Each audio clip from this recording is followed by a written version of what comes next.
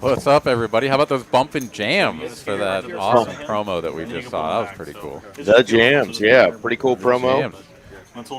Absolutely. Well, welcome to the stream, everybody. I'm Aaron McAvoy hanging out with you here in Austin, our brand new location, TCH Social in Austin, of course. It's been on the air a couple of times now already, but this is my first time hanging out in our new little room, so pretty excited to be here. Happy to be joining you guys here on this fine Tuesday evening, and happy to be back with you on the air, Mr. Eric Van Loosen over in Dallas. How you doing tonight? You too, brother, man.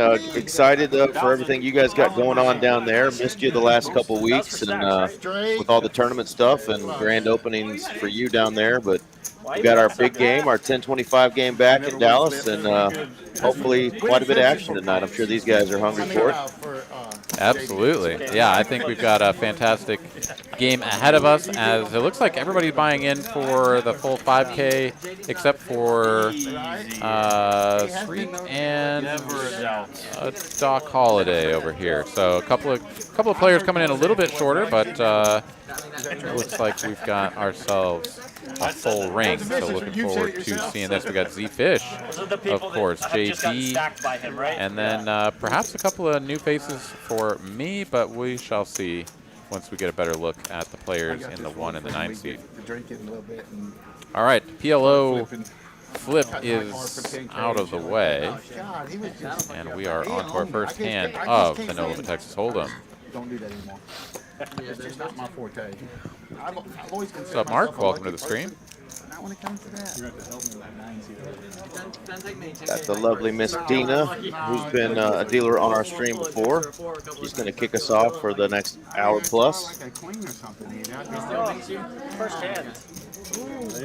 Just like that. A couple of ladies here.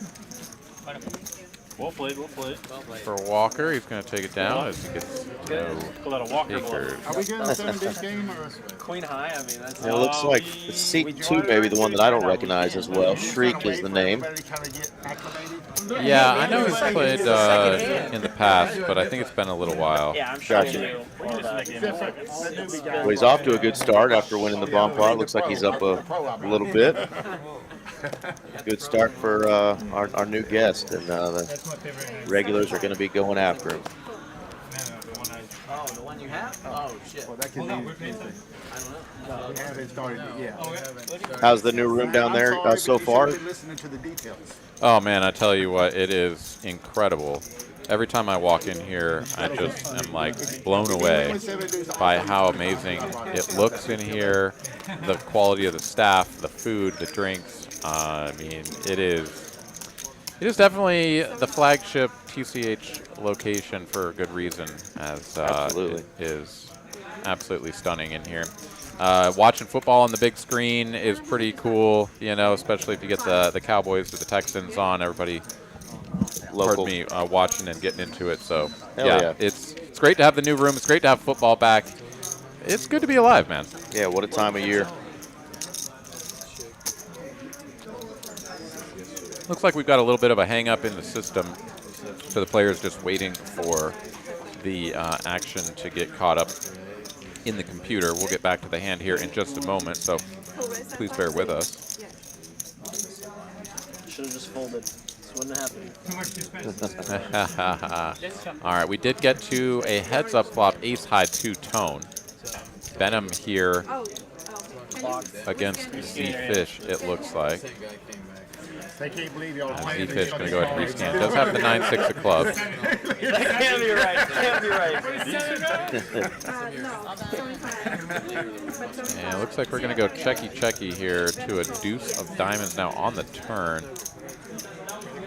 Z-Fish here after it gets checked back to him on a two-tone board. That is the queen of spades out there, not the queen of clubs.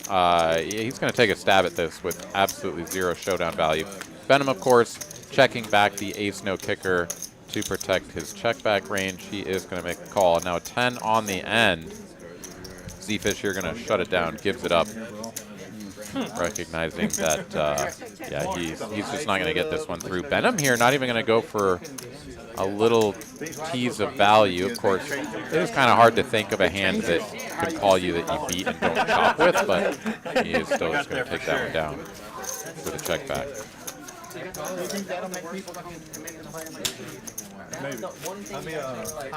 Yeah, Bobby was making jokes saying that the delay was because we just couldn't believe they were playing such trashy cards. But Benham actually had a pretty good hand.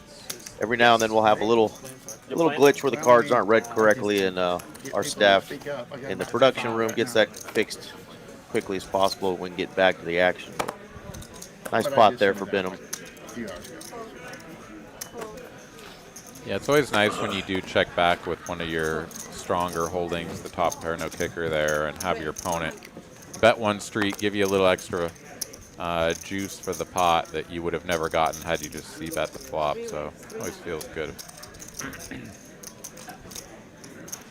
All right, Streak here with the Jack 4. He's got blockers. He's going to raise it up, makes it 100 to go. JD, King Jack off. He's going to go ahead and raise that up with a 3-bet.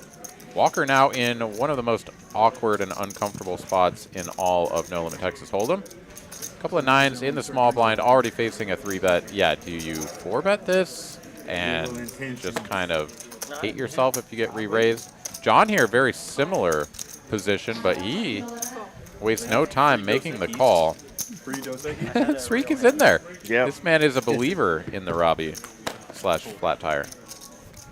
Good fold. And why wouldn't he be? Flopping top pair in the best hand. Oh, pardon me. JD's in there. What am I talking about? He's got himself a trouble hand. I forgot that JD. For some reason, I was fixated on the 9s. I thought JD had the 9s, but no, he's got the King Jack. That's going to be best for him.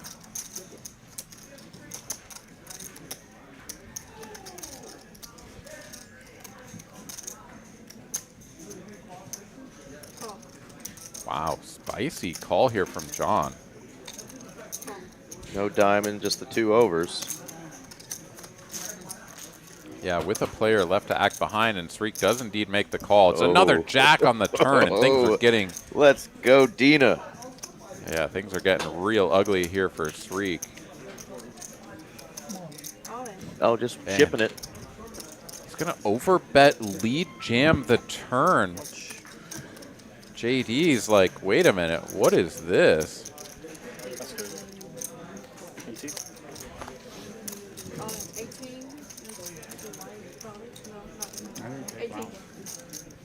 I didn't take long. I mean, the nice thing for him is that having the king kicker means that he can be coolering all of the queen jack and 10 jack combos. Maybe even some jack 9 suited, something like that, that you would, you know, kind of give your opponent. So pretty easy call here, all things considered.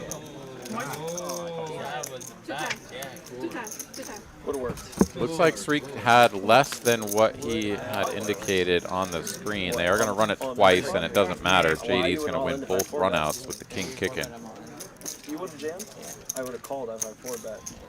JD wants the bump I would have. Gets the first cooler.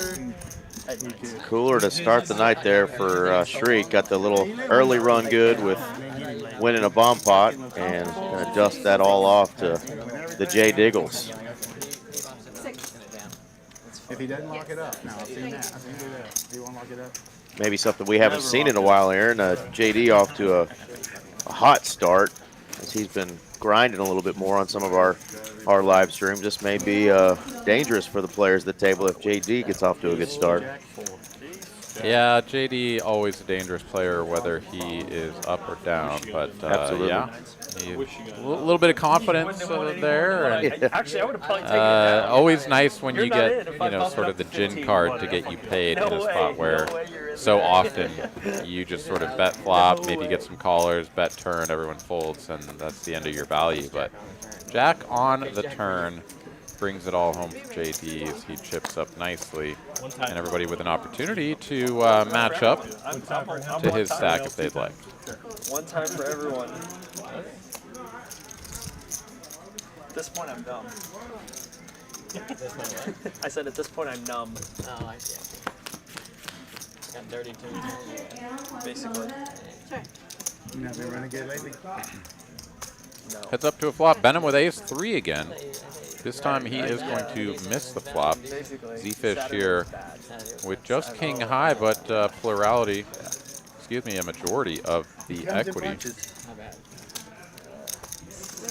With the up and down straight I've never heard him draw. say like, Benham here. so I've never heard him say, I'm gonna Oh, there was a to couple the months raise. in Always like like, May nah, and I'm June. like, I was running like God. He couldn't lose. I could not lose. Yeah. Nice hand there for Z-Fish. And just got word from production that today is Bobby in seat 9's birthday. So shout out to Bobby and friends. Y'all give him a big happy birthday in the chat. Give him a little bit of that birthday run good. I know. I understand what you're saying. Like, Yeah, happy birthday, Bobby. It's a little bit of a dangerous Bobby endeavor to play on your birthday, because I mean, you'd like to think that you're gonna have some birthday run good, but imagine going in there on your birthday and getting run over.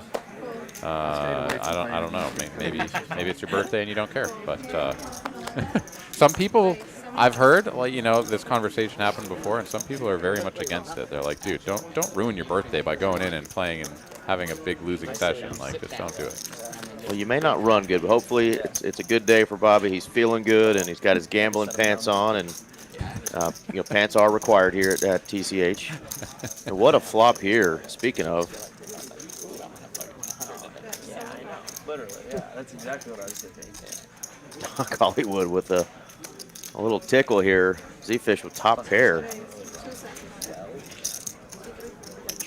And Doc on the shorter stack here. It says 2,500 there, but it looks like maybe he's got a smidge over that. I don't know. Maybe I'm wrong, but Exactly. Yeah. is going to make the call. Z-Fish here, wondering what's up. Can definitely be ahead of some 8-9, some 10-9, some things of that nature. 7-9.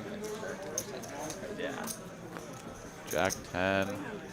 Wow, Doc is going to lead again. This time small. Like, what, 40% pot? It's always interesting when you check, or you don't check raise, but you raise someone who leads out, and they continue to lead out again. So Z-Fish does not raise him this time. Yeah, now this is a really bad river card for Z-Fish in his mind. Turns out it's a great one because he is going to get to just check behind and not lose any more money. Had that been just like an offsuit deuce or something, and Doc leads again, you know, maybe for $600-700. How does Z-Fish fold, right? So just a little bailed out there. Oh, he bought it straight. Oh, yeah. Still a nice hand there for Doc, who's always a friend of the chat, and it's been a lot of fun the last couple times he's been on the stream. Definitely a fan favorite in the local poker scene here in Dallas. It wasn't as bad as it looks. It was more superficial. And he is an actual doctor. How about that? Very cool. You gotta be careful with your hands like that. I had a friend, she was gardening. All right, Snake here going to get involved from under the gun. Ace-10 off. Ace-6 suited goes into the muck from Be very serious with the hands. a couple of positions over. Sean White joining us in the chat. What is going on, man? Things are good. How about yourself? How you doing? Yeah, things are great, man. Football season is here. The fall weather's coming in. We got poker on the stream. Life is good. Couple of gut shots here. Bobby with the only pair. I'm checking my hands. Oh, for Snake here going to go ahead and Look at that puppy continue swing. with the I bet they look overcard I gut had, like, shot scratch back and for marks all clubs. over. But right now, they look pretty good, actually. Doc out of there, I'm not not doing interested stuff. in I had a continuing with the scar dummy right end here for of a the while. gut shot. Puppy- Snake going my to take puppy this one when, down. like, I was in for probably hand number 4th grade, 7. and it was there till You have a lot of really cool yeah. things Yeah. coming up on the Yeah. horizon here for Texas Card House. The one that I'm the most excited about, I'll be bringing this back up to the rest of the, or over the course of the night, The Usually he bets, like, Trailblazer soft, but Poker every Tour, once in a while $2 he'll million realize, in like, he has guaranteed a voice when he's tournaments just like, oh, man. coming to our brand new flagship location here in Austin. Yeah. This is going to be a big series that's going to continue to rotate around through the different TCH locations. So we're really excited and honored to have the first stop here at TCH Social in Austin. Going to be running in the middle of October 16th through the 28th of this year. Again, $2 million in guaranteed tournaments. So really looking forward to that. Should be just a fantastic time, and you know, we'll see if we can, you know, sort of put on as good a show as they do up there in Dallas. Heck yeah. That is definitely one that I'm going to find an excuse to get my booty down there. I haven't had it, but like, Just found out my weekends are going to start being free again, so that's some good news for me. So I can maybe get my gambling pants on and come down there and join y'all at that new location in Austin. That's going to be an exciting series, I'm sure. Heck yeah. At least with them, you can just, you know, walk away. All right, paired forward, ace high, bet and win. Doc Hollywood going to take down another pot. Just like Nikki Haley. Good evening, Mr. LV. Yeah, Aaron, do you know if that schedule for the Trailblazer has been released yet as far as the actual events, or is that still kind of pending? Yeah, no, that one is definitely still in the works. Okay. The dates are announced, but the actual schedule is going to be cooked up. Probably still a couple weeks away. Yeah, I mean, it's still early September, right? This is over a month away. I presume that the schedule will be released in the next, you know, week to 2 weeks. But yeah, probably 2 weeks would be my guess. Yeah, we'll just have to keep our eyes on TexasCardHouse.com as well as Poker Atlas for all the updates. Amanda joining us in the chat as well. Hey, what's up, Amanda? Yeah, it'll be great to be able to play some big tournaments here at the new location in Austin, right? Has it been a while since you had a dog? We had a Here we dog. go, going 4 ways to a flop. A year and a half ago. He was like 10. So we had him for a long time. We got him when he was like 1. But he was good, and he was at the point where like he was well trained, well behaved, and like low maintenance. Like we had a doggy door, we had an automatic feeder, even that would like go off like twice, 3 times a day. And so like Shriek, the only one with a pair here, bottom pair with a 4. Just like so we took with some road trips and stuff. Like, yeah, Backdoor hearts, but decides to let it go. Yeah, I was also worried. I was like, what if we were adopt a puppy and then it's just like a shit show for 10 years? Like, that would be a nightmare. But no, so far, no, he's for his age, Fish doing here really, taking the initiative, raising it up with the 2 overs and the straight draw. Doc Hollywood here, 2 over cards, backdoor, nut spades. Gonna start chatting up his neighbor here, but he'll be great. He'll be great. He's, you know, doesn't look like he's particularly interested in floating this, and he is going to let we this were looking go. on like Facebook and all these like shelters. Like they rescued him from a shelter in Cody. I'm sure you'll get right back into it, Amanda. Messing puppies and cook with those guys. So. Well, maybe I shouldn't drive down there, Aaron. She's expecting you just to take down all the tournaments, so it's just a foregone conclusion that Aaron Money McAvoy is just going to take down all the Trailblazer tournaments. Everybody else just give up. You know, it's not quite that bad. See, what's going to happen is I'm going to leave a few for the rest of y'all, but I think I'll take maybe the first one and the main event, and then you know I can't be greedy. You know, you can't take them all down. I haven't finished higher than a 6th in a tournament in about a year and a half, so we're going to try to get off that schneid and get a dub. So I'll see if I can't take one from you. Sounds good, man. Yeah, definitely. Yeah, just seeing the pictures of that new room, though, I can't wait to get down there. So everybody check out the TCH Social, Austin online, on the website or on the socials, because it is just a beautiful room. Absolutely. Ace high 2-tone board here. Snake with the queens finds an overcard and probably doesn't love it, but he's still going to bet when check 2. Streak out of the way. Bobby was getting a little frisky here with the 6 deuce, perhaps one of his favorite hands, or maybe they've got some kind of prop thing going on. He's going to go ahead and float this, turns a pair of 6s. Big birthday bluff. Oh, Slick? Snake here has the queen of clubs and some decent showdown value. He's going to check it back. And pay no attention to the win on the screen. Yeah, it is indeed going to be an 8 of clubs on the end. Bobby here with full-blown, well, pair of sixes, but definitely not going to win at showdown very often. He's going to lead out. Yeah, he posted on Instagram about his new apartment in Chicago. Like, for 800. And now with the third nuts, does Snake ever, well, not really, because we've got some straight flush opportunities. Third highest flush. Did Snake ever do anything other than just call here? Going back to your honor, I want to be able to afford this game. I go back. you guys are being so nice. I'm just like, I'm in here to dunk on him. About half pot. What? Oh, he's just going to fold. Stop Oh, it. my Stop it. good. 6 deuce of hearts immediately shown there. Bobby gonna rub it in, and wow, the queen of clubs in the muck there. Ain't no way we're folding the queen of clubs there. Come on. It got to be a graphics error. What's going on? Check and find out, huh? I don't know. I mean, I think we should be folding the queen of clubs there after check, check, turn, right? Like, if it goes bet flop, check, bet flop, and call, turn is another club, check, bet, turn, and call, and then the river is a club, Early advertising. putting the 4 clubs out there, and your opponent leads for 800 there, or whatever, half pot. There's a little bit more of a story, There is. I think, to believe that your opponent has sort of backed into something that beats you. But the third nut flush, after check, check, turn, yeah, I think you and I are on the same page there, Eric. That we're gonna look that one up.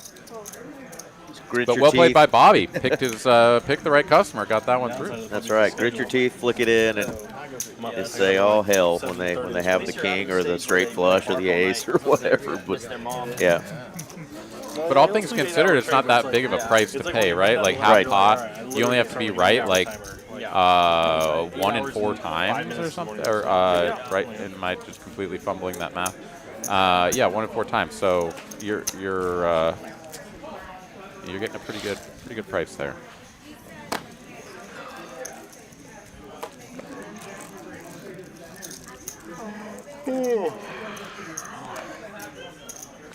Bobby Here we was go. happy to Hand show of that 12. either way, though, wasn't he? And Alex in the chat saying, "Got him."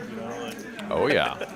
Now, if you run a big bluff after you floated the flop, an ace-high flop with 6 Six deuce, deuce. and then get it through somehow against Yeah. a queen-high flush, yeah, I think you got to slap that one down on the Yes, table sir. and feel pretty good about it. None of that today. We're juicing this shit. All right, 350 to go from Walker in the big blind after a couple of players tried to get in for cheap. Pardon me, Snake there with the ace-queen. A little bit of a snake in the grass, perhaps, but is not going to connect with this board. It's Doc Hollywood flopping middle pair.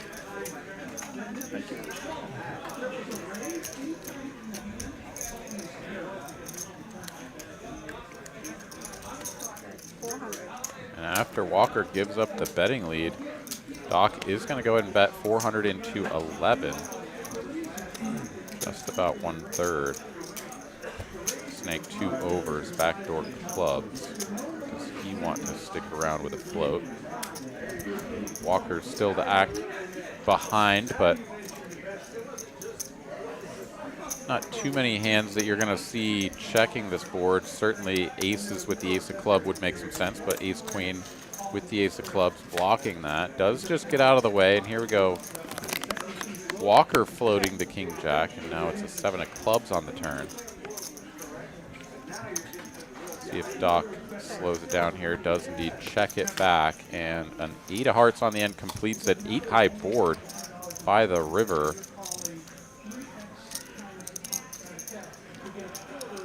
Walker with king high, no chance of winning this at showdown. Is he going to go for the big bluff? And if so, what size? That's what I'm looking at too, Aaron. What size are you going with here?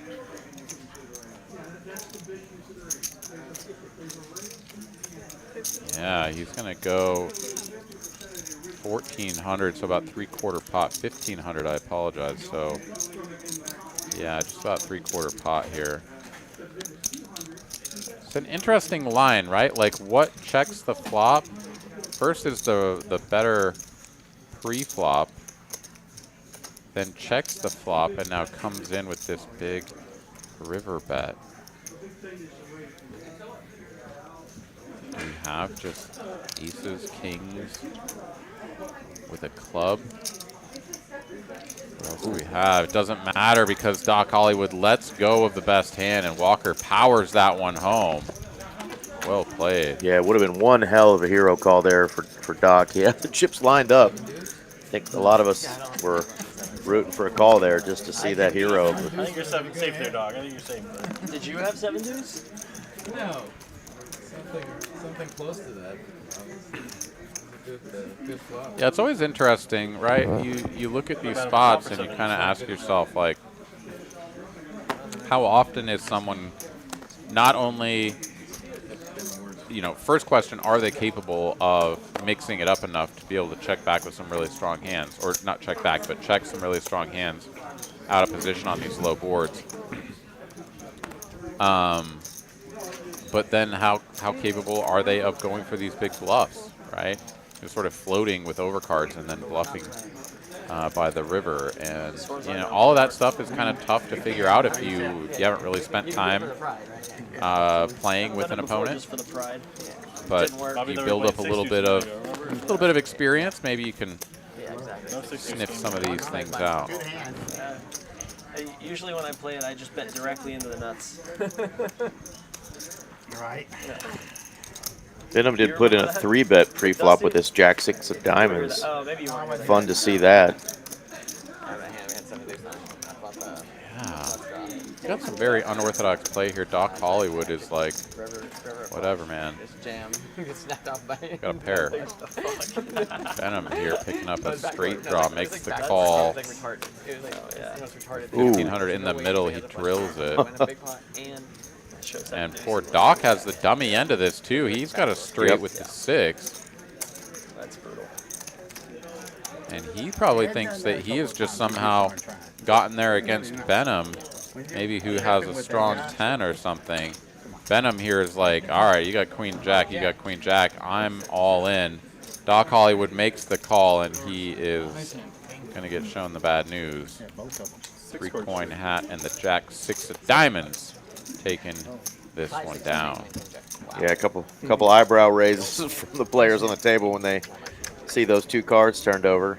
John, there in the 60, did have the 7 deuce, but was already facing a 3-bet. 7 deuce game is on, and got some good news. We got the knit buttons going to be coming out here shortly as well. So already some fun unorthodox play. Player going to the felt already in the first few hands. Hand number 14 right now, and haven't even gotten our knit buttons out yet. So well, thank God that we're getting those out, because, you know, I haven't seen enough splashy play tonight. My goodness, you love I told these guys that tight is right, and they're sticking to it so far. Yeah, right. Oh, man. Hope everybody's having a great night. Happy to have you guys here on TCH Live. About 140 of you fine folks hanging out with us here tonight, this Tuesday evening. Thank you so much for being here. Help us out. Hit that like button. Make sure that you are subscribed to the channel. Come back and hang out with us again in the future. Of course, to all of those out there joining us on other social media platforms, we got Twitch, we got Kick. What else do we have? Twitch, Kick, Facebook, and I believe even X now, maybe. All right. All the good stuff out there. So looking forward to doing many more of these streams for all of y'all hanging out with my man Eric up there in Dallas. And we're getting some good live stream action here out of the new Austin location as well. We had some 510 kicking off here. Some of the local players kicking off some 510 action. Of course, those games play nothing like your traditional 510 here in Texas, so blasting away. And we may even you know, just be getting some more of the usual sort of 2-5. I think this Wednesday we've got 2-5 coming up for you here on TCH Live as well. So a little bit of everything as far as the stakes go. We only have one 3-coin hat tonight. We've seen 5 or more at the table before. I did see our buddy Mr. Randy 3-coin was on the Hustler live stream last night out in California, so shout out to him. Very and I'm cool. sure we'll see him soon. And we've got a big hand developing here.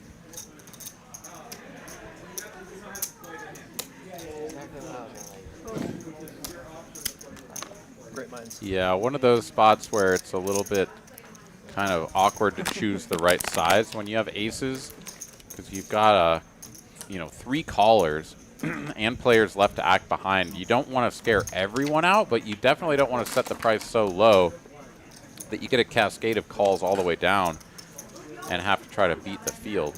For sure. Walker goes with the 7X here. I think that's a very good size. Maybe even one more 50 on there, up to 400 in my mind. But yeah, 350, a very good price. Doc Hollywood he's here to play. Man is in there cold calling the small blind with the queen 5 of diamonds. That brings JD along, and Walker here gonna have to fade hearts and diamonds, and he does. Yeah, it looked like everybody was suited there, so good sizing there from Walker, eliminating at least some of those kind of middling hands. Yeah, Mark Sturdy was playing with me the other day on the opening day here at TCH Social in Austin. I got to play with Sturdy and yeah, whenever it was, I think it was. Yeah. But yeah, absolutely, we'll be sure to get him in. Walker here going to go ahead and c-bet the flop, no takers, and a little bit of a letdown when you've got the birds, but he's still going to pick up nice 875 and profit. What? Exactly. Just bet till they fold. Yeah. Yeah, I know Mr. Sturdy said he was going to be still making some pit stops up here to play on our stream every now and then when he could. But now that he's in Austin, obviously we would love to see him on y'all streams down there at the TCH Social location. He's always a lot of fun on any table he's playing on, that is for sure. I've seen it last a long time before. Don't say it. And Mark, you ought to get down there and join him on one of those streams and I didn't say I was done. hang out with Aaron, All I who's down there at that new TCH Social location. Yeah, we were playing some 1-2 Flip for stacks. for a little bit, and it was 1-2-50 with Sturdy under the gun. Hell yeah. Well, I had looked at mine.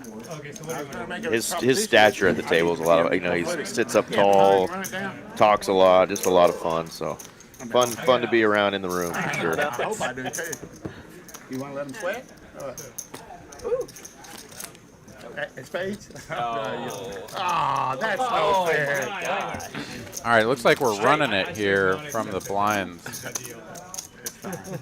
And I don't know who won. Somebody had a king or something. Things Z-Fish happened. put down. Z-Fish won. There we go. If you'd have showed me your hand, I would have said this pay it. No, I saw it. Now, if you had flipped over ace king, You're still alive. and it's even sweeter when I beat you. Yeah. It's like- Ace king is just a drawing hand. That's it. Got another pretty is. cool tournament y'all are very familiar with up there in the Dallas area. We got the even bigger one, 250K guaranteed tournament here at the end of the month, just a couple of weeks away. So mark your calendars. First starting flight Wednesday, the 25th, going through the weekend. Day 3, final table live stream Monday, the 30th. Should be exciting. Heck yeah, the Mas Grande, the even bigger one. That sucker does get pretty big. $300 buy-in can get you close to 60K for first place. Another dangerous spot here for Sreek with the sort of junky jack, this time up against Z-Fish and the jack-9. Benham with the ace-king. Here we go. Because I also have aces. So yeah. Raising pre, getting called by both of these junky hands and outflopped by Bowl. Yeah. He is going to go ahead and fold after a small raise here. Oh, so y'all didn't pay that. Significant chop outs now if we can get an overcard I mean, to the 9, but he showed on like the turn. see if Z-Fish continues to bet this for value. No, he does slow it down. And instead of a card over a 9, it is a 9. And Z-Fish here goes from the better kicker to the better 2 pair. 1,400 in the middle. I suspect we're going to see a chunky wager here. Sometimes I guess like.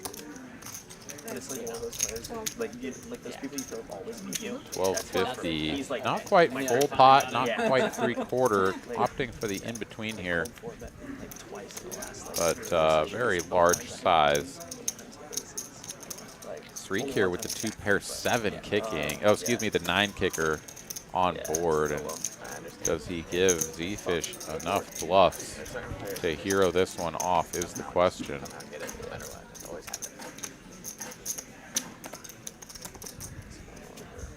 Let it go. Nice fold. Ooh, folds the jack face up, and Z-Fish there is like, I set the price just a little too high. Z-Fish knows that his kicker must have just been absolute trash, which there really aren't too many others. The 2 and the 6 would, I guess the 6 would have been a golden one there for Shriek, but a lot of the other ones are just going to be playing that 9 as the kicker. But how did you fold there? How much a piece? what do we know? If Shriek makes that call, Aaron, he might not be playing any more jack trash the rest of the night. I already think he might be in that boat. I personally would be myself. Absolutely. And it's sort of, you know, here's the thought process to limiting your exposure with hands like that, right? Is We'll wait till we get the buttons.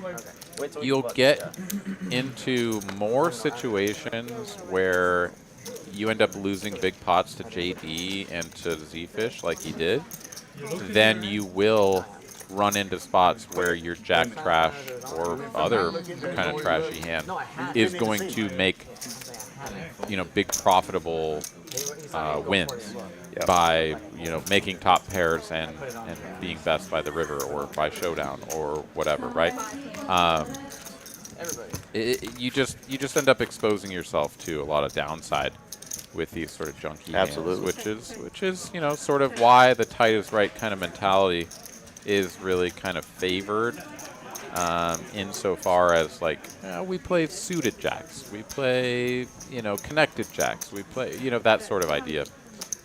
But, you know, to each their own, and I'm all for it. If you want to come in and play Jack 4, Jack 7, and get after it, I ain't going to stop you. Especially flatting 3 bets and flatting 4 bets, you know, with those hands, not being the aggressor. That's definitely going to get you in trouble.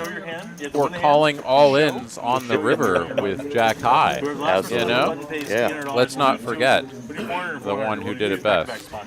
You can't tell Miss anybody. Robbie Lou. Can't remind anybody. Oh yeah, don't remind anyone either. You get there, huh? So we, instead of like getting paid 100 to everybody, we'll do 2 $400 splash pots. Just 2. Yeah, after the game, we'll just put it in the middle and just you play normal hold'em, but like there's an extra. Oh, the rubber, yeah. Streak here getting caught up on the knit game. For anybody unfamiliar with the knit game, if you win a hand, you get rid of your little red button. The last player to have a little red button still in front of them is going to have to sponsor 2 $400 splash pots. And they will have an opportunity to win their money back because they'll get to play in that splash pot, but they're going to have to fund it. So you want to win a hand before they're all gone. It's on right now. Here we go. 7 deuce game still in effect as well. So win a hand with 7 deuce, get $100 from everybody, or maybe it's 200. Do we know what the penalty is? It's on. Yeah, not sure. Well, I mean, Could be 50 to 200. I bet it's 100. Yeah, 100 seems like the best sort of amount. It definitely incentivizes you to go for it, but it isn't going to be like, you know, chump change or too insane. That's the problem with setting any of these prop games with the price either too low or too high, right? Like, imagine that they were doing the knit game for 25 a piece. Like, it just wouldn't affect your play. You'd be like, I don't care if I lose the knit game. But also, if you set it at 500 a piece, you'd be like, holy shit, I have to win these hands because I'm going to have to, you know, put 4,500 out there, 4,000. So, yeah, picking the right price to make the game good and also not, you know, just kind of ridiculous is important. Do it. This is what we do like to see, Aaron, when we get this knit button kicked off, is a lot of people trying to get in for a decent price and somebody waking up with a pretty good hand and saying, you know what, I'm going to get rid of my knit button. I'm going to force you guys out of there. See what Shriek wants to do here. Yeah, I mean, considering that he's been playing some off-suited, disconnected jacks, I mean, king-queen suited here has got to feel like the super nuts, but he is going to let it go.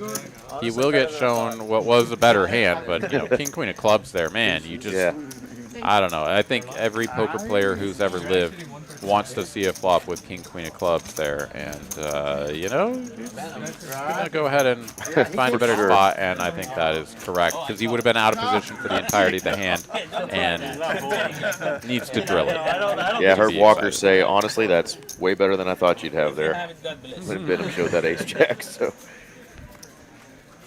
Be interesting to see, you know, if somebody else tries that same move, if they're going to give him credit for a big hand or not.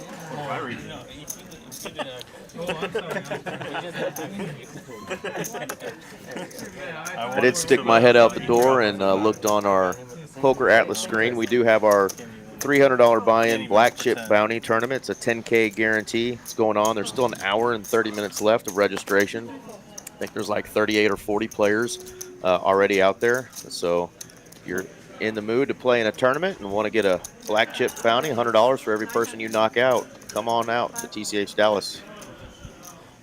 Very cool. Yeah, here we go. Beautiful spot for JD. He gets to squeeze from the big blind with 2 red ladies, and he is in the exact spot that we were talking about, where it's like, you know, you kind of get your opponents wondering, is this garbage? Is this good? Like, what does he have? The knit game's on, blah, blah, blah. They're going to get shown the queens and be like, oh, thank God I didn't do something silly. Like Z-Fish there, he thought about it with the ace-3, Yeah. but... Yeah, 900 was a good sizing there. Get everybody out. But also could have been like just the right size to get someone to just launch it and be like, nah, dude, you don't want us in here. That's a big price, and You don't have it. I'm all in. Let's go. Yeah, he would have wrecked him. Wrecked him. Doctor said it nearly killed him. Yeah, you got to get that checked regularly. And speaking of wanting to do some wrecking, Z-Fish just added 5,000 to his stack. Third So time's a charm, buddy. this is a match the stack game. Let's go. Keep going for it. See how Doc Hollywood, Jack 5. He says, I'm Doc, I'm from Hollywood, and the Jackson 5 are my friends. Let's go, baby. Probably his worst hand right now, too. Everybody's out of there. Doc, this is your chance. You're going to limp fold for 50. Oh, he's like, I can only beat everybody with Jack 5. I can't beat one player heads up with Jack 5. That seemed like the best spot that you could go for if everybody folds. It's about the pride, though. You know, call the 200 and see if you spike something. He goes back. I don't know. Tony Ferguson in the chat. What's up, brother? Yeah, thank you. Thank you much for the shout-outs, and a reminder to everybody who's watching us. 174 currently across all platforms. Smash that like button for us. Hit subscribe if you're enjoying it and want to see more TCH action. Exciting to see the new TCH social stream that's going to be going at the Austin location. Help them grow theirs as well. Check out Houston and the Rio Grande Valley's live streams as well. You playing any fantasy football leagues this year? I am. I won by 1 point last night and could not have been more excited when the running back I was going against needed 1 more point, and the team, the Jets, they took him out on the final drive just to keep him healthy.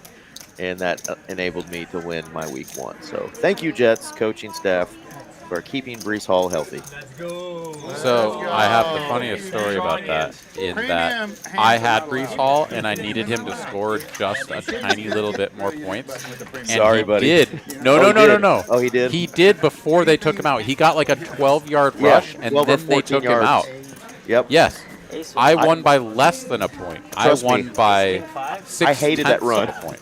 I hated it. I was like, Aaron Rodgers is out. Why is this guy still in the game? Get him out. And it was like the two plays later, or the play later, they took him out. I was like, thank you, Jesus. Because I just knew he was going to catch like 6 dump passes and beat me in a PPR league, you know. Dude, I was over there like, Yeah. We were please sweating throw the him the same ball thing. in garbage time. Like, the game's over, but you guys want to score. You want to get Think about that. whatever the backup quarterback's name is. I can't think of it right now. Tyrod Taylor, a little confidence Tyrod, yeah. builder, yeah. Yeah, you want to give him a little bit of run. You know, keep Brees in there, throw him the ball a few times. They get that run though. Just like the defense, of course, is just like, dude, we're in dime package. Like we don't even care. We're just gonna stop you from throwing the long bomb here and making us look silly. And oh my God, he gets that 12-yard run. I was like screaming and hollering because the whole game I was like, come on, dude, like give me just a few more points. And it was just, it was like the desert out there for points for him in the second half. Michael Jones, can we hear at the table talk? Yes, you can. Got Just 5 wants hours to of it. also We'll try to let you hear as much as we can. Yeah, we like to talk too, but yes, absolutely, we'll do our best to get them in on it as well. Top pair here for Walker, dangerous spot with Doc on the over pair.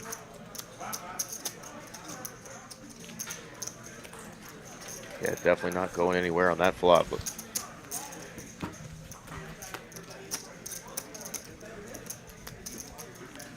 Front door hearts coming in, both players controlling a heart. Doc here, I would think he shouldn't be afraid to bet his hand for value, but he is going to slow it down with a check. 1360 in the middle, SPR a little over 1, and there's a 7 on the river. Walker improving to 2 pair. And Doc announces 600.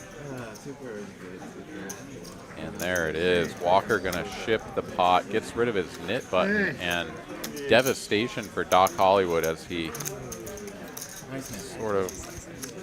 sort of let his opponent get there. I'm not sure if Walker is folding to any reasonable size on the turn anyways. Run so bad. Had the nuts. Run so bad.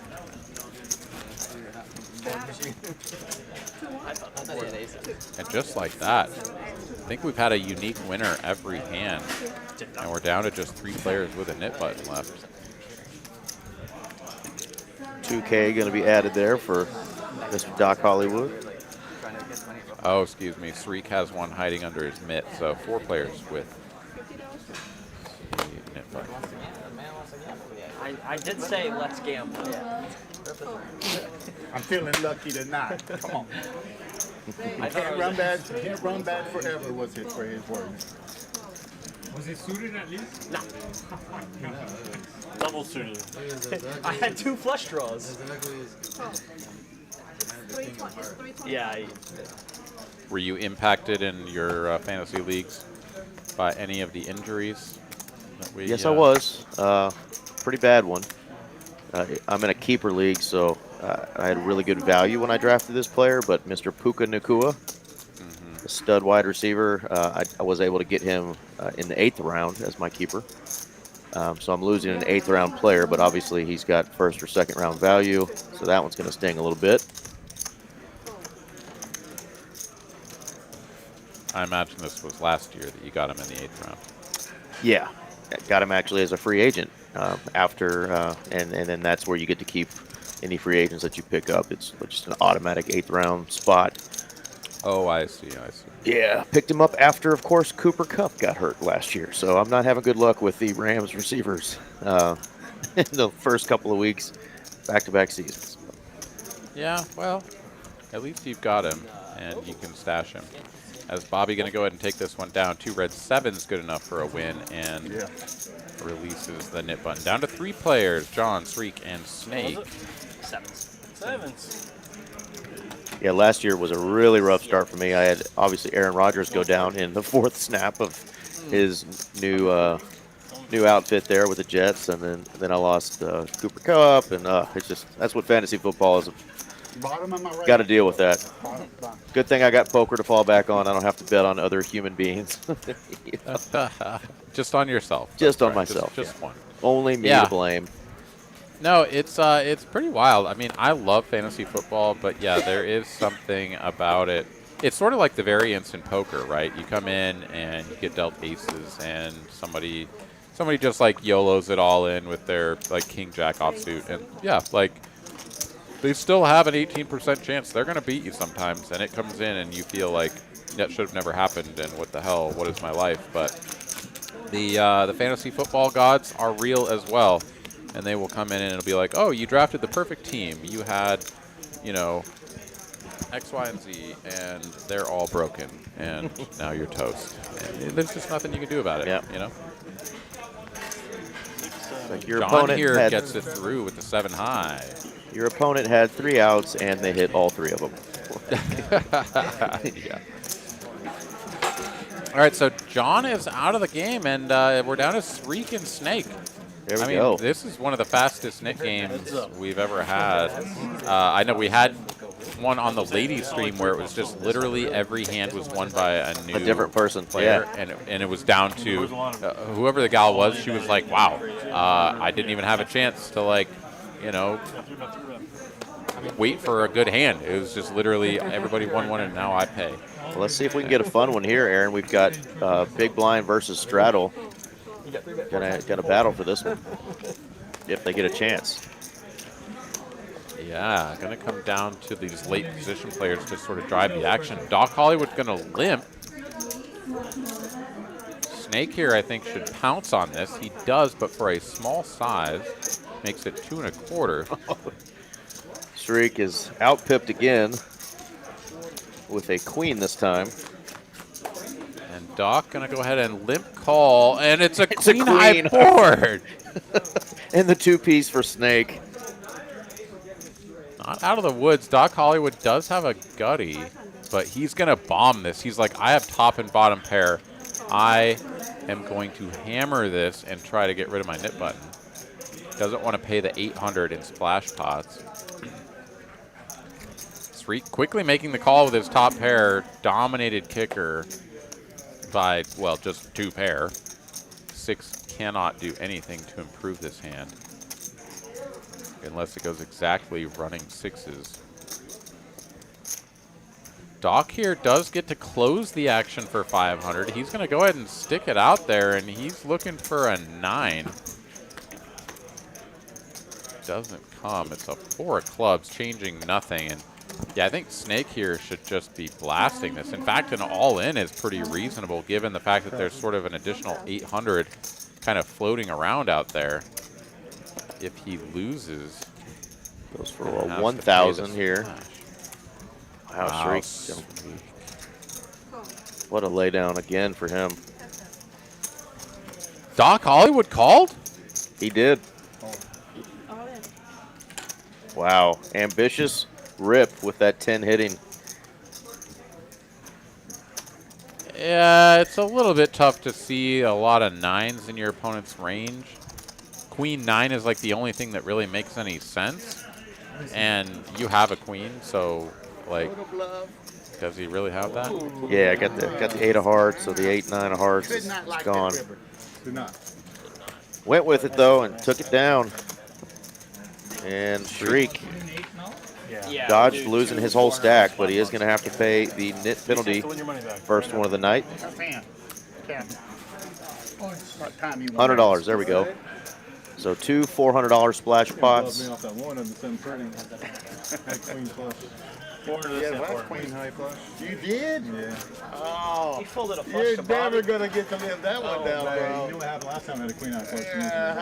Well, Guessing our 7 deuce game, Aaron's going to be $50 a player, but we'll see if they decided to go with a little bigger sizing. I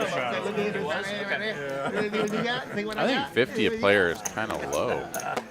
Yeah, they Only are playing two 10-25. Yeah. That's probably 100, right? We just haven't seen anybody with the 7 deuce really. Like it hasn't No. been a high frequency holding. A lot of limping going on here. Bobby with an opportunity to squeeze the button, and he does. 500 to go. There's always gonna be one, you know. There's gotta be one. There's gotta be one. At least one. It's my birthday. That's right. Yeah. Thank you. Bobby with the birthday talk. Oh, his accent. He said, "It's my birthday." That's right. JD's wife's birthday too. That was awesome. Yeah. And Bobby Chance's wife's birthday too. Is it really? Yeah. Bobby's not my wife. Just, I know you're thinking it, but like. Who's buying the cake or the pizza or the drinks? Something for the birthday I boy. haven't got around the horn yet, but Well, I'm I mean saying the nice guys all have. of us The decided. nice guys have all so of far. us mutually Happy birthday. Yeah. decided. Appreciate it. Sevens is good. Yeah. Bobby takes it down. No takers for 500s. Nice size there. Happy birthday. I appreciate it. We look at profit and loss. Walker up over 3K. JD Venom in the 2K plus. Z-Fish has got a trip to Taco Bell in him. And John, Doc Hollywood, and Sreek down the most. And the only 3 players that are down at all. Wasn't going to steal your thunder. I knew we were going to get our Taco Bell shout out there. Sponsorship available, Taco Bell, if you're out there. That's right. For Aaron All I McAvoy and require. myself. Well, you're going to get on this train, huh? I All right. do. No, Absolutely. You can. You can. Give you a bite of my 5-layer burrito. All right, Doc Hollywood adding on 5K. He's back in the mix. Z-Fish here, ace-9 suited. Going to make it 300 to go. 3 queen 7 suited. Wants to see a flop from the small blind, and Venom is going to complete from the big blind. 3 players to a flop. And what a flop it is for Sreek. Can he get paid this time, though, is the question. Can he dodge what sometimes seems like the inevitable? That extra damn club coming out there. Second nut flush for Sreek on a relatively short stack. And he's just going to ship it. Did you see the shaking of the head? He just shook his head and said, all in. Love it. Just rip it, baby. Put the pressure Yeah, on. I think he was trying to decide like if he had a good size, and just like as soon as he realized that the pot already had over 1,000 in it, and the bet was 350. He's just like, I don't want to think too hard about like how to raise here and jam the turn or whatever. Yeah. He just YOLOs it. Unfortunately for him, maybe fortunately, right? Maybe a club was indeed destined for the turn, but he doesn't get any additional value with a flop flush that is pretty freaking good. Jedi wants us to stop talking poker and start talking about some tacos again. It is Tuesday. Taco Tuesday. I need to find a new taco spot.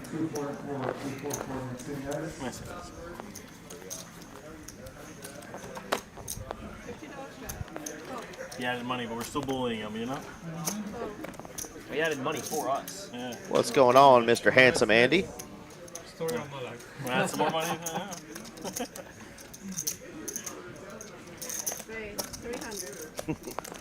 There's no 400 in the middle. I didn't realize that after I dropped it. E Sleazy. Nice. That's a good, good little nickname. 7-9. It's actually Sleazy E. Andy's dyslexic, but we'll let him call me E Sleazy. Yeah, exactly. That's a great hand. I'll give it to you next time. Well, I mean, Where are we getting tacos, Andy? Where's the new spot? Seen you play it. no. What can go wrong? There we go. Where you been playing, Walker? Haven't been playing a whole lot. I saw you on some stream somewhere. I played Hustler like 3 weeks ago. But other than that, I haven't played a ton. How did it go?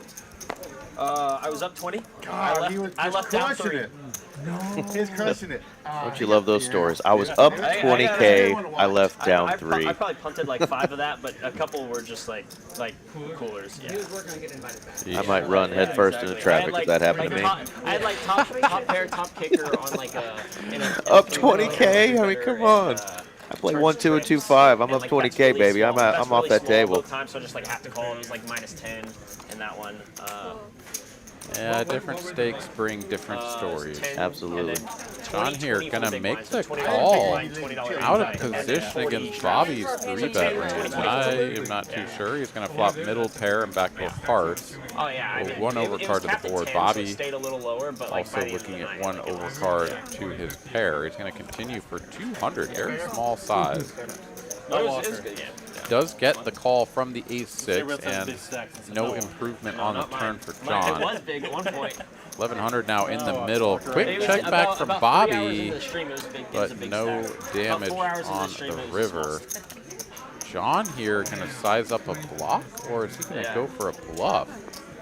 Half pot with the 6, and owns himself with the weird value bluff. I'm not too sure if he was trying to bluff or trying to get called It is your You birthday. can't, you what can't with just that say, bet, I but played that well. Bobby snaps it off and ships it nicely.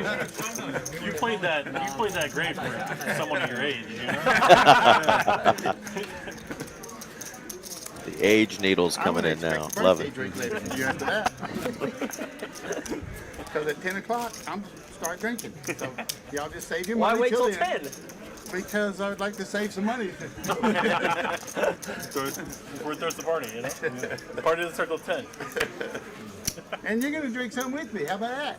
Yeah. Just for your birthday? Okay. That's right. Or I'll shame you on live stream. Oh, wow. Right? Poker shameless. Yeah, exactly.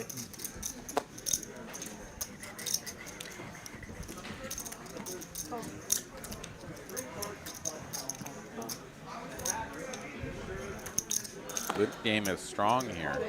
Streak is like, nah, get this out of here. I got a blackjack hand, but I'm raising. Ooh. Adam just calls because it's such a massive raise. I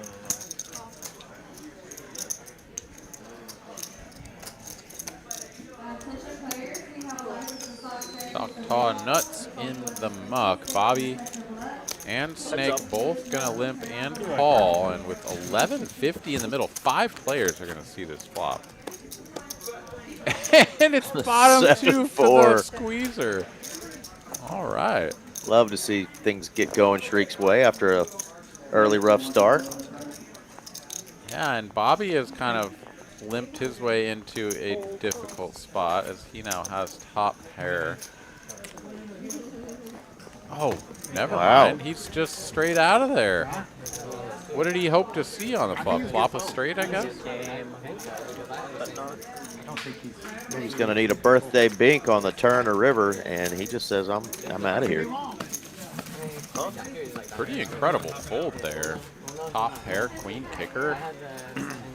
I mean, it was a big bet. Obviously, Sariq hammered it for 800, but and it was 800 into 4 other opponents. So, yeah, the queen jack does shrivel up a little bit, but he was sort of man in the middle. He'd already gotten to see a fold in front. Only had one player left to act behind. Keep that to yourself. I don't know if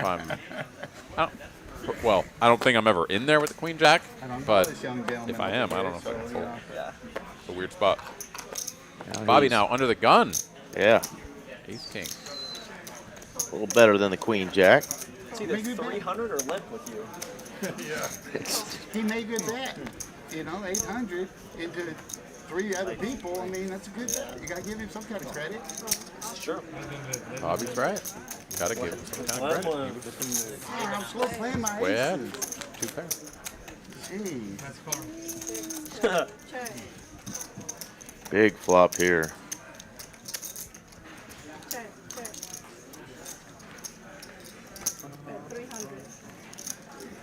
Yeah, Bobby there hoping to go for the limp and back raise, presumably, but is still going to connect with the board in a very meaningful way. Z-Fish with the gutty up against the flush draw and top. Bricks it on the turn. Now 2 flush draws out there. Bobby with top 2 is going to blast it. 80% pot.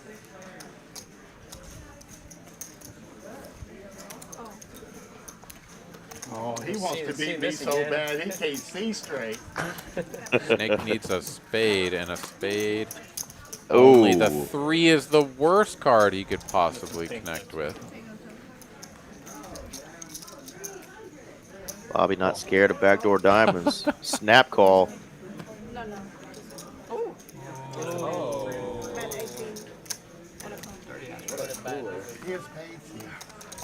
Ouch. Yeah, that was brutal. Big fistful of black chips, just a no count, sort of Yep. like the no look, you know, it's just like this many. And obviously rivering the 2 pair snap call from Snake. And that is going to be a nice juicy pop for Bobby. He moves up into pole position by a big margin. Absolutely. 6K in profit for the birthday boy. Hell Don't yeah. try, man. I mean, seriously, it's my birthday. Get me next time. Yeah, let's say, yeah. We might need to wait till next session. We can have a beer already, please. I love it when you're out having a good time with your friends and it's your birthday. It's just like people tell you happy birthday, but when you're having a good time, you like to remind people. And I think Bobby's going to do that the entire night. It's his birthday, damn it. I'm not drinking. And I'm here for it, man. You can sit there. Absolutely. Bobby's here to have a good My time, addiction doesn't kick in. playing till some after the poker with his first buddies on a round. Tuesday night. Before I get that first drink. It shakes about No. maybe a little earlier than I told No reason not to celebrate. And he's got a crazy assortment of black chips there in his deck. They're little half beers anyhow. So you're going to want both of them. Yeah, for sure. They're little half beers. Friendly game, guys. Fairly good. That's right. I introduced the limp. It seems to be taken.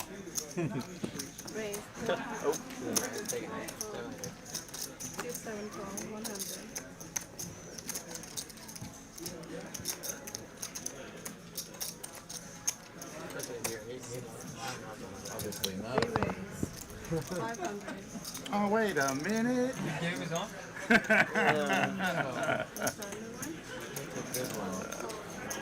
Friendly game, 5 Free bet here from No, I said it Z-Fish. before the cards were dealt. Come on. Well, he always does. Well, he always does. Doc's done with it, though. I don't joke around my 3 bet. Other one's a deuce. Aces, man. Aces. The one time I have cards, You never I get don't aces. call. Yeah, it's so sick. So sick. So sick. Man, I'm going to throw this advertisement up again early in the night just because I'm still excited about it, Aaron, and getting to come down and see you guys down at the TCH Social. But we are fresh off of that awesome poker series that Poker Atlas put on. But now TCH is going to do their own poker series, and it's going to kick off next month, October 16th, down at the new location in Austin. So get your trailblazing pants on, your gambling pants on, and head on down to that new location in Austin for a week plus of tournaments at that new location. I heard you guys have great food, and obviously the room is beautiful, so it's going to be a good time. Yeah, absolutely. The atmosphere is incredible. The food is seriously off the charts. So the thing that everybody's been raving about is the salmon. It's a Cajun salmon, so it's got this really delicious Cajun sauce that they drizzle over it. You get perfectly cooked green beans and some nice cilantro rice as well. It's a fantastic meal. It's $15 right now. Just unbelievable value. And He would have relatively paid too. my other favorite is the honey shrimp. And he would have slow played it. It's like it's an appetizer or whatever, but you get like 8 of these freaking shrimp. They're breaded. They're the big ones too. None of this like little small ball crap. Perfectly breaded with this honey drizzle and some pickled onions. It is absolutely incredible. So pretty much everything I've tried has been lights out as well. So try something off the menu. Come down here to TCH Social. You will not be disappointed. Sreek here going to go ahead and make the call, closing the action. He is going to go up against Walker and John with far superior holdings, and nobody connects with this board. 8-8-7 two-tone.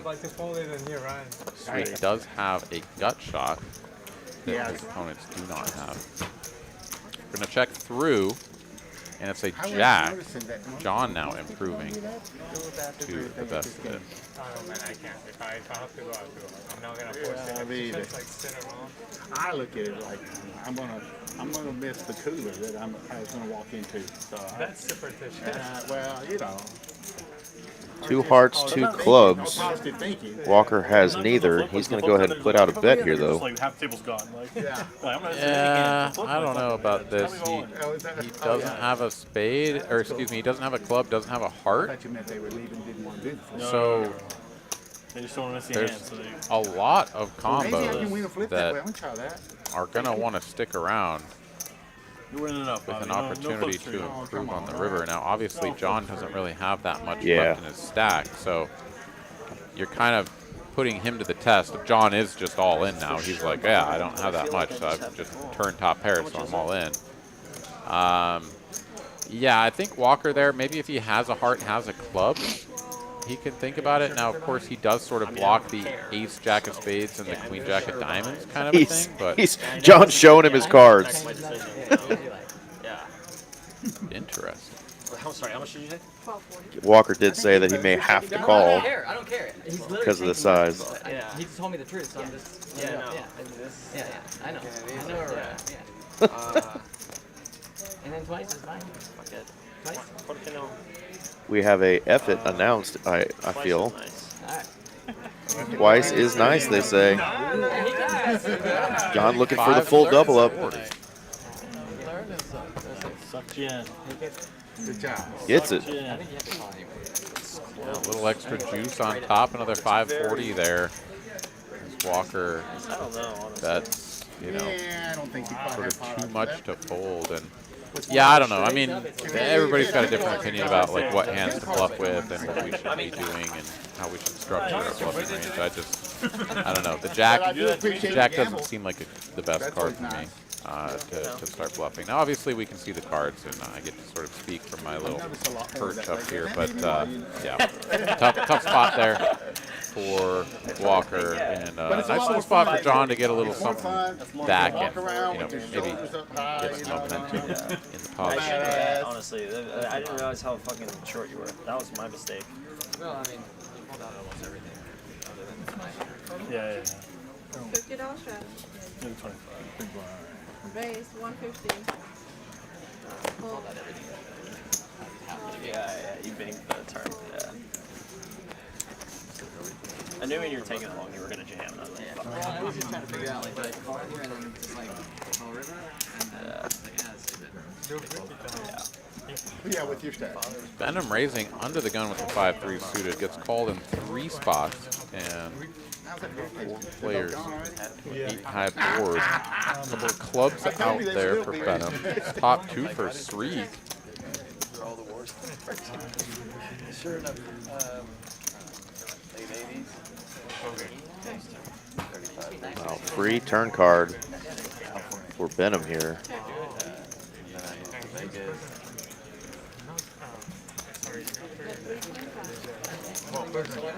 Sreek doesn't want to risk it going check through again, so he's going to probe for 3 1/4. Benham makes a call. Snake here with a bare gut shot.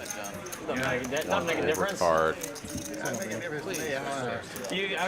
know what you've lost on a golf course before because you told me so. You know, Different time. different time. Yeah. Because I'm not paying attention. Oh, I was making a lot more money back then. good check there for Shriek. A pretty dirty river card here. Yeah. Squeeze. Not quite the butt flush, but very close to the butt flush here. Sreek is going to make the call for 900, excuse me. Then I'm going to ship a 3K pot. Yeah. That's a spot there, Aaron. I know people play a little differently. You prefer the check call there for pot control, or do you put a blocker out and fold if you get kind of jammed on or a huge oversized bet? I mean, you can go both ways. The question you kind of have to ask yourself is like, if I check and my opponent has somehow rivered 2 pair aces up, are they going to be emboldened to bet? Versus if I block, are they going to feel like they can't really raise because I might still have a flush and they just have to call my small bet, right? Like if you can kind of narrow it down to a situation like that, it does make some sense to go for the block and fold if you get raised, just because you kind of get to set a smaller price, right? Like let's say that his opponent actually did river like aces up, right? And he gets checked too. Well, now he's like, okay, I mean, I can probably go for some serious value here. I might go more than just half pot, right? I might go 60% pot or whatever. Try to get some real value here. And even if it's half pot, right? Like that's kind of nasty. Whereas if you block for 1/5 pot and your opponent sort of begrudgingly just calls because they don't think they can raise you profitably, you've saved yourself a lot of money. But that one's tricky, and it's very player dependent as well, because sometimes you want them to bet that river as a bluff. Sort of turning some sort of pair in a gut shot or something into a bluff when the river club completes. So there's just a lot of factors to it. But yeah, I do like the block a lot of the time there. Hopefully we get an overshot of this board again. It looked like we had a little misread at first. I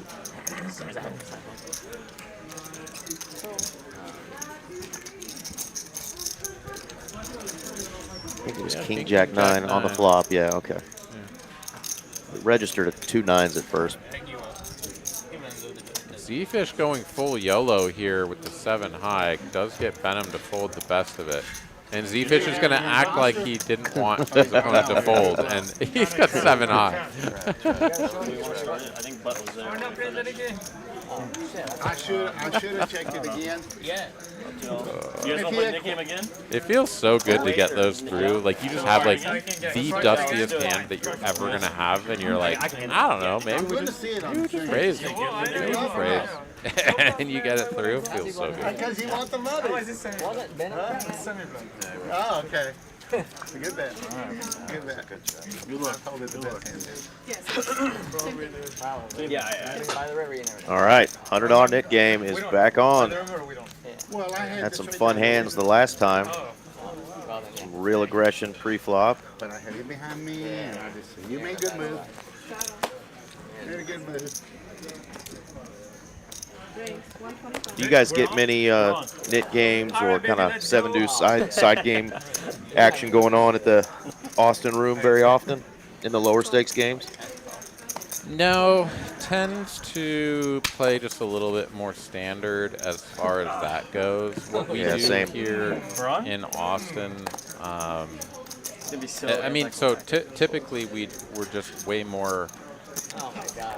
Way more emphasis was on ball pots until the move to TCH Social Bingo, here you're at the new old, you play location. bingo. We would do bomb pots in pretty much every game, not only on the orbit with the bomb pot button, but also on dealer changes. Dealer change as well, like every 30 minutes. So, I mean, you're talking about doing a bomb pot every like 5 to 6 hands instead of every 9 hands.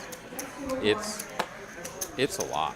It was a lot of bomb pots. And they did change the policy here. They said, no, we're not going to do the dealer change bomb pots. We're going to sort of, set a more rigid structure for the small stakes games. Just do the bomb pots on the orbit.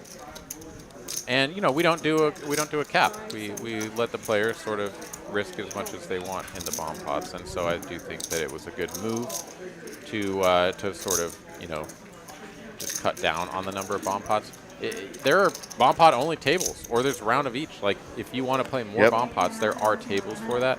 But the 1-2 and the 2-5 games have moved to just a single orbit bomb pot. And, outside of that, the prop games have been pretty minimal. I think it's all fair play. I think if the players all agree to add a 7 deuce game or a net game, they're able to do so, even in the low stakes games. But I don't think the house is going to do anything about enforcing it, right? Like, it's up to the players themselves to sort of figure out how they're gonna do it. Yeah, that's pretty much how they operate here. You know, some differences there. We just do the bomb pots and the 1-2 and 2-5 games on the dealer switch, unless the players have created a different game where there's more. But tends to just be kind of standard play.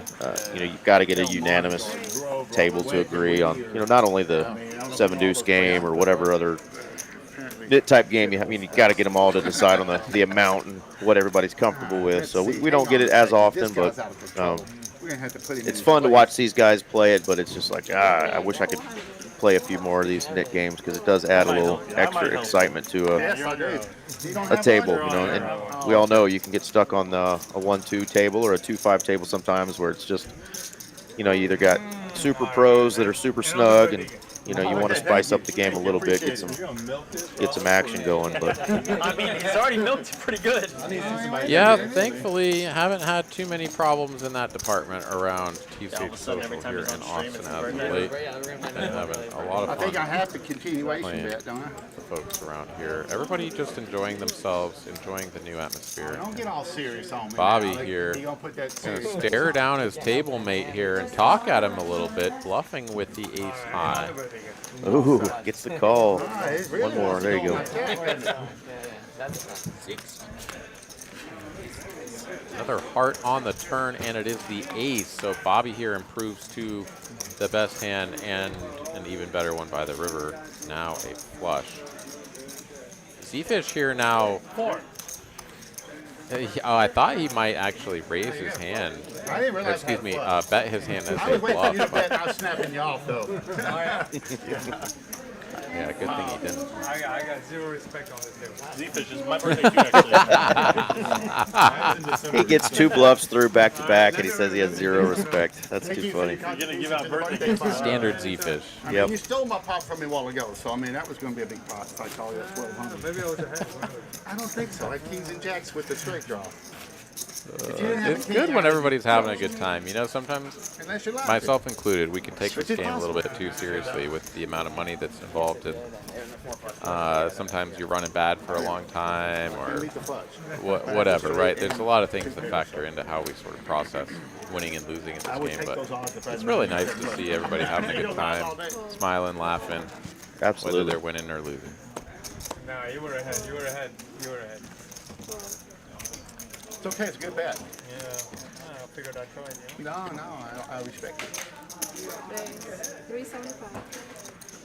Freak here, continuing to get after it. 375. I guess maybe this was a $100 straddle. Is there a triple straddle or what? Or I guess it would only be a double straddle, but no, he just opened 375 on the $50 straddle. Not losing back-to-back nit games, damn it. Damn right, let's go Freak. I like it. Yeah, nice play there. Try this shit again, though.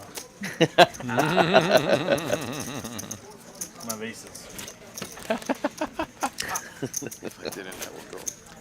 JD feeling a little left out here. Everybody else is getting to splash around, getting to bluff their way through some hands, and JD has just been over here largely folding through hand number 40. He's had a couple of wins. Yeah. And he's still profitable, but sometimes even when you're up, right, you can be up like a sizable amount, like maybe even like half a buy-in or something like that, but you're V-pipping like 12 because your hands are just like super dusty the whole night, and it feels like you haven't been able to play. Did JD just speak this into existence? I think this is a very real thing that JD is capable of conjuring. Try it again. I'm going to wake up with aces, he said.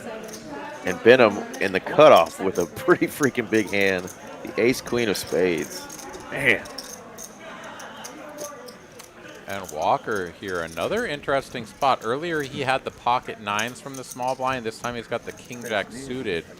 Once again, a situation where he is has to just get out of the way, but this is a little bit different as there are a lot of nip buttons in play, and this is cutoff and button open. For sure. Excuse me, cutoff open button 3-bet. Or, wait. Oh, we're calling this as a 3-bet, but it's really just an open from You Benham. can't lose it if you don't put it in, though. 16, Yeah. Walker here is doing exactly what JD wanted to see, and that is putting in the cold 4-bet. Pay no attention to what you see on the screen there. That is an open from Benham and a 3-bet from JD. Sometimes the limps can kind of make things, you know, challenging to interpret. Ace queen suited into the muck there. Benham is like, okay, these guys actually have something. Well, at least one of them does. And it is JD with the something. Does he just call, play this one in position with the aces, or does he jam it all in, is the question. I believe he's going to settle on the call, but we'll find out here momentarily.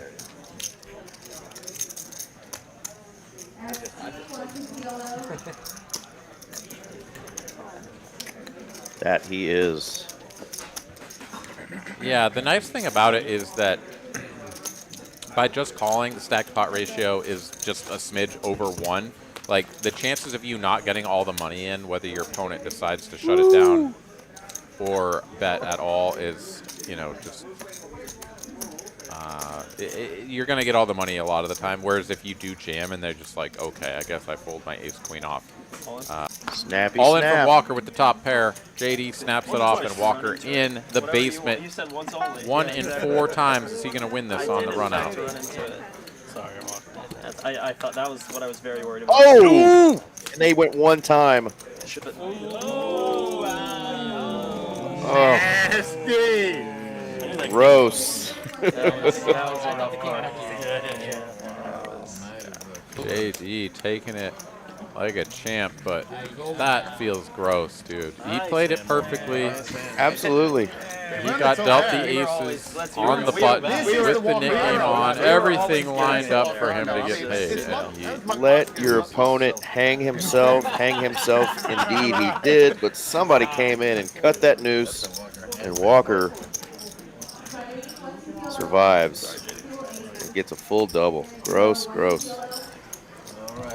Who else in the chat has felt the sting of that one? You play the hand perfect, you get what you want, your opponent to put it in bad. Ugh, that one hurts. It definitely does. And, you know, the thing about a player like JD, who, very strong player, Let's not act puts like I in a was lot of stoned effort dead here. I I had didn't act like you were stoned making dead, sure but I that he mean, is you just had to bam. at the top of his game. You know, these are the sorts of beats that he's going to take, because when all the money He didn't goes have in, time to really celebrate. he's not going to be just on some sort of YOLO bluff with one overcard or something very often. It's going to be a lot of these sort of situations where he's way ahead and then gets sucked out on. You know, these sorts of things are going to happen a lot, and it can take a toll. But JD here taking it like a champ. JD's gonna be Just playing going to add on, crazy. make sure that he's all square You got him all with the riled up. dealer, Now he's gonna be and playing on to the crazy. next one. Sorry, boys, for what I'm about to do. JD says, I'm sorry, boys, for what I'm about to do. I think he added on 10K, so this is going to get fun. Or the birthday fund could contribute to I'm his glad puppy this game 25. ends at 11 p.m. because midnight I turned into a pumpkin. Well, and that. Bobby's like, it won't be my birthday at midnight. 01, so pumpkin time for me. Oh, my goodness. Stacy and Candy and Let's go. Mercedes. Yeah. Duncan saying, we all just had flashbacks to our worst beats. Absolutely. I actually felt that one in my stomach when that card hit. Oh my God, Z-Fish here stepping in it immediately. JD, the very next hand gets aces again. This is insane, and Z-Fish has a real hand. Here we're going 4-bet though. JD can't afford. I say can't afford, but he can't allow the hand to go only 3 bets pre-flop. 14.50. with how deep they are. He needs to really attack Z-Fish's 3-betting range from the straddle. Makes it 15.50 to go, and now it is back on Z-Fish here. Does he want to put another 1K in? Stacked pot ratio will go to 3. Out of position against a guy who just said, I apologize for what I'm about to do, or whatever, right? Like, this dude just sort of talked some shit after he got burned, and Z-Fish is going to make this call, and we really don't want to see an ace or a queen on this board for Z-Fish's sake. Of course, the rest of us, they're like, come on, JD, get some back, and let's watch Z-Fish burn for a little bit. You wanted to see a queen high board, but we're going to get a 7 high board. Check to him. JD with the ace of diamonds in his hand.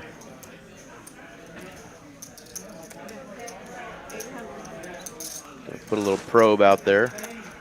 Oh yeah, the 800 there. The tickle, the tickle in position is so nice because Z-Fish here, he's sort of handcuffed to floating, and indeed he has to float the ace queen here to not just get completely run over. Board does not improve for Z-Fish. Probably best for him. We'll see how JD approaches this. The 5 actually a card he could think about checking back and maybe inducing his opponent to bluff the river. And if Z-Fish does indeed check once more on any sort of brickish looking river, JD can always just bet for value there. So let's see if he goes for bet check bet. Wow, he does. 4,700 out there, Aaron. Yeah, and Z-Fish here, the problem for JD, I think, is that Z-Fish is just sort of like right on the cusp of his showdown value range. Like, does he think he can get ace-king to fold? Right. Is the only question that, like, ace-queen has to answer, and so maybe he goes for it. But, like, I think ace-queen, more often than not, is just sort of a check here, because you're like, all right, like, JD can have some stuff that just it totally gives up here, and ace-queen is actually good against. He's going to bet 1,400. It looks blockish, so it sort of looks like he has like pocket 9s or something, and is actually trying to get called by ace-king maybe. So if he's going to do that with a hand like that, then ace-queen, ace-jack is, you know, maybe perfectly fine to mix in here. We'll see how JD approaches this, but I think he has to raise for the small size. I mean, I think JD is definitely raising, but I think from like a theoretical standpoint that he is also supposed to raise.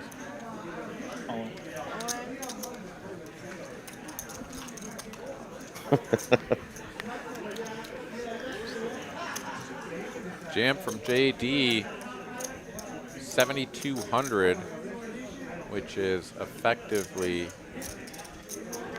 full pot. Z-Fish here would have to call for what is half of the pot that's out there right now. He's going to get a count. And as the dealer will count this down, let's take a look at the chat here. We got Jedi Master Ted. Says worst beat of all time, all caps. Flop a straight flush. And get shown the royal. Wow. That is an actual bad beat. Like if that happened to you at a casino or whatever that had a bad beat jackpot, that would get you paid. I can't think of a worse bad beat. I think that is, I mean, I think just statistically and everything, that's literally the worst beat that could ever happen. Losing with a straight flush. Except for having it happen with a bad beat jackpot and then not getting paid because it was PLO. But that's a different story. Yeah. Oh, God. Yep. Z-Fish here seemingly actually trying to decide if this is something that he wants to hero off. JD has the knit button, maybe every once in a while he mixes in some sort of ridiculous nonsense into this, but Z-Fish beats like ace-4. Missed diamonds, you know, that just somehow JD flops a diamond draw as the aggressor pre. But does JD ever check the turn? I don't think so. No. JD's not the kind of guy who's going to like flop diamonds and give bet up the flop small and then just check back the turn. Like, are you kidding me? I don't think that's happening. And it's the perfect sort of bluff continue kind of combo to go with like the pocket kings, queens, and jacks that he's going to want to continue to bet for value / protection, right? Aces is literally like the only hand. It's like aces with the ace of diamonds. Exactly what JD has here is sort of the hand that bets small flop, checks turn, and then has the strength to go for this on the river. Z-Fish does block that with having the ace of clubs, but even though it's such a narrow range, it's like, how often does JD also just have like ace-4 of spades here and just like, I went for it and you got me with ace-queen high? You know, I mean, this is super. This is strap on your cape and, you know, honey, I got a new job. I'm a freaking superhero now because I just heroed JD with ace queen high and was right. Like, I don't know, man. Yeah, and if you guys want to know how comfortable these guys are at playing these stakes, this is actually in consideration. He's really thinking about making a $7,200 call here with an ace high. He's not just wasting our time. He really is thinking this through. These guys are super comfortable playing at these stakes. They definitely brought money to play with, and Z-Fish looking at the size of that pot.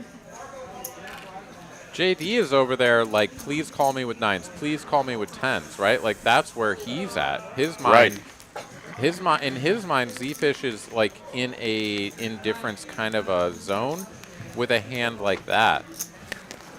When he, I don't know if JD cares enough to look back on these hands, but he's got his knit button. Let's see if he shows. He has to. He does have to show. He has to get rid of that. You got this back-to-back. Z-Fish. I mean, it was a perfect storm. Well, yeah, because you knew he was tilting. It was so hard to fold. If I have ace king, I'm probably calling. Oh, ace king, he says he's probably calling. That is wild. Yeah, Jed, sorry we kind of cut you short on your story there of your bad beat. That was such a big hand there that we were watching. But yeah, that is a nasty, nasty bad beat you took, and I'm sorry that you didn't win like 30K with the bad beat jackpot, because that's a well-deserved one. That is gross. They game count on this one or no? So JD gets himself unstuck though. He doubles up Walker one hand previously, who is now our biggest winner, up 7,400. And after playing that big hand against Z-Fish, is now up many, many trips to Taco Bell. Z-Fish now stuck 2,800. Well, that's good news. Our boy Jedi Master, like JD, got himself unstuck, it sounds like. Had to play 15 more hours to get it back, but baby, he got it back. Good thing Ace didn't call. I was calling all the way. Yeah, I think I would have just gone home, Jedi, and probably not been watching the stream tonight either. I'd be a little pokered out. But yeah, way to grind it back. We got a new dealer. He didn't even like enjoy his loss. No, I told you. Great job, Dina, as always. And she put out some fun hands tonight. Hour and 30 minutes of just craziness. I'm still in the red. Oh, You put money in? All right, $100 a player PLO flip. You put 100 in? I put in. Oh, looks like we got to bring it back as yeah, Streak paid his money for his hand, but didn't actually get dealt in.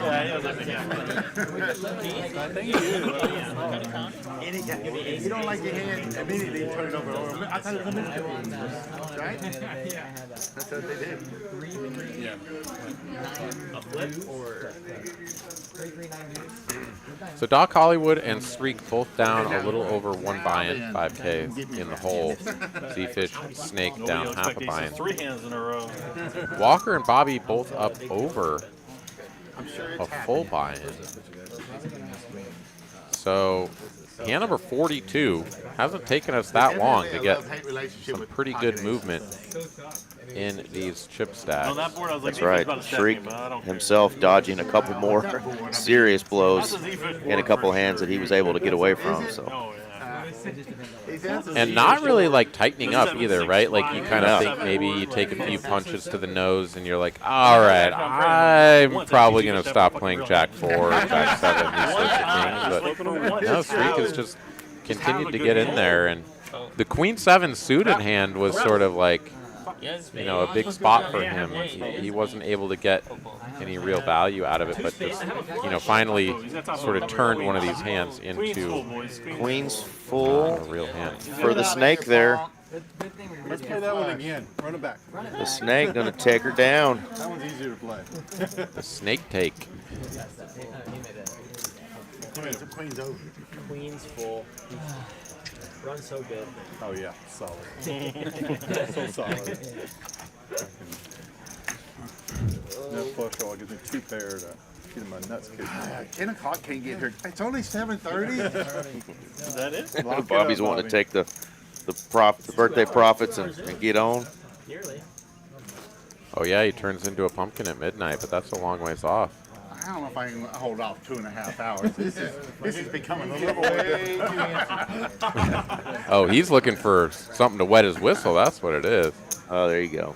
He said he wasn't going to drink until 10, but I don't think that man is going to hold out that long. Not when he's watching the clock. Yeah, when somebody's counting down the minutes till they can have a beer, that's not gonna happen. All right, well, this is Mr. Rodrigo, our second of 3 dealers tonight. I think he's maybe been on our stream once before. 1 player to a hand. Glad to see him back. 1 player to a He hand. plays a lot in the room as well. Fun guy to be around.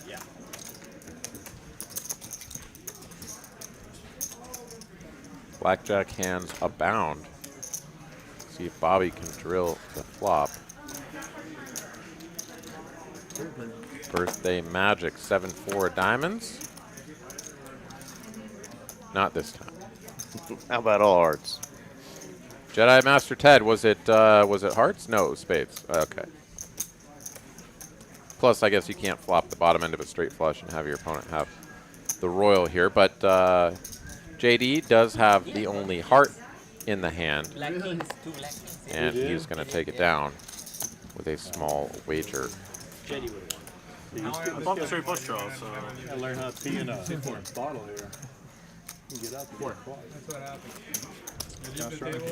I noticed you looked at it, then you looked at it like a second, or like you paused for a second. Yeah. Must be something. I haven't. All right, 3 players with a knit button, Snake, Benham, and John. It was Snake and John in the final 3 last time, so Benham the addition Somebody this looks at the guy time. standing, he's like, oh, come over here, come over here. Oh, yeah. Come on. You're like, I'm not playing my King's Fold. fuck. I'm the one he raised, and I'm sitting there. Wait a minute, it looked like there were 4 knit buttons out there. Go ahead, man. One over there for Doc Doc Holliday, right? He's still got his. Hollywood. Shows, or yeah, Doc Hollywood. I'm It going to shows butcher that he- later. It shows that he doesn't have his knit button, but he does, and does. perfect timing on the 7s here. Yeah, that's a call. Doc's the button, right? From 8. I say perfect timing, and it may not be, but it's back in time to play the hand, at the very least. Well, everybody's suited except for the pair of 7s here.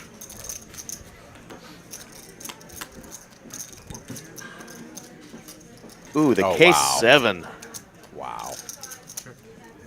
How incredible is that when you come back from like the bathroom or getting a snack or whatever, and it's like, oh, I have a hand. Hold on, I'm here, and then you just like make a set. Like what? I did that earlier where I got back just in time to make.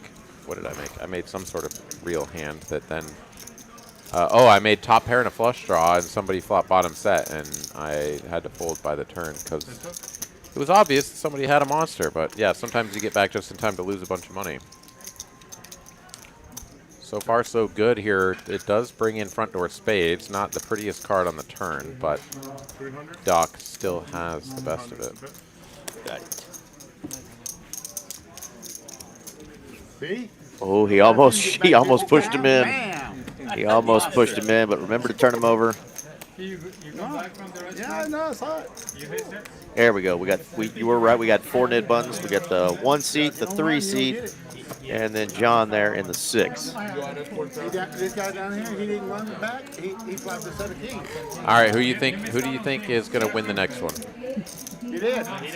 Of those 3? Of those 3. I think our boy in the 3 seat, Mr. Benham, is going to get rid of his nid button next. That's what I was going to say, but I'll take John instead. All right. I flopped straight flush draw though. So. Apologize, Snake.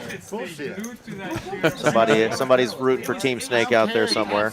I'm set. I see you at the river. We're just gambling. I mean, that's fair. I'm just saying it's gross. You're not going to be in love with the board, Yeah, that's what I'm saying. but you're going to be figuring that you got to be ahead most of the time. Most of the time, yeah. No, we're not putting John money going to in. get after it here with the Oh, yeah, I know. ace-9-0. Doc Hollywood makes the call. Z-fish here. Squeezing time from the button. Yeah, says you guys can try to get rid of your nid buttons, but I got the real hand here.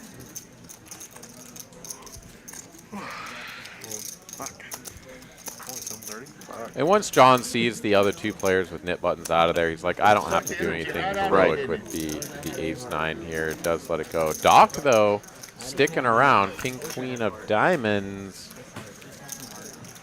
Man, that's the kind of flop that you're like, okay, I either see a really good one or I see a real bad one. Never mind. Doc has different ideas. He is going to lead this board for 700. Donkey plays, stupid, and then he gets there, and there's absolutely nothing I can do. The answer is play more, not less. That's what I was gonna say. Yeah, he's not playing enough. Yeah, the answer is to play a lot more. Yeah, I agree. Z-fish clicking it up here. Well, and sometimes Says, no, if you have like 8s or 6s or something, right, and you just like think that you're gonna lead and make me fold ace king, ace queen, ace jack, like I'm just gonna raise you representing aces, kings, queens, Be better. and potentially make you fold. Shoot yourself in the foot. Doc here is indeed bluffing with king high. Z-fish, unbeknownst to him, is value betting. It's almost my birthday. Of course, this is an open lead from Doc to 700. Getting there. So not quite October. a Like click, a Martin but Luther King Day basically baby, but like Doc your will let baby it when go. you're conceived, like like your When's your birthday? October 20, 20. Yeah, the thing. When your birthday was. Huh? Nice little They pot run there. it out. No, I know my birthday. Z-fish, is. yeah. He said if I was a Halloween baby, and I said, well, like technically. I don't know why they run out the like, board, but I guess did the Doc math. wanted to I see did it. the math, He and I sees was that like, he when would was I have conceived? hit In the New queen Year's on the Day. It landed river, right on but Martin Luther King Day, so I was like, I'm a Martin was Luther well King Day behind. baby blast. Like January 17th, like that's the day. That's the day. You lost me on all that. He basically added 3 months to when his birthday was. No, I subtracted whatever 40 weeks. But Oh, well, I always did it the other way. It's easier. We don't want anybody stealing your identity by knowing your birthday. yeah. Well, now we know, man. So now we know. The word's out. Let's get him. What was that name of that dog you were talking about earlier, by the way? Yeah, exactly.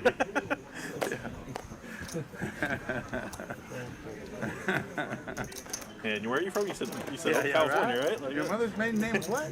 yeah. What? I got some family out there. Got him. My birthday now, bitch.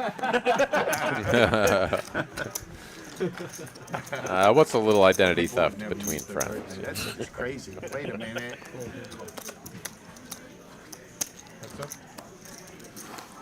Benna makes the call, heads up to a flop. A new debit card tomorrow. King high still best. My buddy lost his phone. He said, I didn't care anything about the phone and what was on it except for... Backdoor diamonds available for Benham. My horse. I was like, Let's go. problem, isn't it? Benham gets rid of the knit button. That's a problem. Yeah, that's a little bit of a freebie there. Just Totally checks a all the way freebie. down. Yeah, no. Definitely Let the getting a call record here. show that I was going to choose Benham as well. But yeah, no, Fish pays it off with the rivered pair of kings. With everything being digital and everything, you know, the cloud, everything in the cloud. I mean, what happens when the cloud blows up? And you know, I don't really understand the cloud, but I gotta think there's some way for it to Look at that. JD is up 1,000 now after that just brutal hand there against Walker. Back-to-back aces, though, will help you get right. It would be data centers. multiple places having a problem. Right.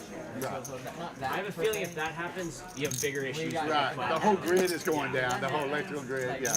Walker going to do his best not to repeat what he said he did on another stream of getting up massive and finishing the night down. He is our big leader right now, up about 7.3K. I made the mistake of watching World War Z again yesterday. That's a problem. I've not seen that movie in a long time. World War Z. Let's see here. Yeah, I think it was a fun one. It's been a long time for me, too. Did you see the new Beetlejuice?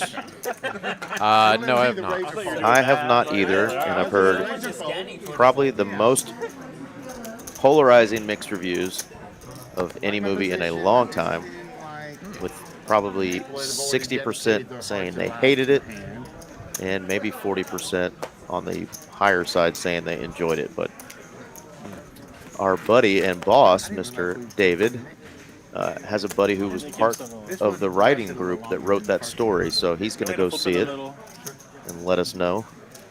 Okay. I will wait with not so bated breath. I don't know. I mean, I don't either. I think I would be very surprised if that was a good production. Yeah, there's some other stuff right now out that I still haven't seen that I want to see, so I'm going to probably pass on that one unless some young hottie invites me. There you go. The female variety. Wow. I must add that because I've already been asked on a taco date by Andy on the chat. He's handsome, though. He is handsome. He is handsome. That gummit, he's handsome. All right, top pair here for John. Far and away the best hand. Going to bet and win. John does not lose the knit game, so he was not the next one out, but he did not lose. So it is Snake, who, unfortunately for Snake, yeah, I apologize. A couple of $400. Once again, Team Snake, we apologize. We weren't rooting against you. We just we had to pick. Just a little fun. I did not realize you were hit. Okay. So 400 in the middle for this hand and next hand. Okay. Here's splash pot. They're gonna do splash pot. Huh? Not a splash pot. Yes, splash pot. Oh, splash pot, yeah. Looking around this table, though, there is a lot of money. We're only 48 hands in. What did most of these guys buy in for 5K tonight? Yeah, there were two short buyers. And I don't mean short buyers. I mean two players that bought not under 5K. Right. But yes. Yeah, there is a lot of money on the table now, though. I think I've won one flip in like the last year. All right, Walker. Okay. Birthday boy says nope. I mean, they got people that's just Snake, though. all the table is just flip. He's going to try to win his money back. Ace 4 suited streak in there. They don't want to drive the Queen wind Dewey. stuff. A lot of times games break, it turns into Well, yeah, that's yeah. One degenerate leads to another. JD going to go ahead and take a peek at a flop if he can get there. And it looks like he will, as the remaining players either call or fold. So 4 players to a flop. Snake with the betting lead and the best of it. Pre-flop. 10-8-4. Bottom pair for Snake. Still the best hand. JD with an up and down or one overcard to the board. Yeah, I haven't seen it either. He was in Vegas for a while. Snake is going to bet the bottom pair for 300. See if JD goes for the call or the raise here. Doc Hollywood, of course, just waiting for his opportunity to fold. And JD does settle on the call. Heads up to a turn we go. That's not good. 1460 in the middle. JD drills it immediately.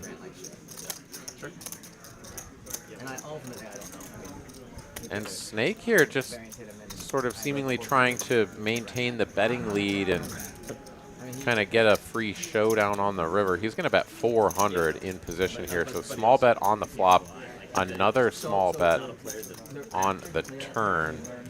And JD here going to punish this with an all-in.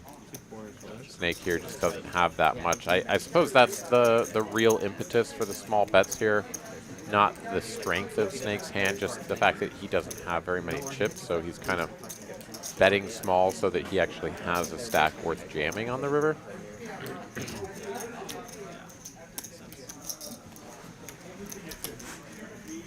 But he is going to settle on the fold. Preserves his remaining 1900 and looks like an add-on is imminent. JD going to take this one down. You can blame Walker for that. Yeah, Walker, it's your fault. You sucked out on him, and he's still reeling. He's still reeling. Yeah, but if I don't do that, then Walker catching flack for JD's now run good and aggressiveness. Somebody was going to be doing what JD was doing. It was either going to be me or JD. I'll take you over JD all day, baby. It's a powder puff. What? I wasn't gonna say it, but yeah, I'm like fucking old tale. What's going on, Mr. Allen T? Yeah, a handsome Andy nailed it. Tough guy, whatever you want to call me, Alan. Yeah, Eric Van Loosen and Aaron McAvoy joining me from Austin at the new TCH Social. Glad to have him back on our Tuesday night stream. Yep. Gummit. I want to so bad. Are you out there in the room tonight, Alan? Hopefully running good, if you are. It's been a fun one so far. A lot of money on this table right now.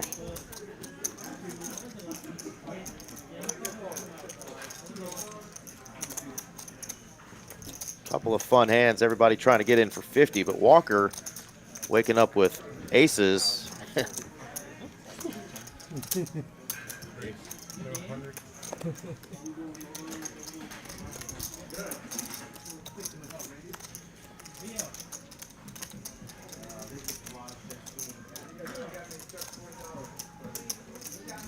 Go ahead and 14x that.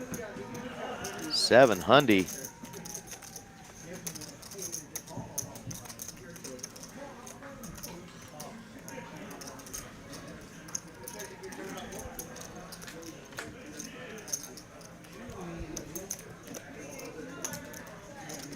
What does Z-Fish want to do here? Wow.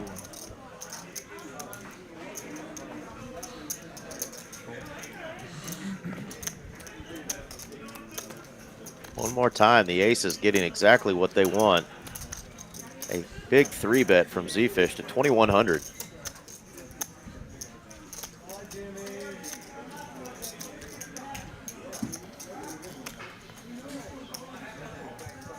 You're about 20 years too young to be limp 3-betting.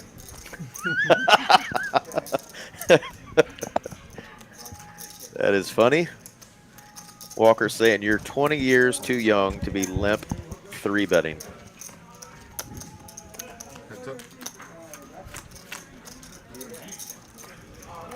Wow, what a flop. Open ender.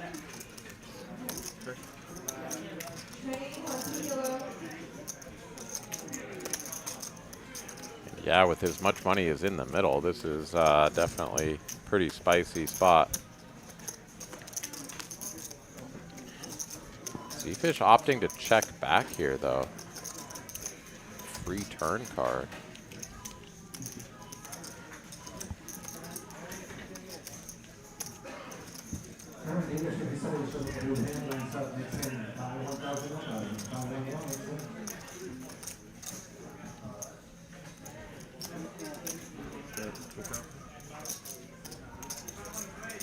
$2,000. How are you feeling about that price, Aaron? Makes a lot of sense. Z-Fish, the effective stack was 6,000. It's sort of a half now, half later kind of a situation. As far as geometric sizing goes, that's very standard. Half pot, all in. Z-Fish here, though, now, after not betting the flop, has to decide, you know, 25% of the time he's going to hit his straight. And some fraction of that 20% of the time, he's also going to get paid when he goes all in for the rest of the money. Great, man. So even though he's getting something like 20% immediate odds, we can see that that's also calculating missing the 8 and the king from his, you know, supposed 8 outs there. He's basically getting sort of bang on price to continue. So yeah, he's going to go ahead and just call here, see if he can just bank it, and if not, just, you know, sort of get out of the way. Oh my God! The 8 of diamonds, just the gin card. It's the super nuts for Z-Fish. You literally can't lose here, and Walker's like, all right, that's probably a safe card. No, it's not. Aces go down in flames. Unfortunately for Walker, he gets to feel that sting, the same sting he gave to the J. Diggles earlier. What a hand. Yeah, a little bit of a pay it forward kind of a situation there, as Z-Fish here going to go ahead and suck out on the river. Walker JD walks over. JD walks over to fist bump him. Oh man, oh, wow. That's the worst. Yeah, Walker not quite taking it in stride as well as JD did, but I think there's a little bit of, you know, just the bad beat juju in the air there. You know, JD gonna go needle a little bit, but Z-Fish just extraordinarily fortunate there to be given a price that he could call and bank it. Why not? 8 of diamonds on the river. I mean, it can right. happen. And like you said, you know, 75+% of the time, Z-Fish is lighting that 2K on fire, and Walker is in a much better mood on that river. Unfortunately, he hit his gin card and got paid. Wowzer. Yeah, Z-Fish up there V-pipping nearly 1 in 2 hands he's dealt. Walker down there at 1 in 4. We do have the V-pips there up on screen for anyone who's curious. Yeah, Z-Fish here getting the double. Raking in those chips. That's going to chip him back up into the positive, as he was one of our, you know, sort of unfortunate players to be in a losing position, but no longer. Hand number 50, and the roles are reversed. Walker was up a reasonable amount, and now I believe he is going to be stuck. Or maybe he's still up just a smidge. I guess it depends on whether or not he added on. It looks like he's got about 5K in front of him, though.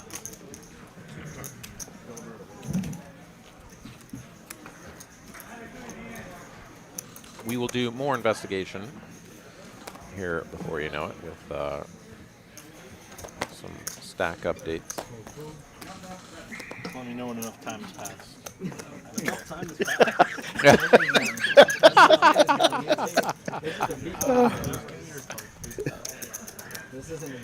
JD is one hell of a funny man. He is soft needles, you know, just subtle comedy. Oh my God. One of the best shit talkers in the game, baby. You said he's dumb. You said I'm not that dumb. I'm not that numb. Not that numb. Cold-blooded. Yeah, Cold-blooded. About that. And who knows exactly what kind of a run Walker's on, but yeah, being up 20 and then stuck 3 by the end of the night or whatever, according to his previous Yeah, story. you're so sick of them, aren't you? So sick of them. And now running into this. Yeah, it sounds like he may be in the middle of a little bit of a tough spot. Everybody's suited here. Snake, the only one that doesn't catch one of his. Played them the way you would have right there. I know you do. No pairs. It Jack, is a Jack, love-hate 6. deal, for sure. You can try to get max value and then it bites you sometimes. I'll take a lesson 2. I'll take a lesson 2, Bobby. Give them a little bit of rope and then they fuck you with it.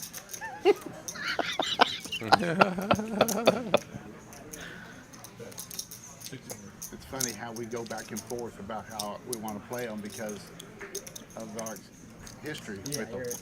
You know, You get brutalized with it. you get brutalized Doc enough, here you're with like, "Fuck that full-blown ace air, four, he shit. is gonna let it Kiss go." my ass. I'm all in. You know, it's just too hard. You know, that's what nightmares are made of.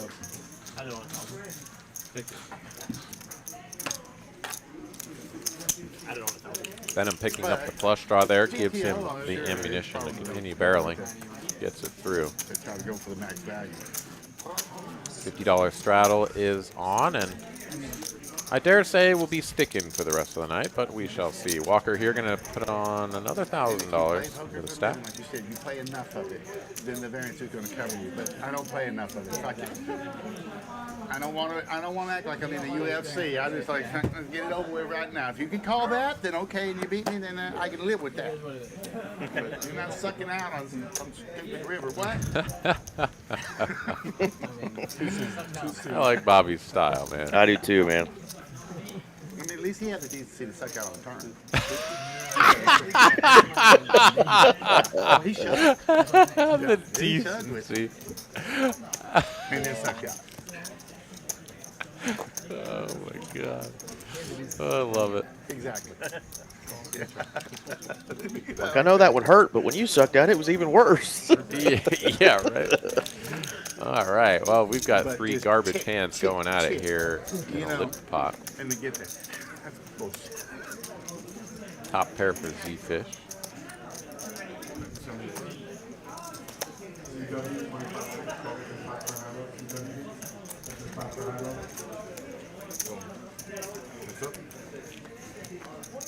It's up to a turn. No improvement here for Doc. See, he shuts it down. 200. That's 200. Going to continue telling his story, but Z-Fish still has the toppest of pairs. He makes the call, and after a little bit of change making from Jay Diggles, gonna need to be a king on the river, or Doc will finish with the worst of it. There is the 5 of hearts, no change. There is a 1-liner, 4-liner, 18-liner, whatever you want to call that. And Doc going to continue barreling, and Z-Fish is like, okay, all right, an overbet, I can't. He'd have been more than happy to bet it for you. Am I right? Am I right? Last on all of it. Hell yeah. So nice, a little bit of power poker there. Doc going to get it through. That is a perfect bluffing card on the river. I'm checking. This is what I love about the streams in Texas. We got, obviously, we're a melting pot in all of our big cities. People have moved here from all over, but we always have some good characters, some good Southern characters with strong accents. I know you're originally a Colorado guy. Mississippi, actually. No, yeah, Colorado. You lie. But you've been around Texas enough and kind of adopted us as your people as well, and some of our thick accents here, man. It just makes it more fun when the shit talking starts. It's just fun to listen to. I mean, Bobby, you are welcome on our stream anytime, brother. 'Cause I just love his accent, man. Although one little ding on Bobby's record is that it's his birthday and he just folded 7 deuce under the gun. Son of a gun! What is he doing? It's the 7 deuce game is on, man. You can't just look down at that and let it go. Automatic Try to penalty. win. I mean, I'm fine with making it mandatory if everybody wants to. I don't care. If everybody's straddling, I don't know. I've had that happen before though too, right? Like most of the time when you look down at 7 deuce, you're just like, oh, cool, that one, and you just let it go. Yeah. Immediately. But when the 7 deuce game is on, you know, it really, the impetus is on you to not forget that, because, you know, there's actually a lot of value in that hand when it shows up for you. If you can, you know, sort of navigate the scenarios appropriately by reducing your normal bluffing frequency enough to make up for the fact that you're going to go real hard for it on the 7 deuce. As it stands, JD is going to flop 2 overs and the nut flush draw up against just the king high, no spade for Sreek. Should be a relatively short-lived hand here, although JD is going to bet so small, 1/6 pot. Yeah, Sreek is like, okay, whatever, man. I just don't even care what you bet. And let's go. Thank you. Sometimes when someone bets like 1/6 pot, especially in the lower stakes games, I swear it just sort of like pushes the rage button in some of the players. They're like, no, you can't do that. That's not allowed. I hate you, and I will raise you no matter what. And you can use that to your advantage, but also like if you ever think about just like 1/6 pot continuation bet bluffing, well, probably not going to end well for you. At least that's something that I have experienced. I've definitely, absolutely seen that. Like, why would you bet so small? You have nothing. I'm gonna hammer it now. Mm-hmm. I forgot to tell him his blinds get posted. I remind him when he gets posted. He's back. Oh. All right, folds to Doc on the button. He'll open it up. Oh, excuse me, Sreek opened it from early position. A couple of callers and 3 players to a I tried flop. to piss quick. It didn't work. Just what you want to see with a couple of 6s. Yeah.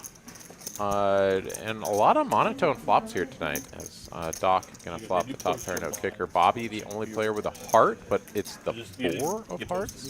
Not very inspiring. Sreek is going to continue. He's like, well, I have the sort of range advantage, so maybe these guys don't have a heart. Maybe they just fold. Of course, that is the ideal situation, but that is not the situation that we have found ourselves in, as Doc is going to raise the ace no kicker here to 575, and Sreek is out of there. Bunches. Doc here with a couple of big plays. The king 9, now the ace 4. Not necessarily a bluff this time, but you know, certainly an aggressive line. Perhaps Doc just shifting gears, and he's like, oh wait, maybe I just win pots by, you know, betting and raising a lot, because these guys are going to give me credit for a lot of strong hands. And I'm just now recognizing how much bling he has on his hands. He does. He's got dragons and fireballs on his shirt and Bling City on his hands and wrist. And he's come to play tonight. I've never been a jewelry guy. Like, it just never, I guess, occurred to me, or maybe nobody ever gave me jewelry. I don't know what it is. Like, I don't know how you become a jewelry guy, but it just never occurred to me to do that. I'm, like, looking at my hand now and, like, thinking, like, could I ever just have, like, a bunch of rings and stuff on my hand? I don't know if I could. I just don't know if that's me. I'm kind of old school myself, you know, kind of naked hands, all natural. My mom bought me a really nice James Avery ring one time, and I went into a sporting goods store, tried on some boxing gloves, and took the ring off and walked out of the store, and that was all she wrote. I ran back in there 15 minutes later, and it was Gandhi. Mahatma? Not Mahatma Gandhi. I was exactly going to say. Mahatma Gandhi did not run in there, as I don't think he was much of a thief, unless it was for food. I can see it now. Mahatma Gandhi running into Champ Sports in his outfit. What do they call those? Reason that I'm not telling. No, it looks like an oversized diaper. Though. Oversized diaper, yeah. That would be real funny. Stole my ring, damn it, Mahatma. Ah, gotcha. Yeah, that's the only bling I ever had. And watches, I'm uncomfortable with stuff on my wrist, so I'm just not a watch guy. Yeah. But I guess I don't know. Maybe one day I'll have a wedding ring. You know, ladies, if you're out there. Andy. Take him out for tacos. Bring him a ring. Andy, very unisex name these days, so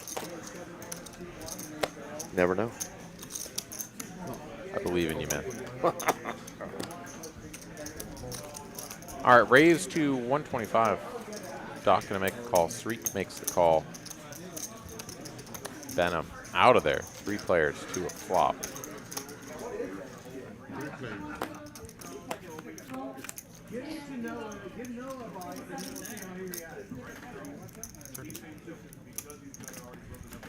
Whole lot of not much there for anybody. It's the ace highs working.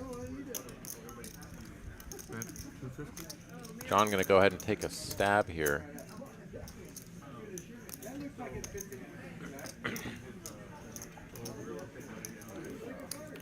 And he's gonna get the ace highs to fold, so a nice little attack for John. Picks him up a pot he wouldn't have otherwise won. All right, let's do another shout out for our upcoming tournaments. Let's do it. TCH Social and Texas Card House Dallas. All you players up there, that neck of the woods. We've got the even bigger one. Of course, that's going to be played at Texas Card House Dallas. Starting flights Wednesday the 25th. You got a whole bunch of those to work with going into day 2 on Sunday the 29th. Coming back for the final table on Monday the 30th.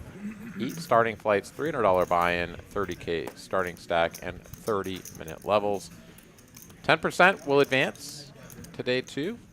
40-minute level is going to be there on day 2 and 3. Fantastic value. The even bigger one coming to Dallas at the end of the month, a couple weeks away. Yeah, those have been fun. We've had great showings in those and such good value and great structure. Love to see that everybody that makes day 2, the 10% in the money. Good stuff. Yeah, I think just 10% is just it's the perfect amount. 8% is too small, 5% way too small, 12 or 15% feels like a little bit much. 10%, man. It's right the sweet spot. Sweet spot. Doc here going to go ahead and take this one down. Ace high, the best hand, and no continuation from his opponents. And yeah, so not only do we have the even bigger one coming to Texas Card House in Dallas, we've got the brand new Trailblazer Poker Tour, $2 million in guarantees. Certain to smash those guarantees.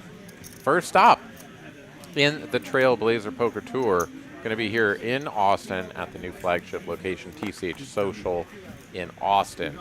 Kicking off middle of October, running the 16th through the 28th. Really looking forward to that. That's 12 days of poker, so presumably, a full schedule of tournaments throughout the week. Maybe even, sort of like a opening weekend kickoff and a main event. Time will tell. The schedule will be released here in the next probably couple of weeks to a month. But yeah, very much looking forward to that, and hope that I will see not only my local Austin tournament grinders here in the mix, but also some of you folks from around the state, or maybe even around the country. Absolutely. If you're looking to play some poker, that is going to be one heck of an event. And the Trailblazer Poker Tour sort of going to be, moving around to different locations here in Texas as well. So plenty of Trailblazer tournaments to win. And you know what they should do? I'm just going to go ahead and put this out there right now. You're going to start a new sort of Trailblazer, a new poker tour kind of a thing. There needs to be some sort of, a tally of like who's done the best in the Trailblazer circuit. Yeah, that would be very cool. Kind of like the MSPT, the WSOP. Points leaders, right? Exactly. Yeah, exactly. I like it. And I think we need a Trailblazer points winner. I may throw that out to Donovan, our tournament director here, and some of the folks, and see if maybe they can get that together. I did, well, before I even continue on this tournament, we just missed our boy Shriek 3-betting with the Deuce 5 offsuit for $900 pre-flop and taking down a hand. Pretty cool that, like we said earlier, he is not slowed down tonight.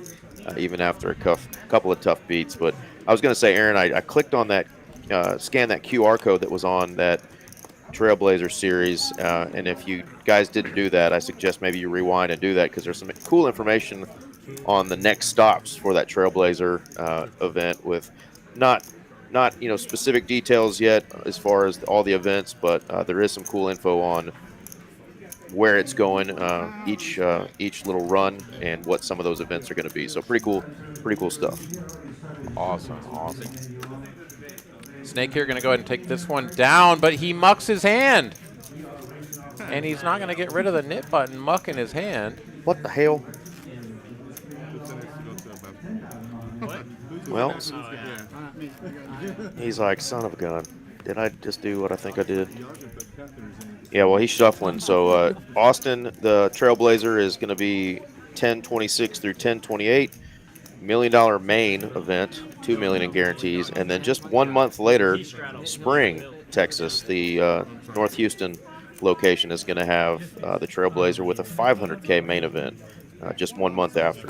And then if that's not enough for you guys, right after Christmas, head on down to the Rio Grande Valley for the 3rd installment of the Trailblazer series. So just kick ass that TCH is putting on these series and having them bounce around from all of our locations. You know what I think happened actually is I think that a couple of the players were away from the table, and so the knit game is not actually on yet. Okay. So I think that's why Snake didn't show his hand. I see there's like 3 of the buttons are turned upside down, and yeah, they're gonna wait. Yeah, I think that's what it is. Yeah, Doc Holiday I think was away, and then also Benham or one of the other players over on the other end was away as well, so I think they were just waiting to start. Oh, John's like, damn it. Take down an easy one with my kings and don't get rid of my button. Yeah, so we are going to have to just reset the knit button there, knit button game, as it shows John and Snake out of the game, but no, they are just now starting. Hand number 60. Another couple hours, 2.5 hours left in the stream. Mr. RJ Dupree going to come in and finish things off as per the usual, around 10 p.m. Central. Heck of a game we've had here so far. A couple of big pots. We had Z-Fish tanking, thinking about calling off 7K with Ace Queen High. JD had the goods. He also had the goods the hand before, but turned into the not so goods as Walker beat him with the King Jack against the aces, and then Walker had his own aces cracked by the 10-9 offsuit of Z-Fish. So just a lot of pretty incredible hands that have gone down here this evening. It's been a lot of fun. Hope that you all are enjoying yourselves hanging out with us here on TCH Live Tuesday. Absolutely. Thank you guys and gals for joining us once again.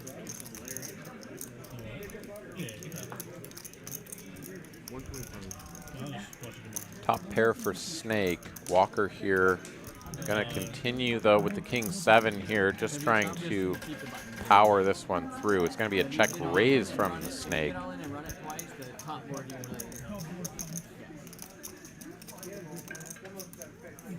Walker will release.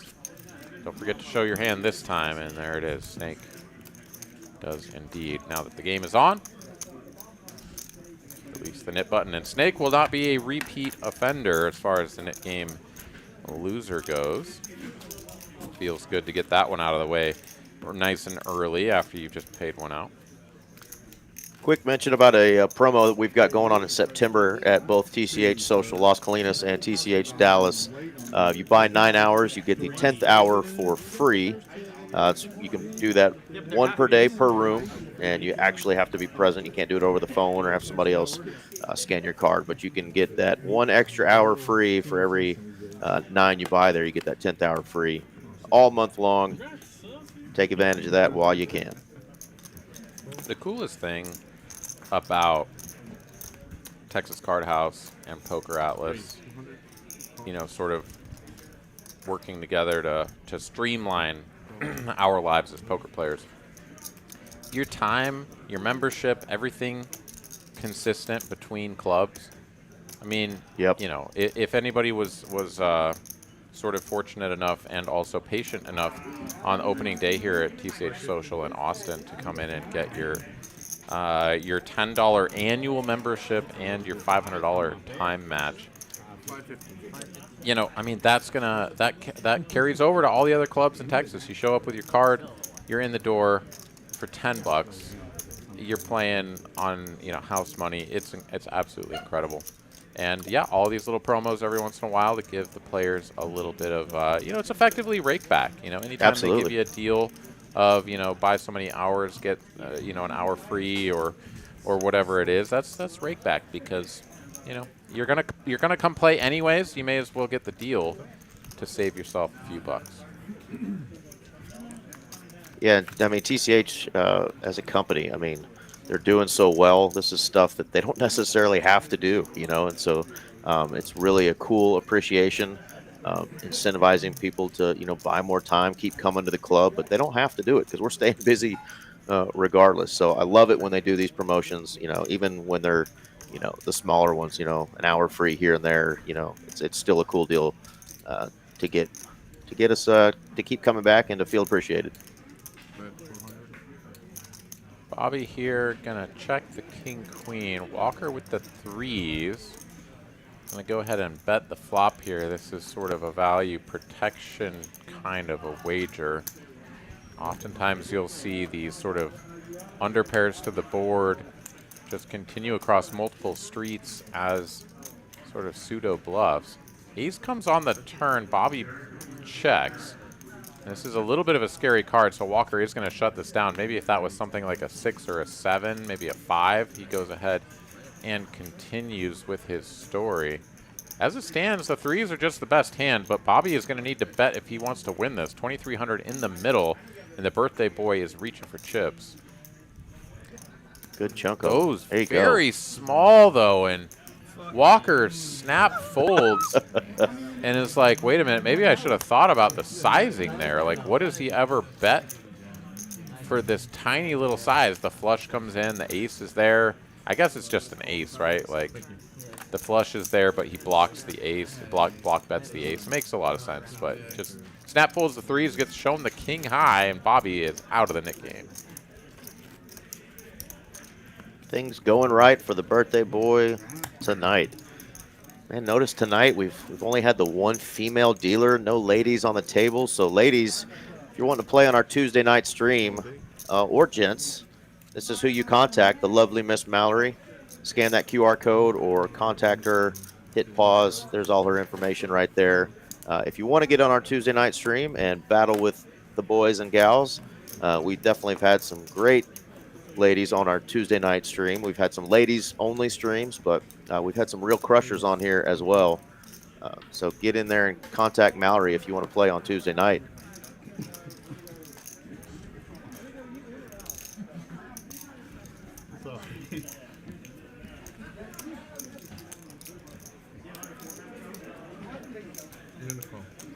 John raising from the cutoff.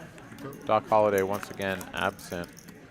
This time from the button. And it's going to be top and bottom pair for John. Snake flopping a gut shot to Broadway, so potentially have a little bit of a pot brewing, but it's going to be a bomb here. Full pot bet from John. Does Snake want to stick around with his gut shot? No. He's out of there. John will show down the hand, and I think he's happy enough to not, For sure. you know, sort of battle across multiple streets there, even with a hand as strong as two pair, just to get rid of the nip button. Yeah, kind of curious that we see Doc not in his seat looking at his hands when the nip game's in effect. Perhaps had to take a phone call or something, but yeah, when you've got that nip button and the game is on, every hand is got extra juice on it as far as you know, sort of the value of looking at it and playing it. Yeah, it's always fun when guys walk away from the table and nip button game on to see, you know, the monsters that they fold sometimes. Oh God, yeah. Imagine that you're just like on your phone or something, and you know, you got dealt aces or whatever, and it was a spot where you would have just been able to make, you know, not only make your hand look like you were trying to get rid of your nip button, but like also get the full value from the strength of your hand. For sure. I can't remember who it was, but nightmarish. I know in our 9-seat one time we had a pocket jacks that was not played and would have been quad jacks. Yeah, I think I remember that. Yeah.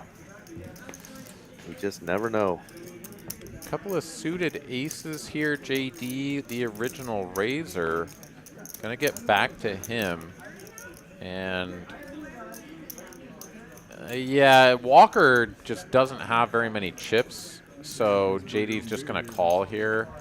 I think if there was a lot more depth, he could think about 4-betting this to try to push his opponents out, but yeah, just gonna make the call here. Suited king, queen, pretty strong holding, gonna play well enough out of position that he can just sort of see a board like this and let the hand go without too much consternation, and if he flopped better, could really think about getting after it. Doc Hollywood here checks to him. He's going to check behind, and we are going to see a free turn card, which is going to bring in JD's flush draw. And after check behind, I think this is a pretty good spot for him to go ahead and lead. Doesn't even have to invest that much. Something like 550, 600 seems like a reasonable amount, but he is going to check.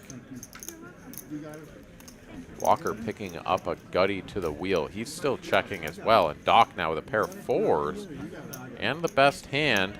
Ooh, gonna go ahead and blast it for full pot. Yeah, why not? Yeah. Well, if JD had any thoughts about check calling with 2 overs and a flush draw, those thoughts have gone out the window. This is gonna be a raise or a fold. And that's sort of sucks because he's got a lot of perceived equity here. I mean, obviously, if he just jams and gets quick folds, that's fine, but I don't know what you do with king, queen here. Other than just sort of begrudgingly fold it. Yeah, I don't know. Doc shows the pair of 4s, and yeah, that's not gonna feel great for JD. This happens though from time to time, right? You're like, okay, I've got a hand where I can either lead because I've got some opportunities to represent a hand, or I can check call for a reasonable amount, and then they make it an unreasonable amount, and you're like, what the fuck is that? Like, how did I get here? Why is this happening? Yeah, just like play normally, and then I get to play. Look at that. Doc is up at 52%. Shriek not messing around tonight. He's at 43%. And nobody's down there at that Mendoza line, or what's your buddy's name you like to call it? The Lottie line. The Lottie line. Poor Lottie. Seems like a great dude, though. Yeah, 15% though. That's much better than what is it? 10%? What's the Mendoza line? 20. Batting 200. Yeah. Oh, gee, good Christ. Okay, yeah, Lottie is well below that. Yeah.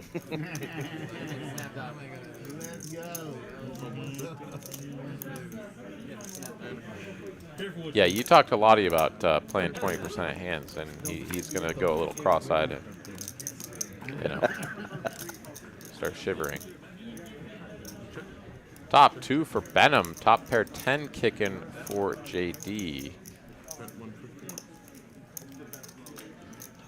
Sreek, a couple of backdoor opportunities, and he is going to come in for the check raise. Benham is like, ooh, is this really happening? The 3-bet here, flop 3-bets don't happen very often, and it's kind of gnarly to do it. Wow, now you're JD. You're like, wait a minute. Got top pair here. Middling kicker. What's going on here? Yeah, this is actually sort of best case scenario for JD. He just gets to fold this hand and not, really worry too much about it. Yep. Where he was in a position where if Sreek just gets out of there and Benham goes for the check raise, I think he's going to be mandated to a call because there's going to be enough flush draws and other stuff out there. JD just got completely bailed out by the Sreek play. And yeah, sometimes it just works out that way. Other times it works out exactly the opposite, where it's like, oh God, if this guy didn't do this and I didn't do this and that guy over there, whatever, I wouldn't have ever gotten into this spot where I just lost my whole stack. But it worked out perfectly. Well, here was a spot where it worked out perfectly for JD to not lose another cent. There we go. Just 4 fellas in the green. Birthday Bobby still up there at 6.8K up top. Shriek down there at the bottom of the barrel after that last bluff attempt. He's down 7.2K. About a buy-in and a half.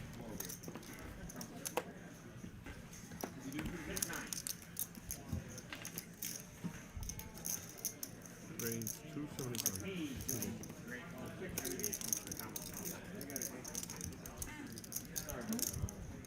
275. Suited one gapper here for Shriek. Not going anywhere. Z-Fish getting after it with the 6 deuce. Doc gonna come along, so 3 players will see this flop.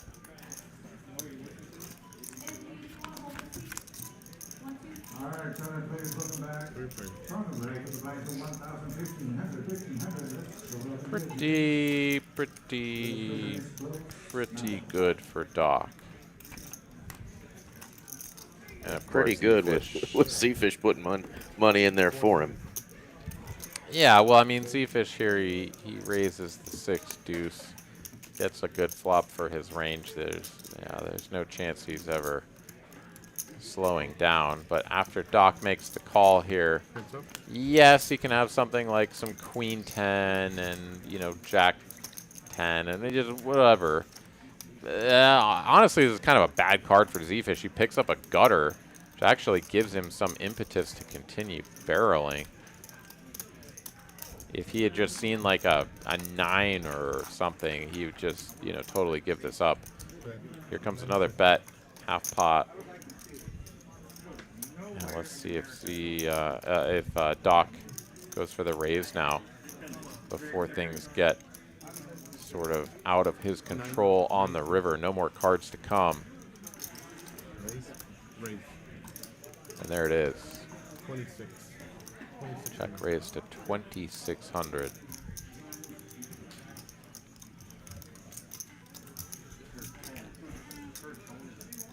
These are always interesting spots, too. Makes a lot of sense to check raise the turn because you don't want the river to go check, and you won't have another opportunity for it to go check, and then still lead the next street. So you'll see this a lot where people will check raise their strong flopped value on the turn. Takes a lot of conviction and patience to be able to check call 2 streets. For sure. And then check a 3rd street and really give your opponent the whole rope. You also need to have an opponent that you believe is capable of triple barrel bluffing or tripling off with a hand that you are better than, you know, something like ace-king that isn't going to sort of bet, and then be like, what the hell is this guy calling with? Maybe I just check back this river, right? Like, if you don't give your opponent credit for that kind of play, you know, check calling across multiple streets all the way to the river is, it's a good thing to have in your game, but it's tough to convince yourself to actually do it. Not to say that that was the spot that he necessarily should have done so, but hard blocking the top 2 pair, you know, maybe worth a sniff. Anyways, here we are, hand number 66. Bobby 3-betting. Birthday Bobby making it 500 to go. Back over to John, the original raiser with his pocket 9s. 2 callers in between. Pretty good spot here to just call and set mine. You honestly kind of just turn the 9s into a set mine candidate. He's going to kind of give off a little bit of a vibe with the facial expression there. And he's just going to fold. Oh, that's not... I understand the thought there. He's kind of like, oh, man, I don't know. This is starting to feel kind of weird, but my 9s are probably just not good. But it's not that they're not good. It's that there's still value in trying to see a flop, because if you could make a set, when these 2 guys call behind you, right, you know that if you called at this point, they definitely were just calling. Oh, man, if a 9 comes out here, John is going to be miserable. as it stands, he still would have had the best hand. It's top pair for Z-Fish, but Doc Hollywood now with the effective over pair and the best hand. And yeah, it's pretty tough spot there for John to fold. Wow, what's up with that, man? Come on, I got the nuts. Bobby lets it go. Doc doesn't have to show his hand because he's out of the nit game. Jack was hot to that point. And John is like, uh-oh. What about me? Did I just fold the best hand? You didn't have faith. So 6-side board and you're like, I'm out of here. Yes, you did.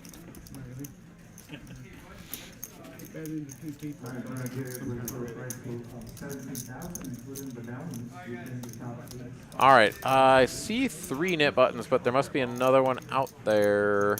Sreek's got one hidden under his mitt. There it is. 4 players in the nit game.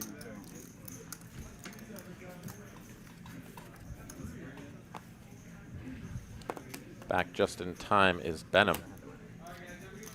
Doc under the gun with 7 is going to limp. We were talking about King Jack. And he's like, I got that. It's like he gloated. We yeah, raised. Over to Sreek now. 10-5 suited. Time to bump it up. 12-3-25. Benham calls in position on the button. And Doc is going to go for the limp and the call. 3 players, 2 at flop. All right, 3 players. 1060 in the middle. King high board, rainbow. Sreek connects with a pair of 5s, but it's still the 7s out in front for Doc. Only 1 overcard on the board. And he's first to act. Is he going to lead here? No, he does check it over. Sreek, the pre-flop aggressor, picking up a piece of this. And with the range advantage, going to go ahead and continue. Looks like a chunky size here, 800. 800. Caleb in the chat wants to know where we're playing at. This is at Texas Card House in Dallas. Thanks for tuning in. Happy to have you here in the chat. Sreek bombing this 80% pot. Back over to Doc with only 1 overcard out there. And this is such a dry board. Like, why would you ever do this if you had a king?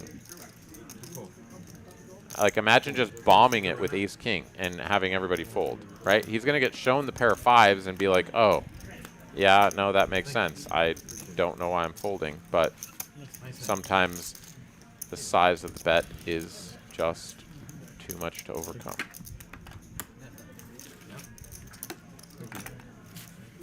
Not a lot of good turn cards, right? Anytime you have that sort of middling pair, you see a queen, a jack, a 10 on the turn, your opponent bets again. What the fuck do you do? Who knows? So understandable to just fold now, but also Sreek got away with it. All right, did I miss some good shenanigans while I was out getting a coffee? All of the shenanigans, and yeah, there's no more shenanigans left for you. Sorry, man. Damn it. Yeah. Nobody got felted. Nobody got their feelings hurt. Felted.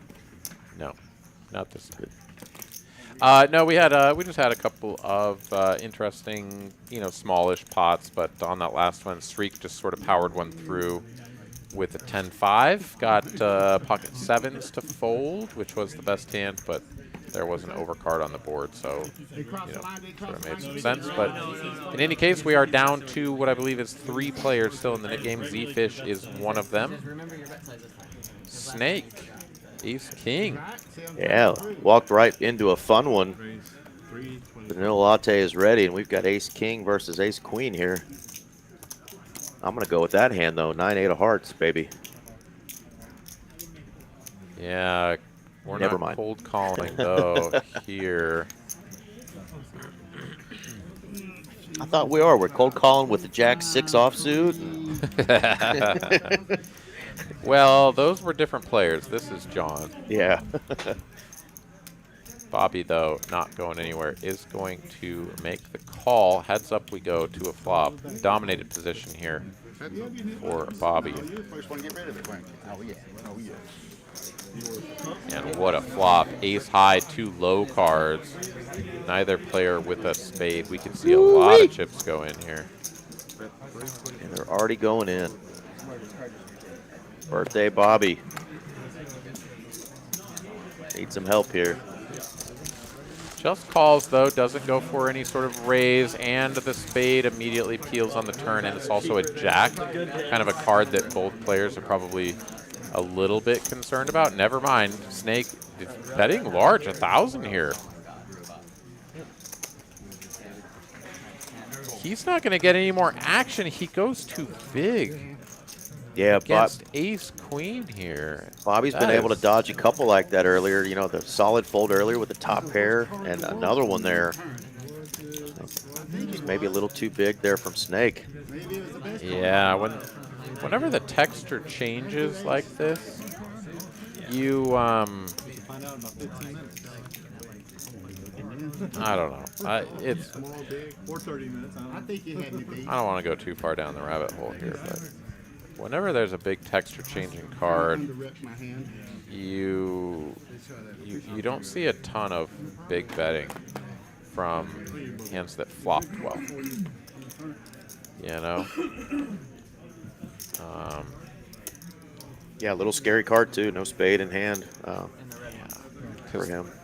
When you flopped well and the texture changes so much like that, like your hand hasn't improved. Your actual hand hasn't improved. Like, yeah, sure, maybe you have some hands in your range that did, but like your actual hand didn't improve. So you see a lot of like bifurcation in your betting range where your flop bluffs that did improve to flushes and your flopped bluffs that didn't, those are the ones that continue big. The ones that flopped well just really kind of slow down, and you tend to see a lot of these sort of hands that might traditionally bluff but don't have a spade in them just give up because like you've got too many of these good flopped hands and you can't be bluffing too much, so you just start shutting down. I don't know. There's a lot going on. There's a lot going on in that kind of a dynamic, and no matter how you cut it, ace king versus ace queen on ace high flop, not getting more than one street of value out of his opponent is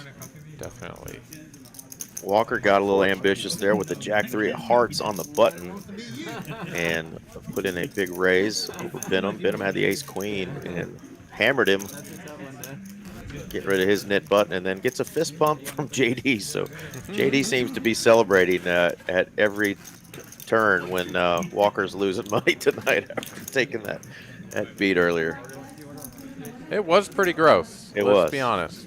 But yeah, it's funny, and I mean, as long as they're sort of having a good time about it, and I don't suspect that there's any real bad blood there, but yeah, you start to feel like, come on, man, like, get off it already. Like, I sucked out on you, and let's move along.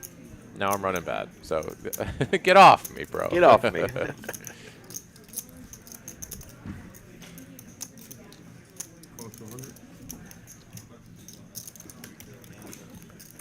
The joys of poker, though, the swings, they are real. JD here getting after it from the hijack. 5 triz. And flops bottom 2, because that's what you do when you're JD. Yeah, the 5 triz. Bink, bink. 2-piece combo.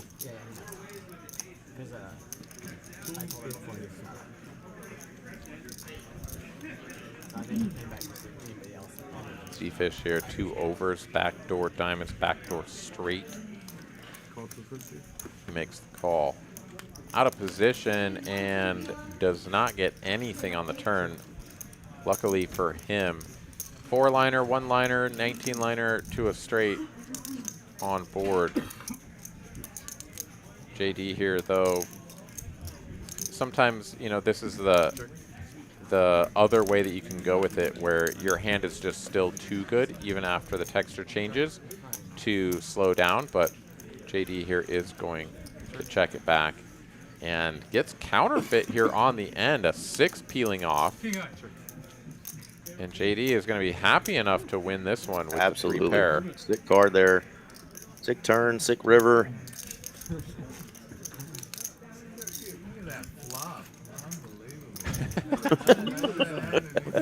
Wow.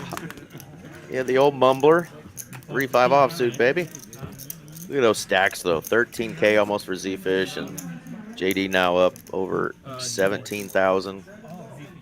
The 2 nits. Who is in the mood for a 30K pot? I know I am.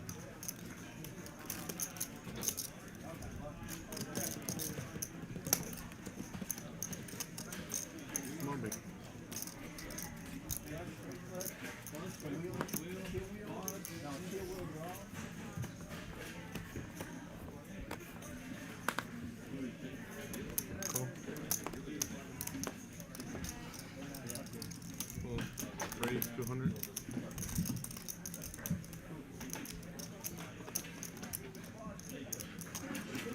Raise 600. Are we playing Deuce 7? All right, Doc.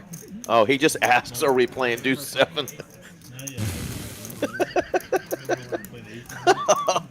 Oh, man. Definitely would have been a bad time for him to put in a 4-bet with the 7 Dewey. Nice little chirp here in the chat from Jedi Master Ted. Technically, he's been running bad the whole time because it was a bad move when he ran against JD's aces. Yeah. I mean, I don't know if that's running bad, though. When you make a bad play and run into it and then get bailed out, I think that's running good. I don't know. I hear what you're saying, but anyways, let's take a look at profit and loss. JD here up 2,300. Bobby up the most, 5,600, and Sreet down 6,800, our largest loser at the moment. Nobody up or down Taco Bell money. John sort of hanging out in the middling region, stuck $615. Yeah, still plenty of time. We've still got 2 hours left in the stream. Those players in the red to dig themselves out of it. I would have rather lost here. Me too. I'll take that. I'll take that. Call 150. I lost it. I did the thing in your face. Like, how many times do you want to run it? You're like, oh, I don't know. And you looked at me. I said once. I said once before you did. I know, but then I laughed in your face. Yeah, well, you know, good thing we ran it once, right? I laughed in your face at the end, so. Walker was open to go twice, but Then he remembered. Then he remembered. No, I knew. then he goes I like, knew. oh, It would have we been. discussed this already. Yeah. I know exactly He was where. thinking about it. I was sitting over here already like this. Yeah, Wait, literally. I knew look this way. exactly. Look this way. Who turned his head? One time, bitch.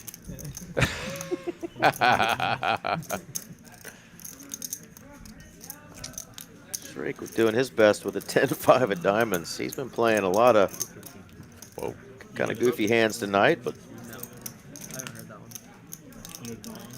would have had a backdoor diamond opportunity if he stuck around. Z-Fish here on full-blown air. Venom checking the eights. And so then finally he gets it in one time. And he asks. Z-Fish has powered a few of these through earlier, and he is going to try to make this work. Goes for the over bet. He's like, man, I can't just bet this hand like it's, you know, a jack 10 or something for value. It's got to be a 7 or nothing. Venom is like, I don't think so. No, I call. And Z-Fish is probably not happy with how things are transpiring. Here we go to a river. It's not a 9. A 9 would have actually just been super sick, and then it just goes like check, check, and Z-Fish is like, oh, I win with a 9. As it stands, we get a 10 on the river, and 9-8 is the sort of hand that Venom, excuse me, the sort of hand that Z-Fish could be bluffing with. We go check, check. Z-Fish completely gives it up, and Venom is correct. Another fist bump. Yeah. That's 3,700 ships. Probably not. Maybe, I don't know. You don't black. And that's probably more of a fist bump because he's like, you helped me not lose the knit button here. Oh, absolutely. Yeah, those are the last two standing, two who battled. And you were coming in back into the booth there right when that hand started, when Walker had the aces versus Z-Fish's 10-9. Did you hear the comment that Walker made to him about 3 betting, the limp 3 bet? I don't did know. not. I think you were just putting your headset on actually, but Walker looked over at him and said, "You're about 20 years too young to be limp 3 betting." Yeah. And Z-Fish kind of laughed because he has a 10-9 off, and Walker flatted him, and of course we all know the rest of that scary history. And Choo Choo, he's going to stick it all in here with the ace-8. Come on, birthday guy. That is a That's collusion if I have ace. large wager. Even if this is a $100 straddle, that is 25 big blind shove from middle position. Birthday boy with the dirty diaper. That ain't it.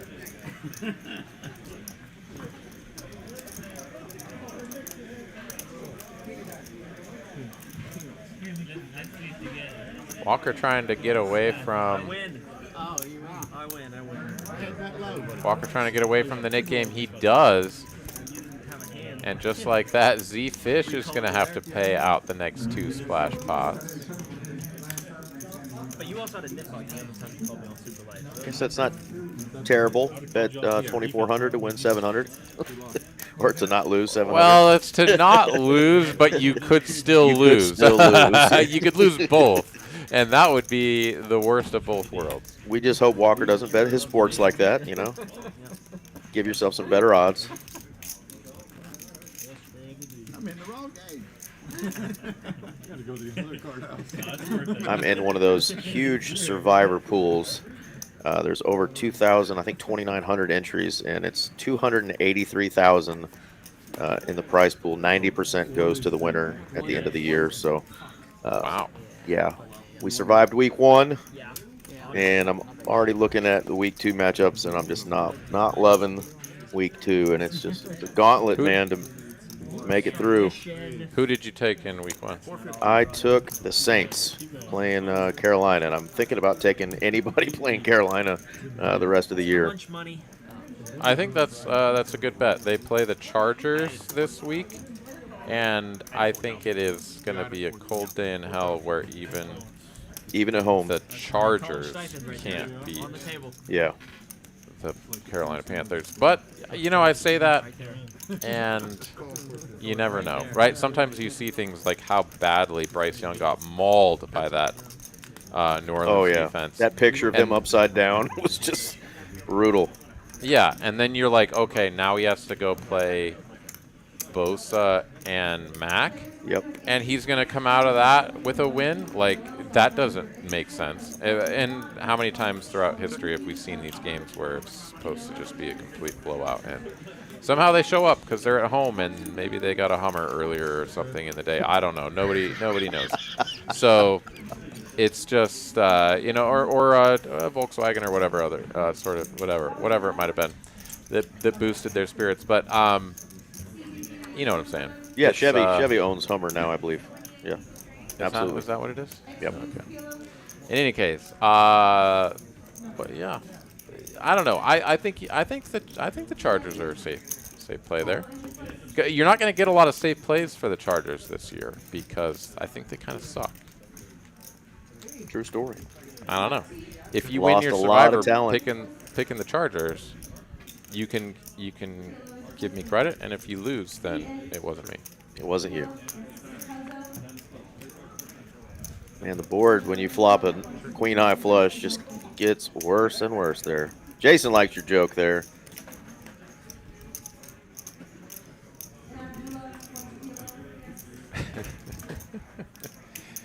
Yes, the board does get kind of worse, but like he really only loses to some sort of weird like 7-5, ace-5 that was already there after the turn, and like how is this pot not bigger? So I guess just like a random king of hearts.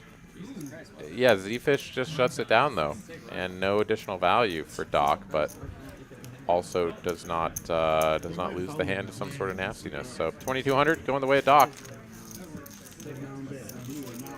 Jedi, very good question. Yeah, very good question. If you are having a great day, sometimes you get both, and you can celebrate. And we're rooting for Bobby. It is his birthday. That's right. That's right. Yeah, the other one I like this week, though, I just hate using a team that's very good at the start of the year. I do like Baltimore beating the tar out of the Raiders because the Raiders just look like they're in some trouble this year. Sure. I don't love using them though because they're a team I think they're going to probably end up the season with 13 or so wins and plenty of opportunities to pick the Ravens later on. I think that's right. I think that's right. And I don't know. I don't think the Raiders are as bad as they might otherwise seem. I think time will tell for sure. I mean, there's going to be a lot of those teams too, sort of the middle of the pack type teams that are going to be better than expectation or worse than expectation, right? Like I think we're going to see some Carolina, some New York Giants. We're going to see some probably some Titans, right? Like these guys just perpetually losing. I don't know that the Raiders are one of those teams. I'm not saying that they're going to go out and beat the Ravens, but like you said, the Ravens are going to have plenty of good matchups where they're probably going to come away as winners. For sure.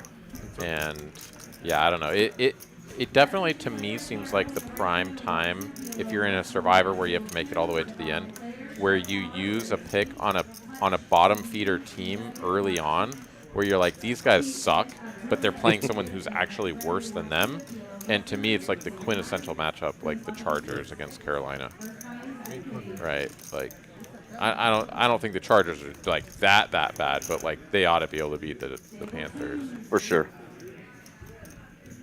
And I think they're going to lose a lot of other games. Like even if they're close games, I just don't think the Chargers. All right, they lost so many of their pieces. Justin Herbert just doesn't look like he's moving around quite as well as he used to. Anyways, getting down the fantasy football track here a lot. As Z-Fish here, going to go ahead and make the call with the bottom pair here in a real spot against Sreek with the top. 8 of diamonds, no change of position here on the turn. Sreek with 1.3x pot in his stack. And if we've seen anything from him already, it's... Ooh. Never mind, not an all-in. He is going to check it back. And oh, no. And should be a safe card for him most times. He has been able to make some good folds, though, Aaron. How do you fold ace-king after you I don't know. Flop, check, turn? This should be like the slam dunk, like, oh, I bet flop because it's a range. I have a range advantage. Then I check back the turn because I don't actually have the ace, or so you think. So you jam the river to bluff me out of the pot, and I look you up with the ace king, and you're over there with nothing, and instead it's just 7-6 that I let get there, and I hate my life.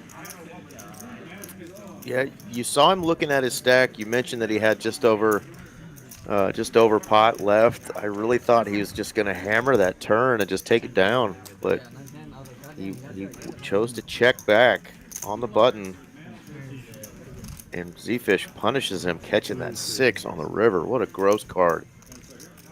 Yeah, Z-Fish has found a couple of those now tonight. The 10-9 making the straight on the river now, hitting the 2 pair with a hand that arguably just shouldn't be in there, like 7-6. Just doesn't belong in any of these ranges so frequently, but he's in there. He came to mix it up, and he's going to send Sreek down to the felt and maybe even out the door. Yeah, he is gonna take off for the night. So shout out to Sreek. Wasn't necessarily his night. We got to see him play a variety of different hands tonight in a variety of different ways. Definitely somebody I'd love to have back on the stream just to watch him play, because it's a different style that he came with tonight, and didn't necessarily play bad. He just kind of ran into one there on the end, but he was definitely willing to put chips in the pot, and that's kind of what we look for with our players, is players that are going to come in and mix it up, and Shriek definitely did that. Absolutely, yeah, couple of tough spots here for Shriek, and look forward to seeing him in the future. Doc Blingin Hollywood over there, going to go ahead and pull the dirty diaper. Yeah, get a massage there. We've seen a lot of players start to run really good while they're getting that touch of luck from our professional licensed massage therapist that we have in the room. 150. Bobby raising it up. Ace queen suited. Uh-oh. John without an H has a couple of J's. 650. That's good for 650. Birthday Bobby. Couldn't see this man folding ace queen suited in however many years he's been on this planet. True to form, makes the call. Snake. Did we lose a customer? Presumably out of the way. John reminds me of Rod. 150 was a price you could pay, not 650. Heads up we go. 2 overs for Bobby. Drills it. Drills it. Glad Shriek's away from the table to miss that flop. Always one hand too late.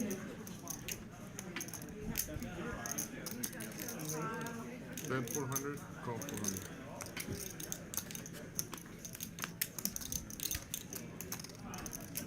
Ooh, king 9 was folded. That would have been nasty.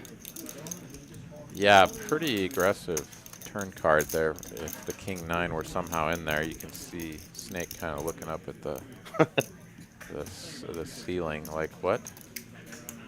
Damn you, poker gods. Damn you.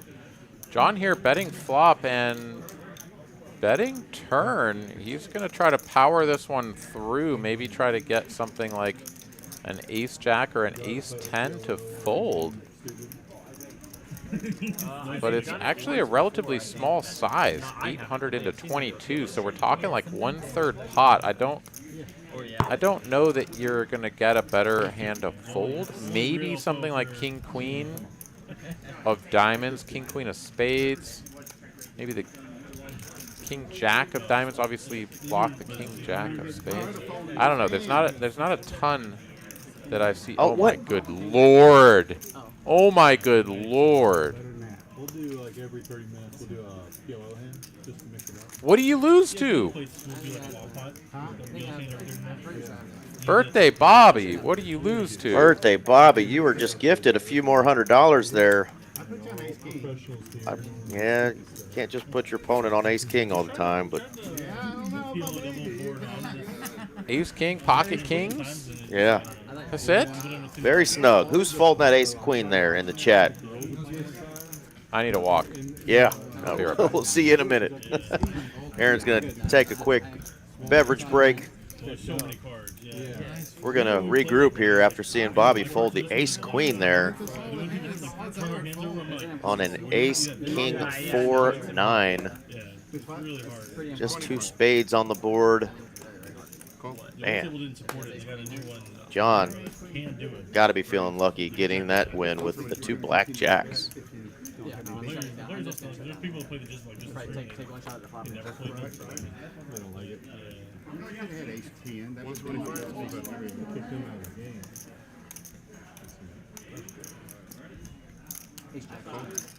Sometimes I have folded ace 10 on the same kind of board. Couple of queen jacks here. I mean, once I call in, Walker not just going to make the call, though. He's got the inferior diamonds, but he's going to represent a big hand, pop it up to 850 with a 3-bet from the small blind. Mark says, damn it, Bobby. And Doug chiming in. What's up, Doug? Saying that was worse than watching the debate. Well, I'm glad you guys are here and tuning that nonsense out. Tuesdays are for poker, not for politics. Let's go.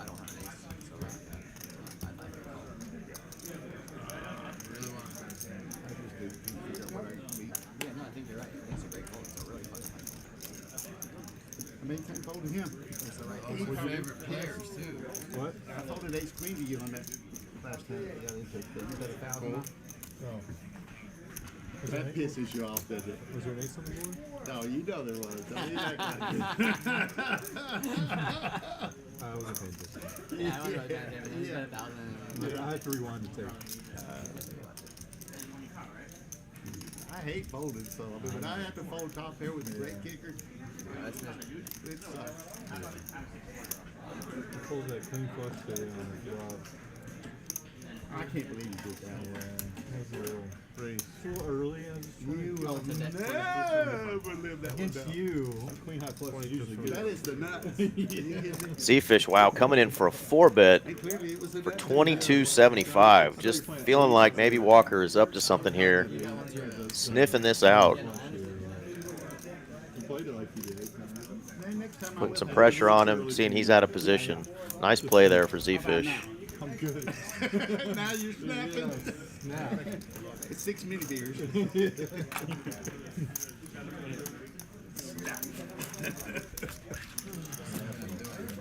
Which I'll have it next time. See, then.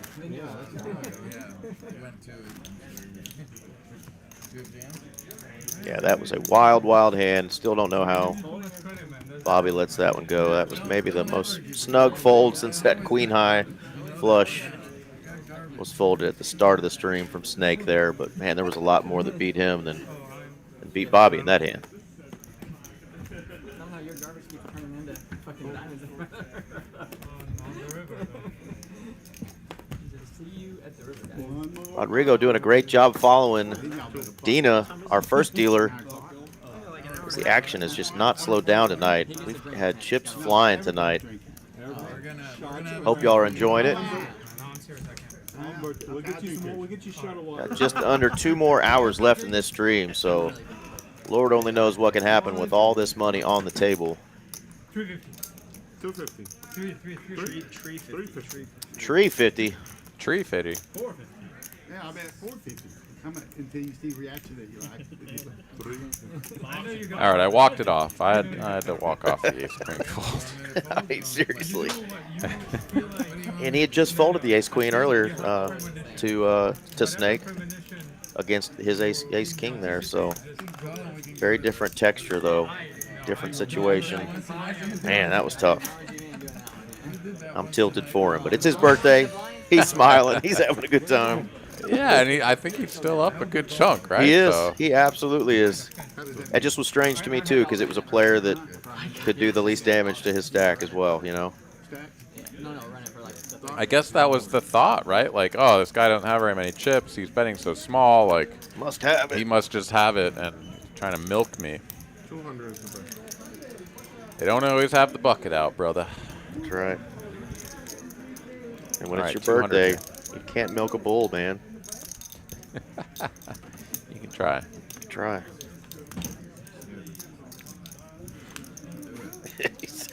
Aaron hated the hand so much you went to go watch a few minutes of the debate. I don't care what I am hating at any given moment. I do I'm not not hate watching. anything enough to do that. I ain't gonna suffer through it either, baby. No, Let me thank you. watch. No, I'm not gonna say anything Yeah. about it. All I will say is that I am so happy to be watching poker and hanging out with you fine folks, as opposed to doing anything else that might involve those people. Queen on the turn. Top pair for Z-Fish.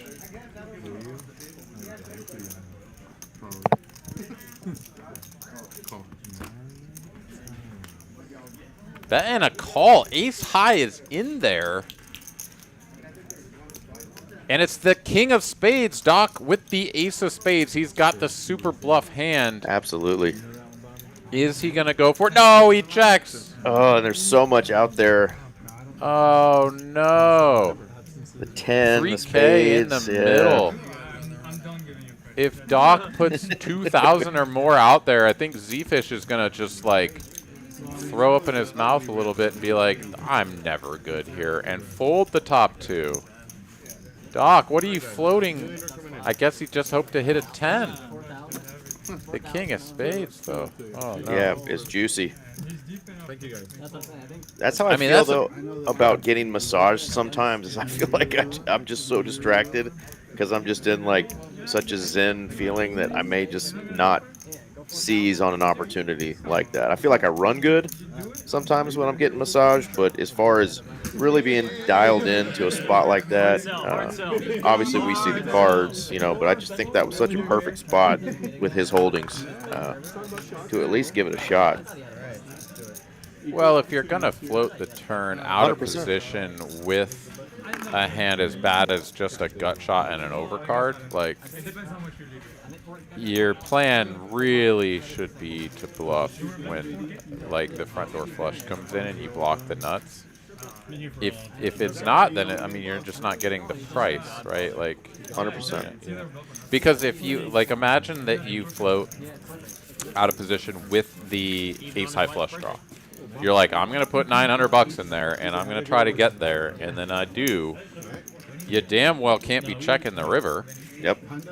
Right? Like, you have to bet. The flush draw just came in. Your opponent checks behind, like, everything, and you don't get paid. So then it wasn't worth you floating. So if you're going to float with the flush draw, you got to bet the river when you get there.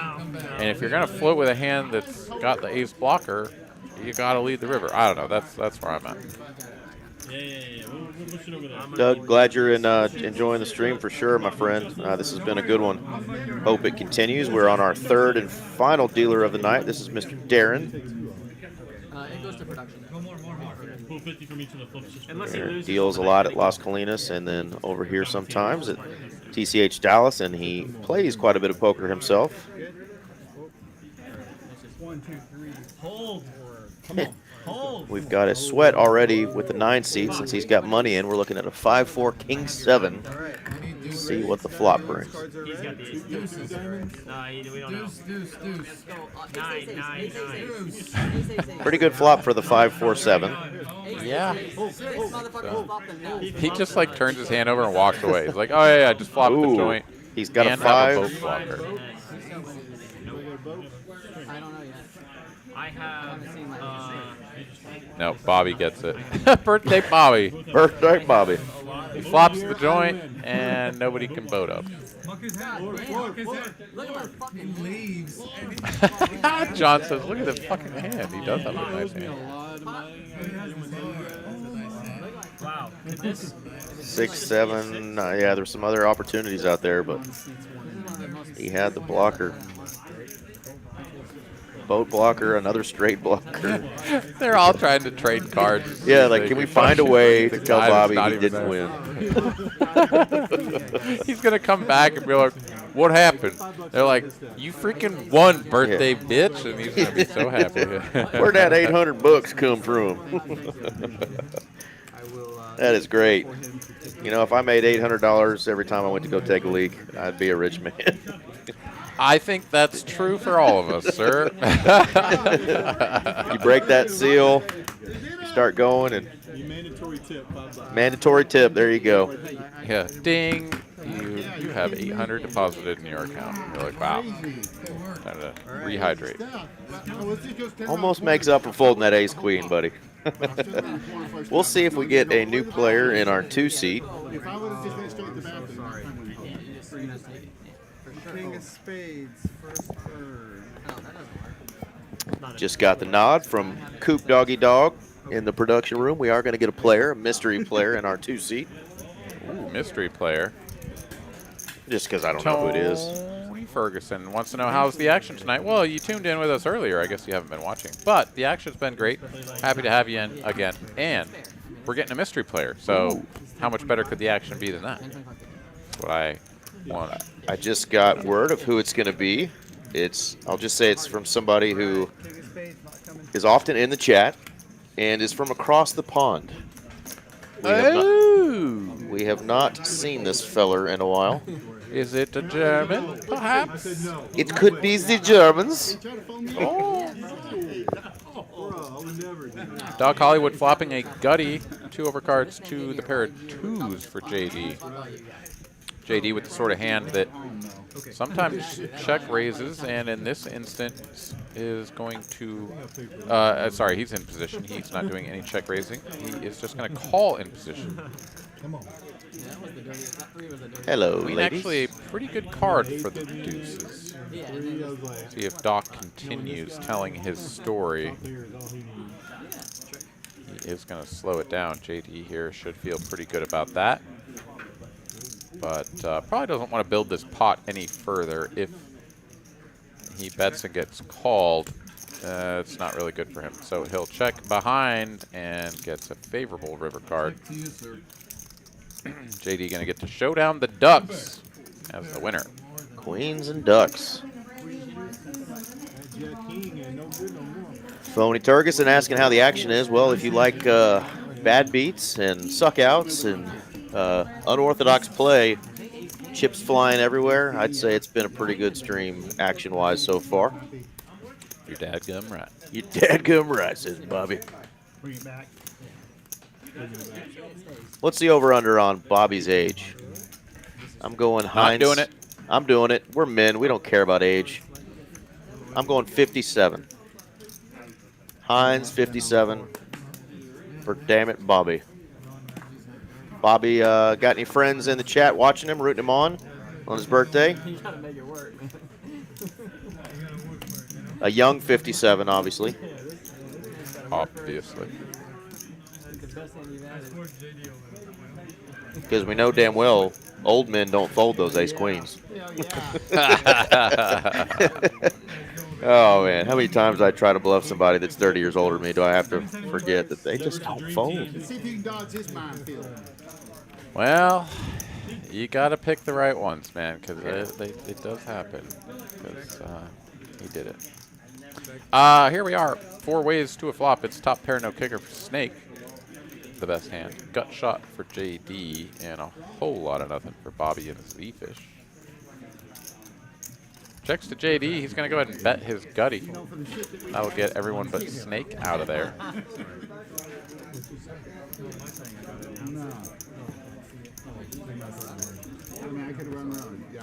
Tony, ace-ace always gets cracked. Ace-ace and ace-king, the most overvalued and overplayed hands. I disagree with you entirely. 7 of clubs on the turn. JD's 10-9s just got there, as he has the 10 as well as the king of clubs. So plenty of opportunities to triple barrel here, and he is putting the second barrel out there. Ace king and ace ace only as good as the flop and turn, and then the river. Yeah, man, they're only as good as all of the cards let them be. You're right. You know what, Tony? You're one fart smeller, the smart feller. Here we go. 575 to the Snake. He's got the best hand, but this is not a small wager. Little over half pot. He has no kicker. Really giving off the sort of relative strength of his hand as well. Uncomfortable here, and he's going to let this go.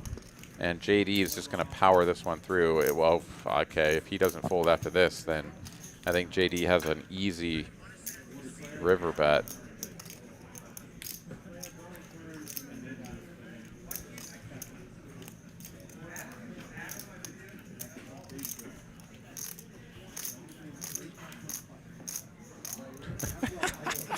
I think Tony's got to just be trolling us at this point, right? All right, Snake does let it go. JD gets it through. I'm just glad, Aaron, that I am not too old to enjoy the jokes that we're enjoying tonight. You know, there's people tonight stuck at home watching TV thinking that the world's coming to an end, and we're over here laughing at butt jokes and innuendos. So I can't think of any better place I'd rather be on a Tuesday night with what millions of other people are doing tonight. And Here. you and I are both saying no thank you. You know what? It's all about living your life. I'm not going to go too far down this road, but you know please, what? Please. But here's what I am going to say though, because this doesn't just apply to like what's going on in the world and everything, right? It's what's going on in your world. We're all human beings. We're all out there doing the best that we can, and there's a whole lot of chatter out there about things that you can't do a damn thing about. And when we let that get in front of us and control the narrative that we have for our lives, then it really takes away from the fun and the enjoyment that we can have for ourselves. So it's about going out there and living our lives and doing the best that we can with what we can control.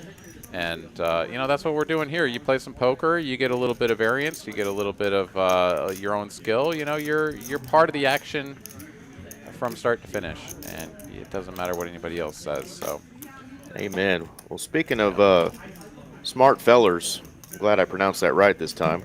yeah, yeah. Mr. Randy, Mr. 3Coin himself, the handsome feller, just joined us in the chat. What's going on, 3Coin? Hey, hey, hey, what is up? Get your face on this stream soon, my friend.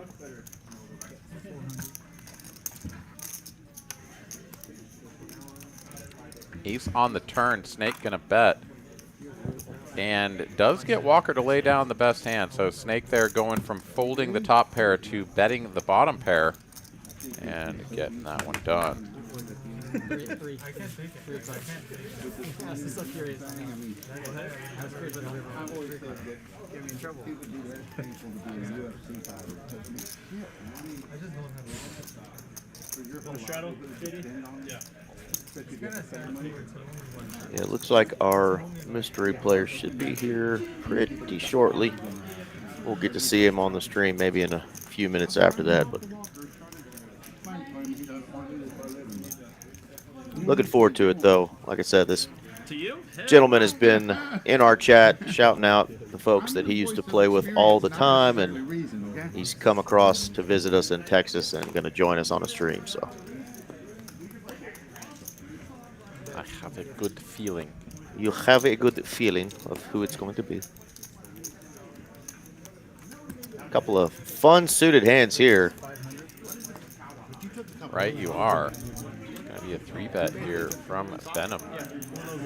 Over to Z-Fish, gets to play this one in position deep against an opponent that has many, many big blinds deep. Gonna make the call. Venom here out of position with the betting lead. And, ooh, little spoiler to the flop. It's Jack of Hearts and then a couple of mystery cards behind it. Bottom pair for Z-Fish is the best hand. Venom 2 overs, gut shot, and a club draw. He's going to check.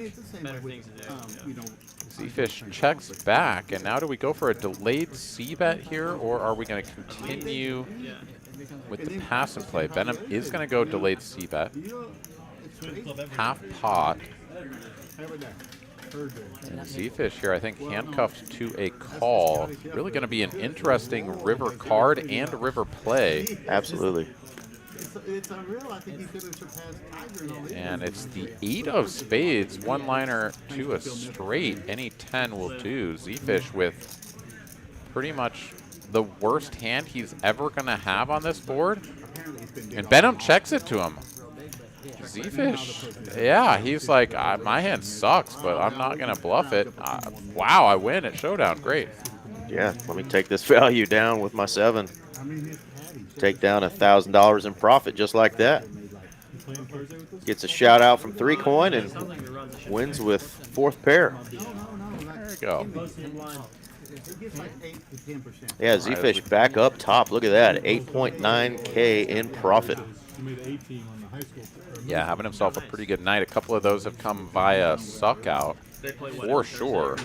But Z-Fish here also put on a clinic as far as playing hands that are a little bit outside of the, I'd say, outside of the lines, you know, sort of coloring outside of the lines. But he's making it work, and he's up a pretty penny. John there up a little bit, maybe 10 trips to Taco Bell, something in that range, depending on appetite, of course. Could be 20 or more. Yeah, nobody's down multiple buy-ins tonight, so everybody's still got a chance in this next hour and a half to try to run it up. And how many times have we seen that? Quite a few. Z-Fish here just continues to get dealt playable hands in addition to the sort of nonsense that he's been working with.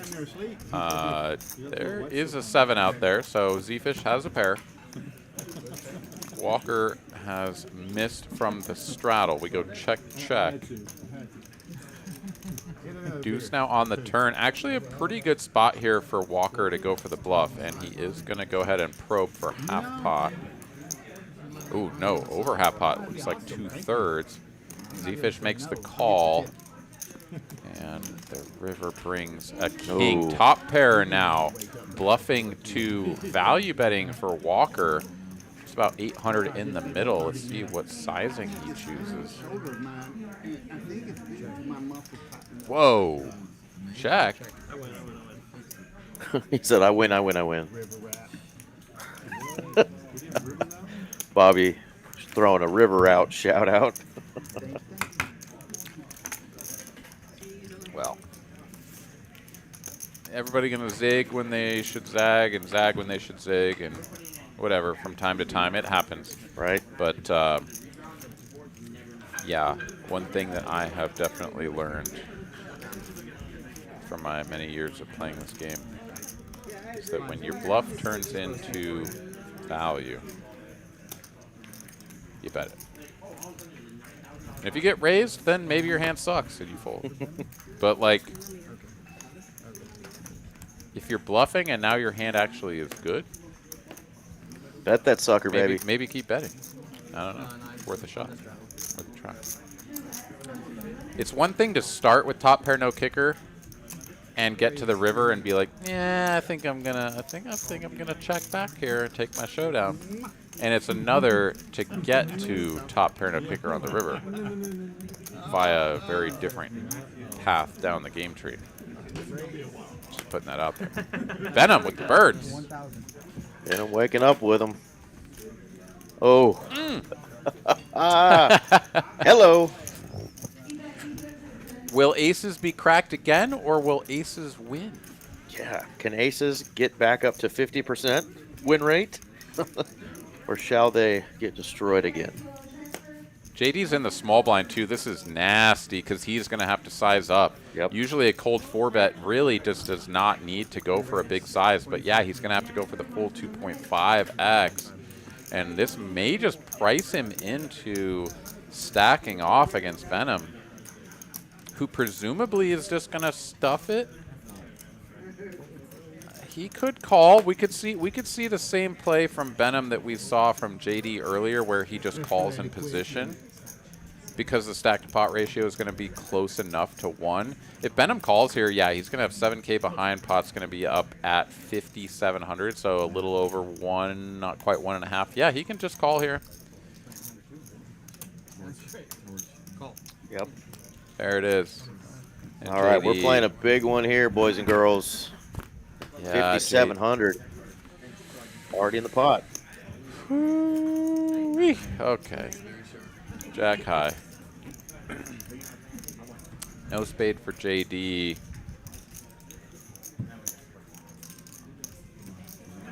Traditional thinking is that you sort of continue with your range advantage here. Bets very small and then jam on turns. That is the route that we seem to be going. JD bets 1K. With 2 red aces here, is it time to put in a raise, or are you still just flatting? No. You can't be doing any raising here. Yeah.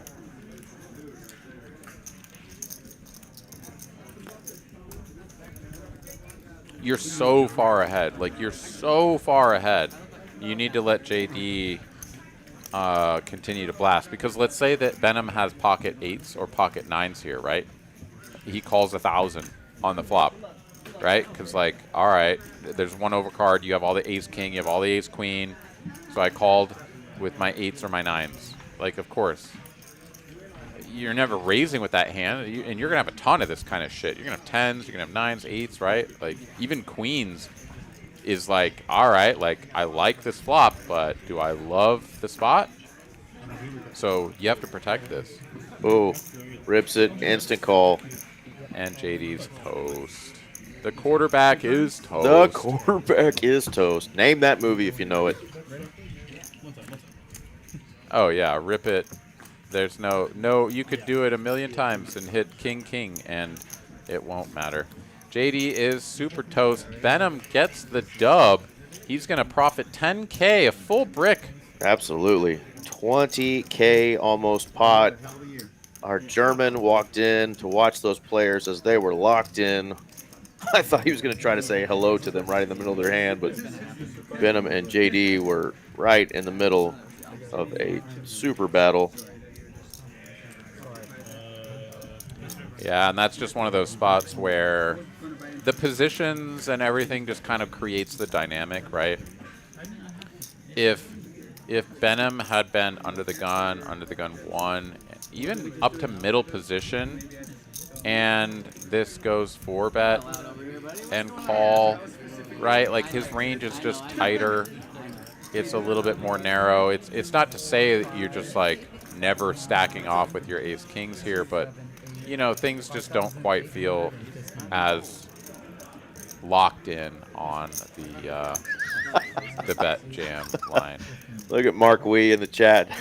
Someone ask JD if it's too soon. Oh, yeah, man.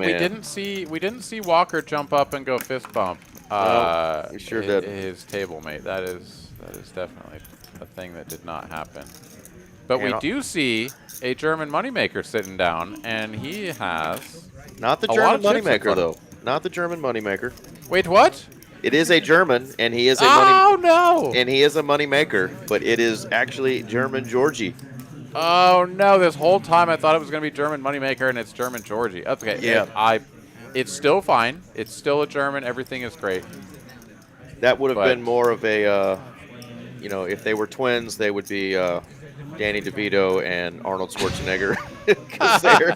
I didn't actually even look. I just assumed in my mind that I knew who it was. Totally different human beings.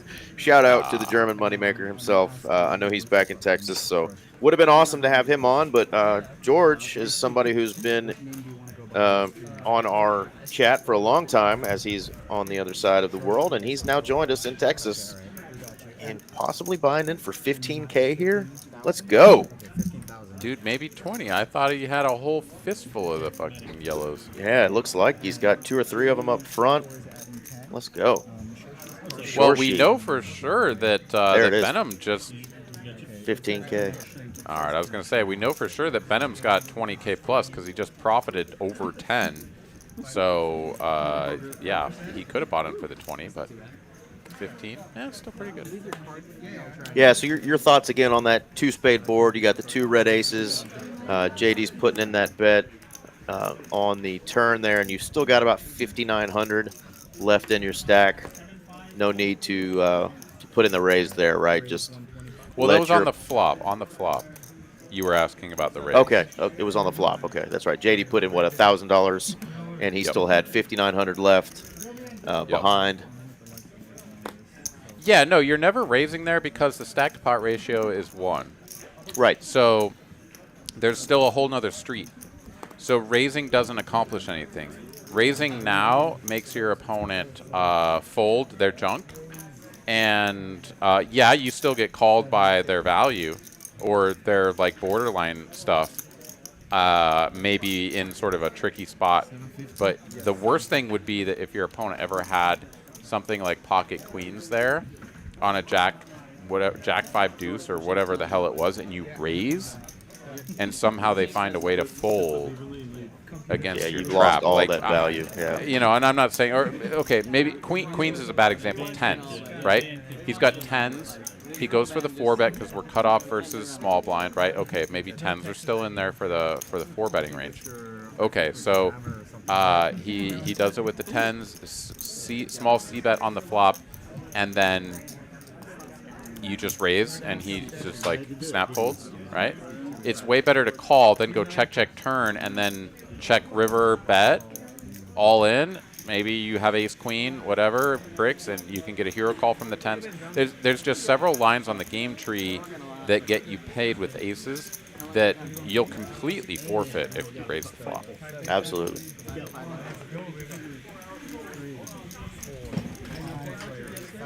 And Crazy Frenchman 205 is joining us. What's going on? Says Yahoo. Yeah, joined at a perfect time after watching a big hand. And got a fresh player joining us in the 2 seat. There are 5 players saw a flop. Top pair for Snake. whole lot of gut shots and one pairs and squad douche out there as well. Yeah, there's a couple of them. Our game is you can tune it for your stage from 5%. Yeah, it's actually a really clean setup, not really bad at all. Yeah, I was talking about that. Yeah, I know. Yeah. Yeah. 13. They might add a holde'm this time. 1,300 from Benham. It'd be either 1025 or 2550. No. I'm saying in general. They might. It's only PLO. 13, yeah. They're saying they might add holde'm on Saturday. This is really only third pot into 4 opponents. This pot just swelled up. Reflop. Yes. Doc Hollywood with 3 players left to act behind him.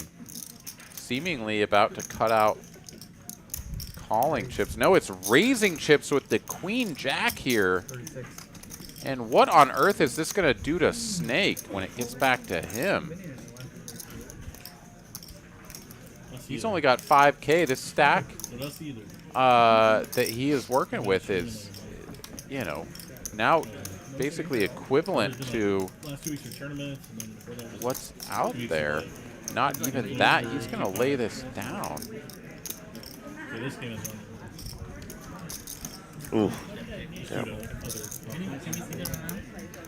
And Doc Hollywood just absolutely powers that one through, winning a massive hit. Oh, it was a queen on the end. If somehow the money gets in there and Snake is just like miles ahead, he gets super coolered on the river. That would have been the most savage river card that you could imagine. Snake just kind of like is like, I don't know what's going on, shrugs it all in. And of course Doc is like, oh God, I guess I have to call the last like 1,400 or whatever it cost me to see these last 2 cards. And bingo's the queen on the river. Yep, the zigging when you're zagging thing. Wowzers. Yeah. Yeah, there's been a lot of pretty wild stuff going on here tonight, Tony. So welcome to the show, and I hope you stick around. It's yeah, it's a good one. And Shorshi, he's now part of it. Yeah, Joni B up there says he was asking if the players' mics weren't working. Maybe the volume on your end was a little down. Players have been a little bit more quiet in the last couple of minutes, but I can hear them pretty well. Let us know if you can't. I also like to run my mouth, so sorry if I speak over them, but it is the Shorshi show as he wakes up with Jack 10 suited, first hand he's involved in.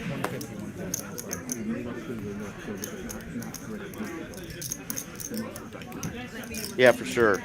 We've only had a couple of rabbits shown tonight. Usually don't do that on the stream, but players have done their duty of tipping the dealers when they ask to see rabbits. So we've allowed it a couple times tonight, and that was a doozy. I'm definitely one of those guys that doesn't want to see what would have come. For sure. Because I do think that, like, if you're in like a sound state of mind and you're playing as well as you can, and it's perfectly fair to like be in the middle of a downswing and start, you know, being a little gun shy, or being in the middle of a heater and being like, hell yeah, I'm playing this suited 3-gapper, like let's go. Like we can play a little bit outside of the bounds from time to time. But seeing runouts that you shouldn't have seen can only like artificially put you into a place like that, you know? Absolutely. You see some run out and you're like, oh, I should have been in there with my garbage. And it's like, no, you shouldn't have. You made the right fold. Like that was like a miracle run out or whatever. And then you start playing more garbage because you saw that. Don't do that to yourself. Good Lord. Shorshi with another nice hand here is going to raise it up to 150. I saw John fold King Queen on the button as they've just started the knit game. Pocket sevens does make the call though.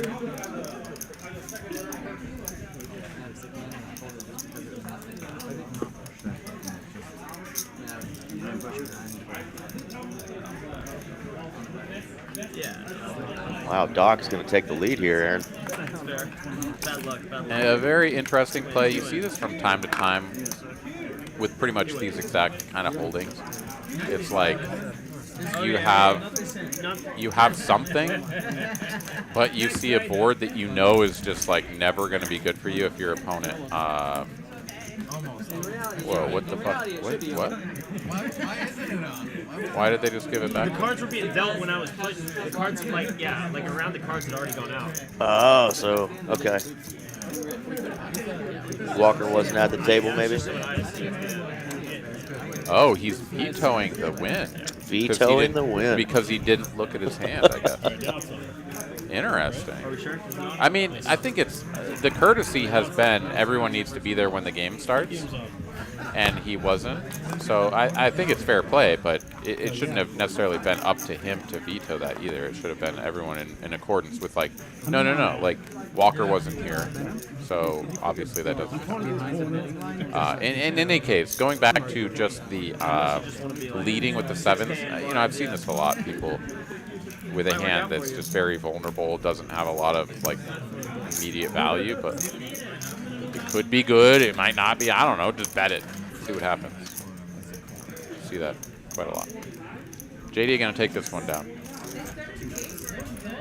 No, he's not. Sure, she calls. Oh, the action tracker was incorrect. My apologies. 3 to a straight, 1 overcard, and the gut shot. 1 overcard for Shorshi. Definitely a check raisable hand here for Shorshi. Let's see if he goes for it. Just going to call the ace high good enough and a very small bet. So one of those spots where it's like if he had bet smaller, if he had bet larger, the check raise would make more sense. Just calling with the ace high actually pretty profitable. Pretty weird spot. Shorshi picks up a pair to go with his ace. JD checks back. Here we go. River card, no good for JD. And we'll see if he goes for a bluff here.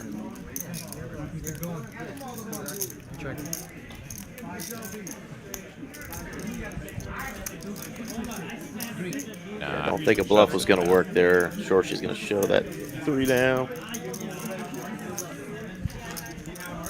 Yeah, I think JD, he's just a little too far up in his range. It's like borderline. Like if he has like king 10 or certainly like jack 10, right? Anything jack 10 and below, he's going to be sort of like mandated for a bluff. King jack maybe just a little too good. Yeah, welcome to the chat, James Jones. Thanks, Mark, for letting him know this is Texas Card House Dallas. You can see the Dallas skyline there on the table. I know Houston has joined in the fun and added the Houston skyline on their table, our Rio Grande Valley location for their live stream. They've got some palm trees because they're down there close to the coast. What about you guys down there in Austin, Aaron? Are y'all going to get something cool on your felt to represent the ATX? You know, I presume that we will be sort of doing the same thing, sort of cycling through Capitol building or something cool on there. Well, I mean, I'm not part of this. You know, to make it perfectly clear, I am not the decision maker when it comes to this sort of thing. But my guess is that with the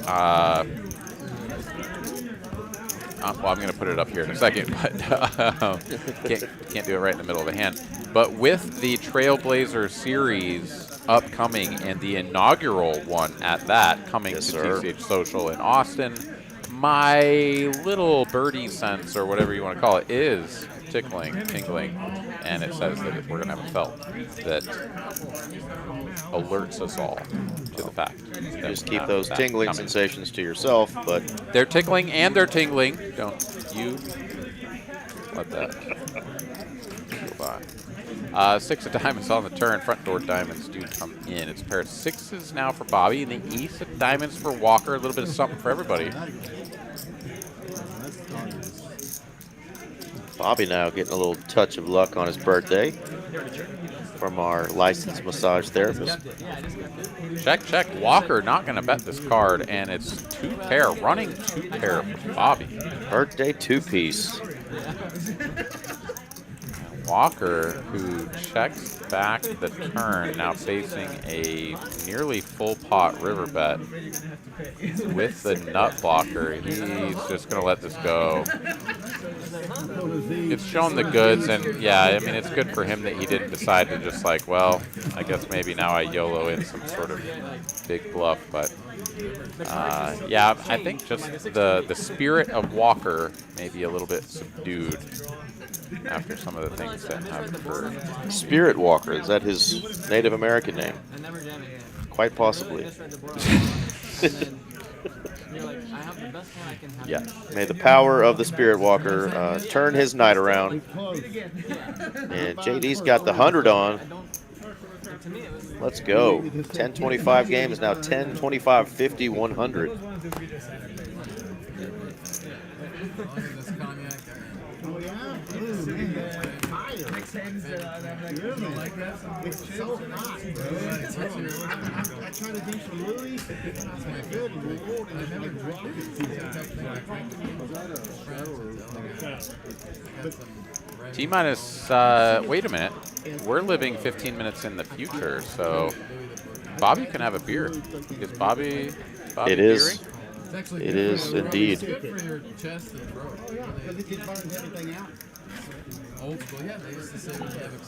All right, 3 players going to see a flop here. 5 high flop. Don't see that too often. It's the joint for Benham. Hello. Wheel me. And as per the usual, when you see a 5 high flop, nobody has anything.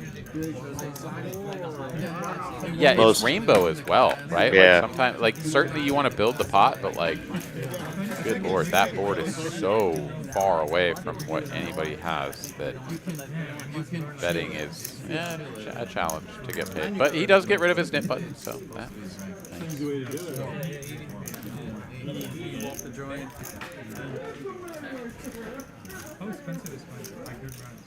Shorshi has gone to showdown on 50% of the hands he has played, so taking the lead in that department. Hand number 92 underway. $50 straddle is on. Crazy Frenchman. Those chairs look comfy. Yeah, I think the chairs at all of our TCH locations are quite comfy. The ones that we have now are nice roller chairs here at TCH Social in Austin, upgrading over the fixed leg chairs or whatever. I don't know. I guess the rolly chairs have fixed legs as well, but they roll, so that's nice. Whatever the correct definition is there. Yeah, these chairs see a lot of action, to say the least. Kind of like your whoa, settle down. But they get more ass than a toilet seat. Yeah, we have 27, 28 tables in here, and they do see a lot of action. We definitely recycle and get new chairs as they get a little worn and torn. Just like your mom, yeah. I knew you were going there, so I just beat you to it. I didn't say a thing. I don't know what you're talking about. Yeah. You leave Dottie alone. She's a great girl. Thankfully, my mother does not listen to the live stream because she has no interest at all in poker, even though she loves her son and his terrible jokes. Oh man, I just gotta say, Eric, I always look forward to these Tuesday nights. Me too, man. It's always a good time. Get to watch our boys and gals splash around in pot sizes that we hope to be playing one day, and you know what? We get to tell some silly jokes and not get canceled for it. So we hope. Yeah, we hope. The future is always right around the corner. John here up several trips to Taco Bell still, but kind of treading water. He's been in that department kind of for the entirety of the night. Venom up $12,500. $12,000. Mark doing his best. He's on the clock tonight. He's getting paid because he is throwing out all of the info for us. So thank you, Mark, for doing that. Yeah, we do have some discounted rates for first responders, and certain times a year you can get some discounts. Like you were saying, when the new club opened up, they had some hella deals. I waited in line when the TCH Social in Las Colinas opened up because I wasn't a full-time employee at the time, and got that hella deal, time matching. But yeah, $10 daily membership or $30 monthly membership, or if you want to save yourself some money, do $300 for the full year. Save yourself $60 that route. Good math. Math is hard. Maths are hard, words are hard, but Z-Fish is hard with his 8-7 of hearts, and Bobby, 8-7 of diamonds. We're going heads up to a flop.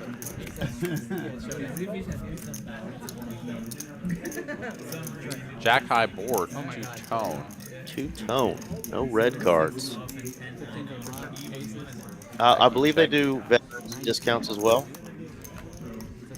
Not for the time, but for the monthly memberships. Don't quote me on that. Or you can, and I'll take the flag. Good guy on the live stream. Yeah. Z-Fish picks up a gut shot. He's going to just be able to barrel this one through easy, easy. Gets rid of his knit button as well.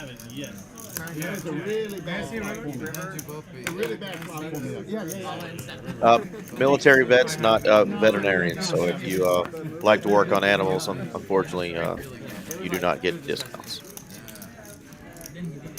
And James, the initial buy-in maximum was 5K, and it's matched the stack after that, so we have seen many players adding on. Venom here winning a whole lot of money, and Shorshi going to go ahead and just buy in for 15K. So we've got some very large stacks on the table. And as we come into the 10 o'clock hour, that means it's time for Mr. RJ Dupree to join us. What's going on, my man? Not a lot. What's up, fellas? How are you guys? We chilling. We chilling up in here, and we're having a jolly good time with some deep stack poker going on. Nice. Bringing in the deep stacks here on a Tuesday night. I love it. Absolutely right. $50 straddle sticking as Doc Hollywood here under the gun, going to go ahead and just blast this up to 475. Going to try to just barrel this one through as we are in the midst of a knit game.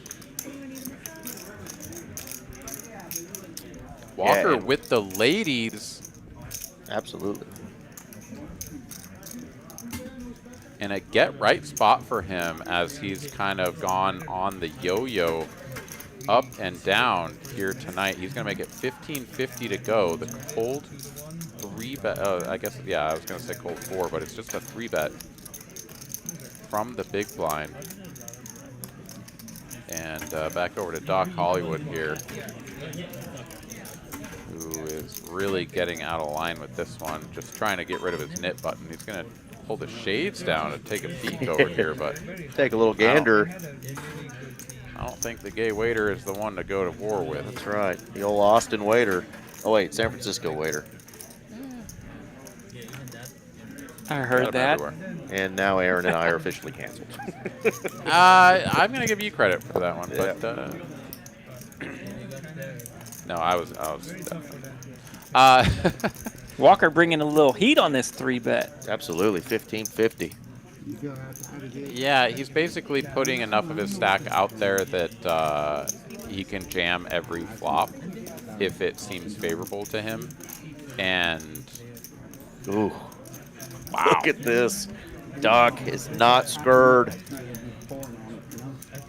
Yeah, I mean, I think the one good thing for him is that it's very unlikely for him to see a board that he's going to want to put the rest of the money in on. So while the stack pot ratio is like a little under 1, it's Oh dear. Oh, dear. Wow. Oh, my goodness. Actually, now it's going to be dangerous for Walker here, as he's going to have to fade a lot of outs. This is a statistical coin flip.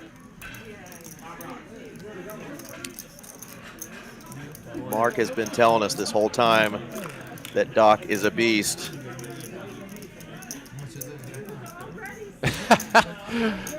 Doc wants a count. Walker, when he doesn't get snap called, is like, okay, he's going to have something like 10s, 9s, 8s, and we got him.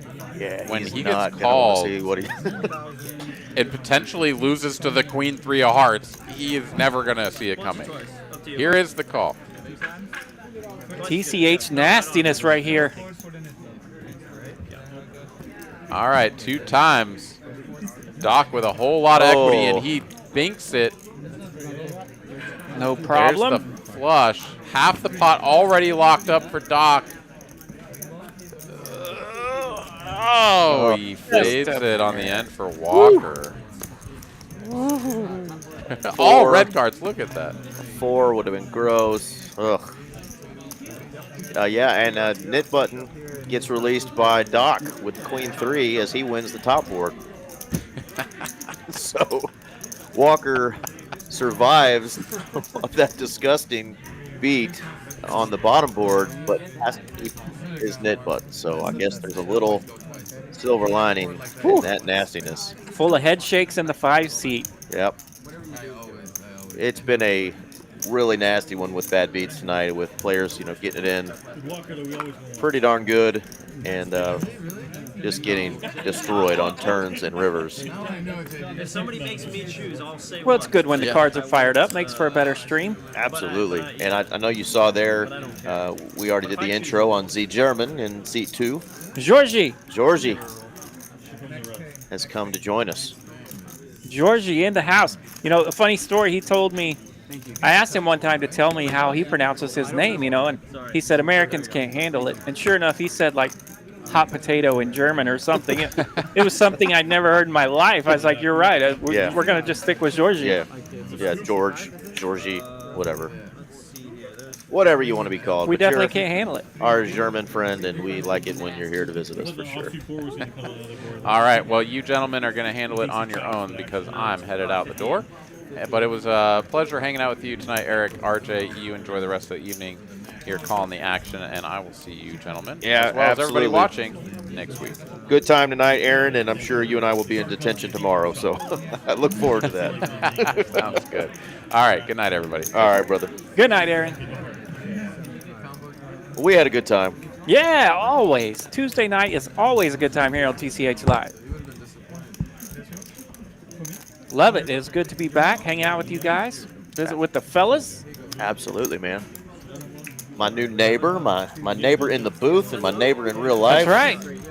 Over there in the Castle Hills Grandscape area. Man, love the new place. Got to stay there actually a few nights, and man, it's cool. It's a good spot, and we're just, 15 to 20 minutes from Texas Card House. Both locations, really, when there's no traffic. Absolutely. I recommend it to anyone. If you're looking for a place, feel free to hit myself or Eric up, and we will get you set up because that place is pretty sweet. I'm loving it. Absolutely. All right. We've gone 5 ways on this one. Who's got the best of this? It looks like Z-Fish has landed a 4. And another deuce, so a full house for Z-Fish. Bobby misses his straight flush draw. Not fair when it's your birthday. It's Bobby's birthday Happy tonight. birthday, Bobby. Got to run good on your... He makes the call with the ace high. No good. Got to run good on your birthday. And he has been running good. He's made some crazy folds, though, tonight. A couple of suspect ones and a couple that he just had spidey senses going. I got to check in earlier for just a few moments, and I saw one of those folds from Bobby where he was playing ace-queen on an ace-high flop. And ace-king is sitting right behind him, and on the turn, he went ahead and folded that bad boy. Oh, so you saw that one. Yeah. You didn't see the ace-queen he folded when John had bucket jacks. Ooh. Same flop, ace-king 4 and 9 on the turn. Not full rainbow, but just 2 spades. He's got ace-queen of diamonds. Okay. And folds on the turn. Well, I mean, ace-queen. Says I put you on ace king. For a It play, just folds. for a player like John, you know, John hasn't been out of line. You know, he's on a lot of Tuesday nights and very seldom gets out of line. So he was able to find a spot and play his reputation there a bit, perhaps. Yeah, the chat gave him a little hell. Aaron had to take a breather, walk away from the booth, but it was still a fun hand. Speaking of jacks, we got Shorshi waking up, rocking jacks right now. Jiggities, yeah. Doesn't have to show it. He's already gotten rid of his knit button. Yeah, he came in, sat right down, bought in for 15K. All right, he means business. That's right. Already up $500, just a few hands. Nice welcome back. Yeah, as you can see, only 3 players now. We did have a player leave. We had Shriek that was in the 2 seat, and he gave it hell, but just wasn't his night, so he gave up the seat. We got Georgie in there, but Snake, Walker, and JD all down 4K plus. And it's been a real swingy night for our brother Jay Diggles, as he was up quite a bit and just ran into a nasty aces when he had ace king versus Benham, and they got it all in, and you know the rest. Aces hell. I did see in the chat that Jay Diggles and Z Fish were bringing up some hands that caught some chat earlier, so good to see our norms are at it again. For sure. Just a second ago, we had Mr. Randy 3-Coin in the chat. You come in fresh with the 3-coin hat on your head. Absolutely, rocking the 3-coin That's a at good top. one. Locally, worldwide. Locally, worldwide, 3-coin. Yeah, I watched him a little bit last night. He was on the Hustler stream out there in California, doing his thing, mixing it up. He's been having a ball out there. Oh, yeah. He's a blast. And, of course, sadly, we only got one 3-coin hat on the table, so we're going to have to get some more. Yeah, we're slacking tonight. We're slacking tonight. Get Randy back in here with the swag. Or swag, I don't know which one it is. Yeah, swag works. Phony, good night, sir, in the chat. Good night to you as well. Thanks for checking in.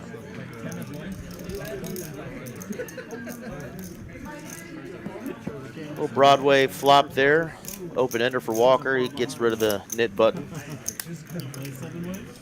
Yeah, we've been pumping up some of the tournaments. I know last week we pumped up the big tournament coming up, the Trailblazer series that's going on, which is going to be in Austin next month, but kind of forgot that we have this sucker coming up here in Dallas. It's a good one. The even bigger one, the Mas Grande. Flights start on Wednesday the 25th. So it's our $300 buy-in tournament, 250K guarantee. We've smashed it every time. First place has been right around 60K plus every time. So what an investment if you can turn $300 into 60K. So come on out starting September 25th. You don't get to rock a $300 buy-in for that kind of prize pool very often, and we are running that bad boy once a month, so you want to make sure you're checking that one out. It's a good one.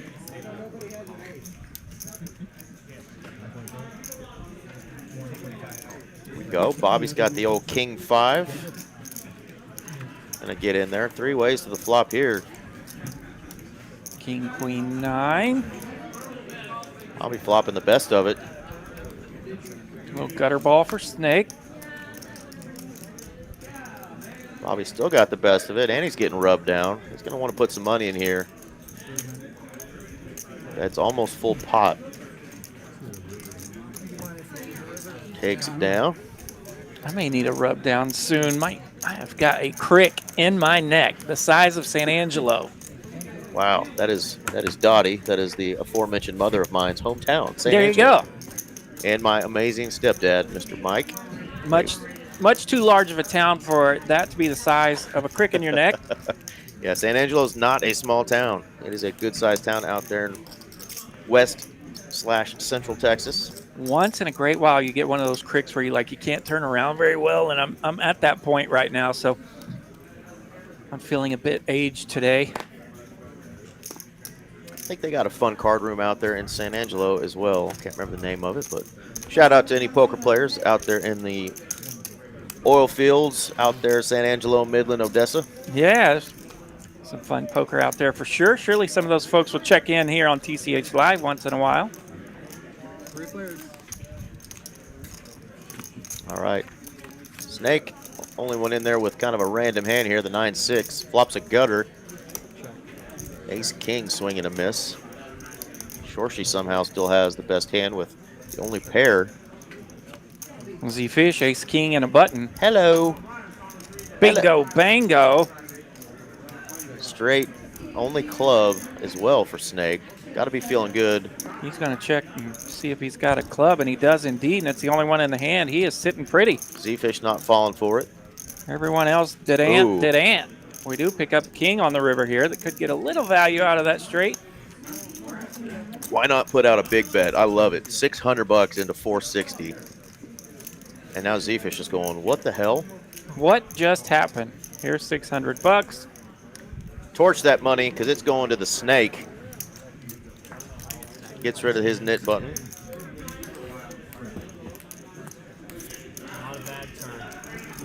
Not a bad turn. A pretty good turn for the big lick.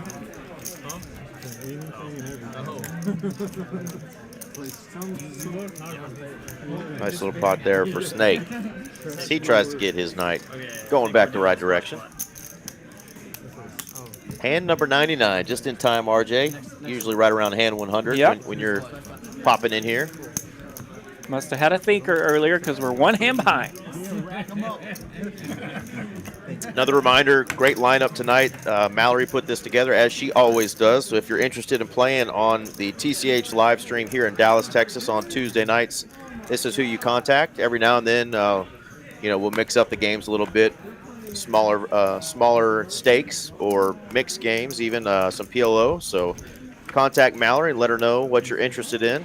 She can try to get you in on the stream. She'll just ask you a little bit of information about your poker history, what you're interested in as far as stakes, and try to get you in on a stream. We often have wait lists to get on these streams, so get your name in early and we'll see if we can't accommodate. But she is the best at putting these lineups together. Heck of a dealer, too. Heck of a dealer. And a poker player. Mal the Pal. She just chopped that ladies event. I saw. Congrats, Mal. Indeed. That was awesome. Crushing events in our recent Poker Atlas tour. Another good flop for the Snake. As he flops top pair, he's going to take it down. Back-to-back hands. Got his stack back up to 5K. Drinking time. There you go. A little run here for the Snake. And it being Bobby's birthday, Aaron didn't want to go that route, but I said we're guys and we don't care about people guessing our age. I said over-under, I'm setting it at 57. I got 1 vote for the over. Where are you putting Bobby's age at? Man, I think that's a good betting line. Yeah. And he's a young 57. Energetic, having a blast. No play. I wouldn't play it. Because I don't know which side to go. Might have nailed it. Okay, let's go. Cocktail! What? Doc. Actually, it's 175. Is that time? And it's 10 o'clock. He said I trusted him. I trusted him with 10 o'clock. It's 9:45, but you know. No, it's 10 o'clock.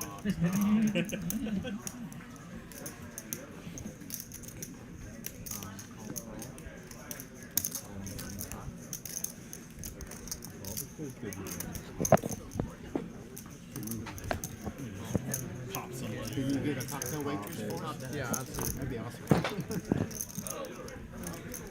All right. What do we got? 1, 2, 3, 4, 5, 6 right now. Let's go Texas heads up. Let's keep it this way. Jay Diggles. He's going to do a little something about it.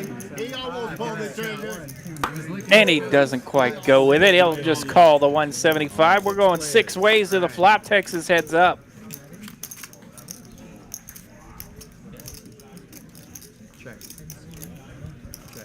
Not a terrible flop for pocket eights. No one holding a 10. A couple of raggedy hands out there. We do have a set for Z-Fish. Bottom set, duck, duck, deuce.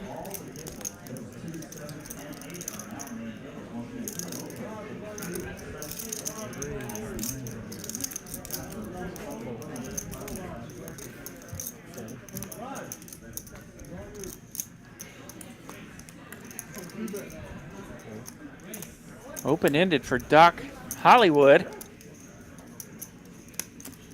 Yeah, pretty action flop here. John sitting over here with an ace high. 1% equity says, nope. Don't like the way this is going. I'm getting out of here. See Fish, though, with a set of ducks. Got to dodge a few cards. That's not one of them. Doc's going to lead out here on the turn with his open-ended. He's done this a couple times tonight, and Z-Fish is going to say, thank you, sir. I'll take that 800. Full rainbow now, full Badoogie board. I think, is that his flop bet that's sitting there? Or did he just insta-call? He might have. I wouldn't expect a call here from Z-Fish. No, no call yet. He's pondering what he wants to do here. I think that... Oh, pardon me. Okay, I see what happened here. That's in front of Hollywood. Yeah. So that 800 was the bet from Doc. See Fish coming in for the raise now. There it is. He's got a couple discs involved. So yeah, big raise here. Makes it 2,600, 1,800 for Doc to call.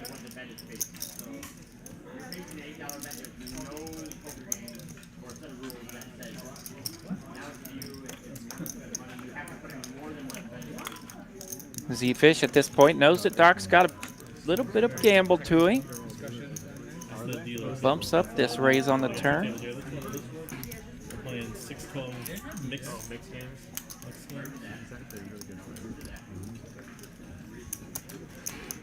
All right. Doc makes the call, looking for an ace or a 6. Bingo! Oh my Bingo! God. Goodness gracious. What a crazy call, and look at that river. Man, we have seen some crushing beats tonight. Doc with the head down. And you can see a little breath from Z-Fish as Well, he's got to be thinking, is he really going to be leading with as if a straight something draw? might have happened here. But was he really leading on that turn with a straight draw? And, just gross. Yeah, that lead out on the turn's nasty. 3,200. This might get in.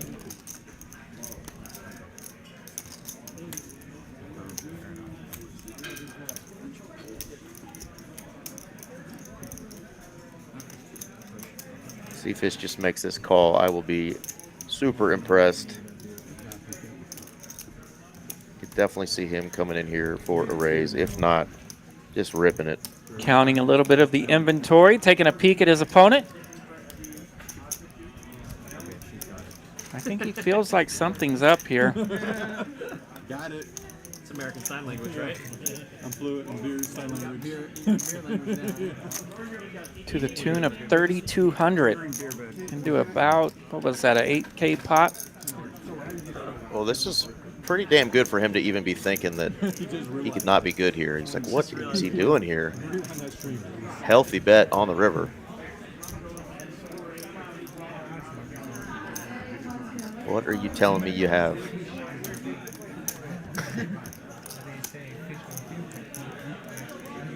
Z-Fish is fishing for information right now. He is. He's going into the talking.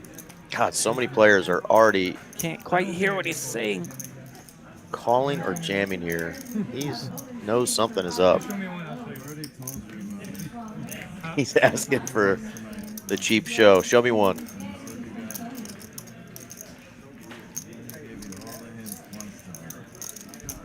Not a terrible hand to show a 3.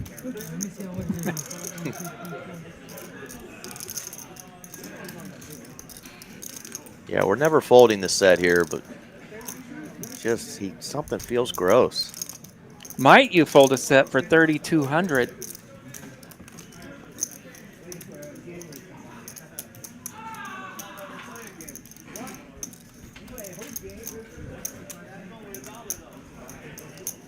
What a tank show here. An amazing tank here, right? If he folds this, I will just be blown away. Counting inventory once again. My man is torn. Somehow she made it happen. He's giving him that fisheye, boy. He does not like this. No, you already had like, you're cut off. I'm pretty sure. I mean, there were no other draws. There's no flush draw. Yeah, 5-8, 3-5 the only two straights that got there. Obviously, there's bigger sets. 10s, 4s, 7s, 6s, which would just be equally gross to this run out. 8-9 got there as well, but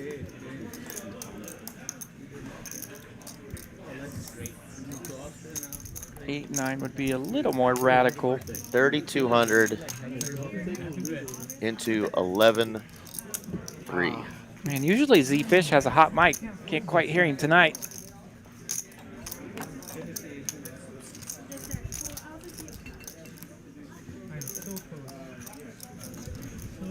Yeah, we all count on sets being our money makers in Hold'em for sure, but when you can sniff out that your set has been cracked, it saves you a ton of money as well.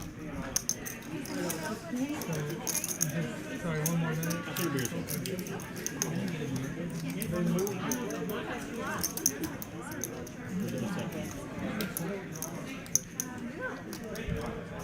Reaching. There he goes. It's in there. He makes the call, sees the bad news, and he knew it. Little frustration from Z-Fish there. We hardly ever see the man frustrated. I think he knew it. He really wanted to be able to fold that hand. I think he really felt like something was telling him he needed to fold, but that hand is just too strong. The bet was small enough. I mean, there's so many players in our room that are just ripping there. Not even putting him on a 5-3, not even putting that into a consideration there. And, nice job from Doc as well, getting a lot of value out of that open-ended that binks. Nice hand for him.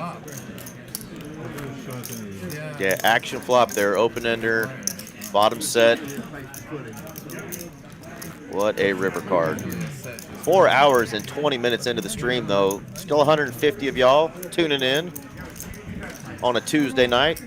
We are here live at Texas Card House in Dallas. Had Aaron McAvoy with us, joining us remotely from the Austin location for the first 4 hours, and now it's RJ Dupree and myself, Eric Van Loosen, rocking it for you, as always, on a Tuesday night. So happy y'all are with us. Can't think of anywhere else I'd rather be. I know there's nothing else I'd rather be watching tonight. Not at all. Not at all. It was a boring Tuesday night on TV. Yeah, sorry for those of y'all who are stuck watching some other shenanigans. Thank y'all for joining us, though. We're having a blast. The jibber jabber here is a lot cooler. Late night on TCH Live, Texas Card House, Dallas. And there you go. The flop that Z-Fish wanted. Full house. Doc likes it here. He's got ace-6 on an ace-ace-deuce flop. Look at that. His stack is up to almost 28,000 now. Yeah, 14K in that last pot. That'll be good for a stack. How about a boat ski? Bingo, bango again. Sixes like Hollywood. Ace-6, always talked about as the worst ace you can have, but not when you have a boat. Pretty good board for the old ace-6.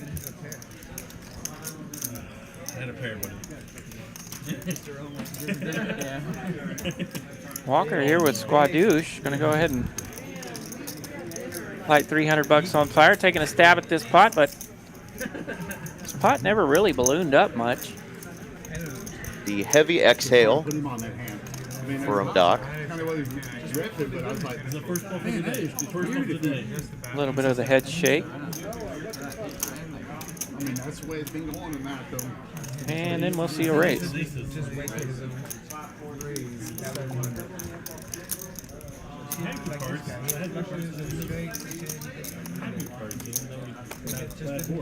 Small raise.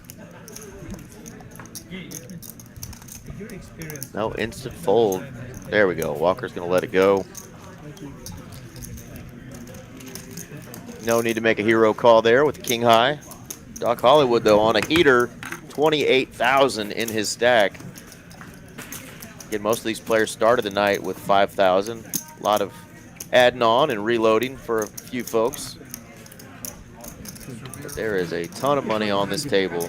We can see 40, 50K pots.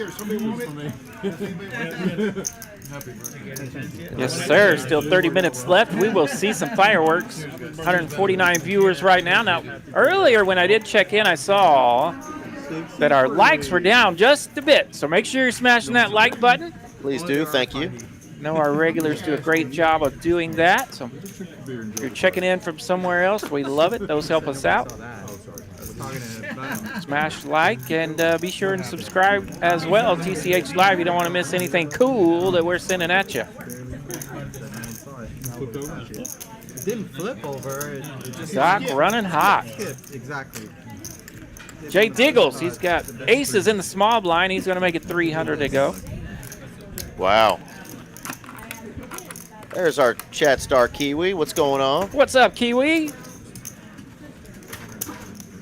Hope all is well down in New Zealand.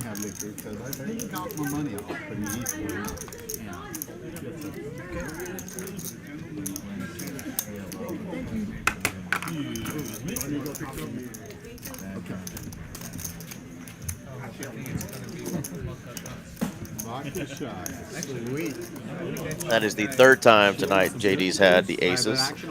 He got him cracked super hard earlier by his neighbor in the 5 seat, and got aces in the very next hand, and at least got a good chunk of it back. But, there you go, back-to-back aces. That's always fun.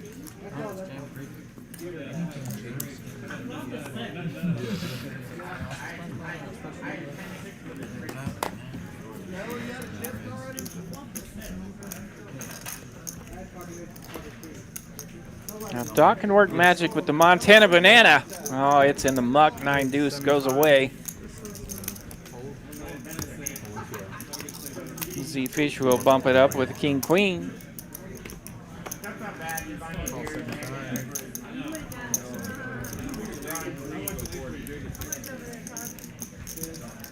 Couple of suited aces out there. They'll see a flop. John suited with the King Deuce. Yeah, 3 of the aces out there. Well, happy birthday, Chad Star. Shares a birthday with Bobby in the 9 seat. Happy birthday. And congrats to you on finishing those cancer treatments. You keep kicking that cancer's ass. We're going to wish you all the luck and prayers headed your way for a nice recovery. Pair for both. Great flop for JD. Top pair and the nut hearts. Snake, though, with a pair of 6s with his ace. Always love to have that pair with your flush draw. Puts you in a pretty good spot generally, and this time he's rocking about a 75% equity with it. Lucky man. All right, it's past 10 o'clock, so Bobby's doing what he said he was going to do. He's breaking out that booze. Little birthday drink. Yeah, I'm happy to get it. Share beer and I'll get some cups. Thank you. It's gonna be the tiniest shots of all time. Tito's has joined the party. I mean, it is the only show in town when you got the only show. Tito's out of Austin, Texas. Shout out to Tito's. You guys want to throw some sponsorship? That's right. We welcome it. Another fantastic Texas company.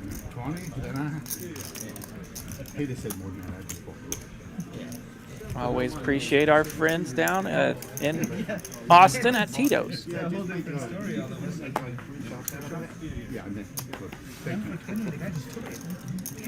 We are a BYOB establishment here, but we do ask that the beer and liquor's kept up at the bar, and our lovely ladies will serve you.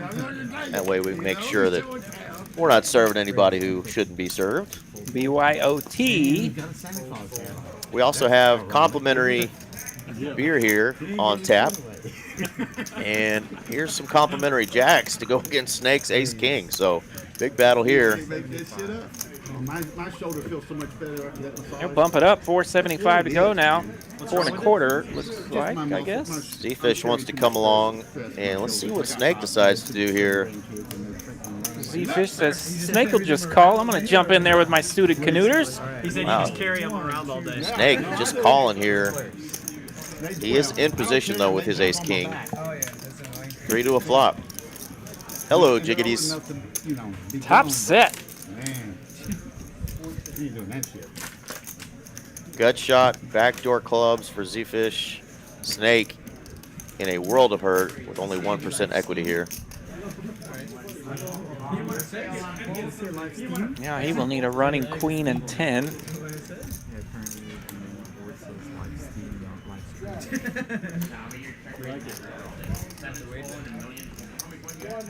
John's got a heart blocker in his hand. Top set. In the small blind position, he'll be first to bluff. I must have been going around 9:30 because my birthday luck is starting to wear out. It's kind of like, you know, I'm 89. You can't see me anymore. Gonna bet 1,100. And takes it down. Everyone takes the train. Chat star Kiwi in the chat. Question, and please don't laugh. Do you guys have bucket hats with your logo? I would never laugh at that question. It's a fantastic question. We do not have bucket hats with I our have not logo. seen those, but Kiwi, I think you're onto something. It's an idea. We should have those. If you enjoy Randy 3Coin, who's on our stream and He's a lot got of other some poker cool streams, bucket hats. he does have a line of bucket hats for sale. Not sure if it's on 3Coin's website, but you are more than welcome to check that out. Our stepbrother clothing line. Yeah. Well, that's not true. They definitely have bucket hats. Yeah, we need to get bucket hats. I'm in.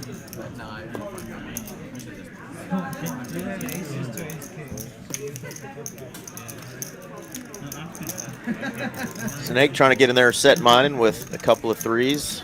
John feeling good. Got that top set in the small blind now. He's got a suited ace-10 on the button. Just a call in position. JD money down there. Are you kidding me? Like 3 times the value, bro. There's plenty of JD money on the table.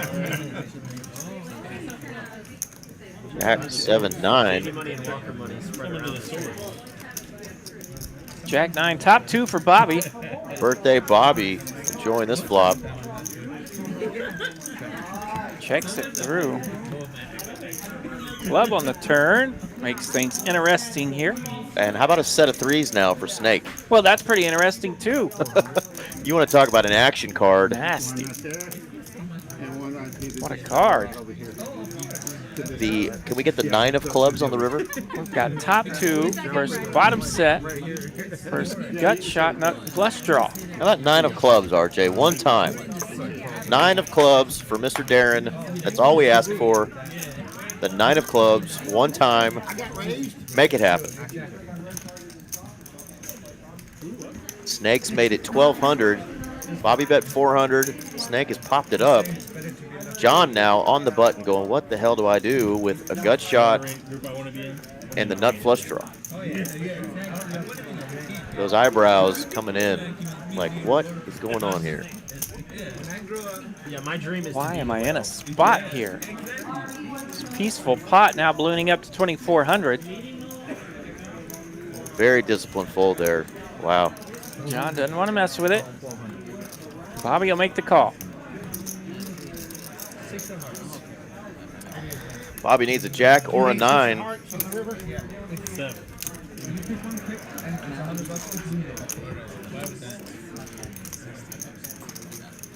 Womp, womp. Check and an all in. Snake's gonna bet it all. 2,700 in there now, and Bobby's already made the call. Bobby's made a lot of great folds tonight. Not going to be able to get away from top 2 pair. Snake's going to show him the bad news. He's either got 8-10 or he in a set of threes.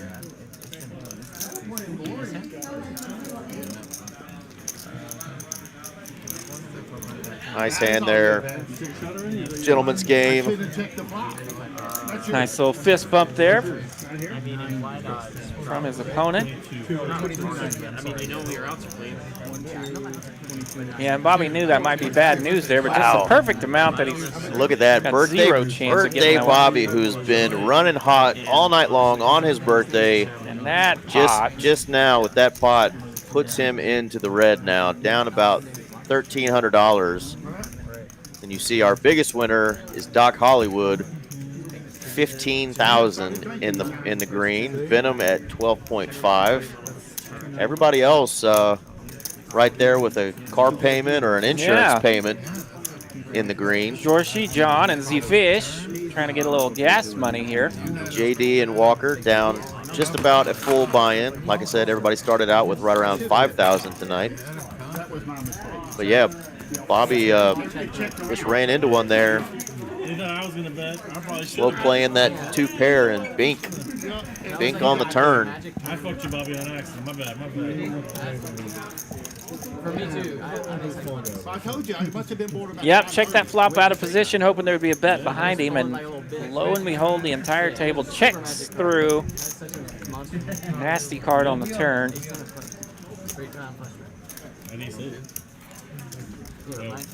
I had 2-5 off. Crazy hand. That get you healthy, Jacob? Yeah, they did all right. Yeah, you winning now? Okay then. I don't think so. But Hit the spot. I ain't losing bad. 300. 300? Yeah. If I had to lose it to something last year. Walker waking up with an ace, offsuit ace-9. Announcing 300, he's ready to play. John's going to let go of his Bobby, I'm coming for that birthday money. ace-7 off. Man, it's in play, bro. Clearly. Bobby's birthday money is in play, he says. Money now. Walker is alive and well now. Shorty coming in there with a nice suited jack-8. It ain't much. Diamonds. Diamonds. Let's see, Walker does have that. Ace of Ace. diamonds. Diamonds.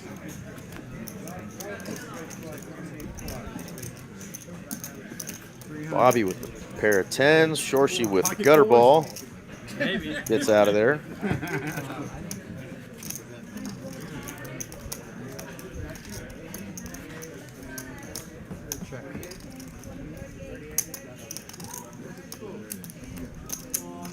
I missed. What do you want from me? Well, I can beat Miss, so I'll check. He says, I can beat missed. Can't Good beat check. that, Missed, but also hit a little bit. Oh, he almost got a little induced there, didn't he? But Yeah. Walker's a little too smart for that, a little too intuitive. I wish you did that. Yeah, Walker knew he wanted to bet it, but once he took a second and started giggling, things got a little crazy.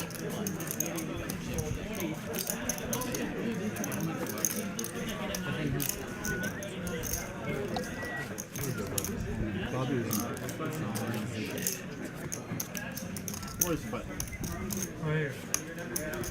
Are you sure?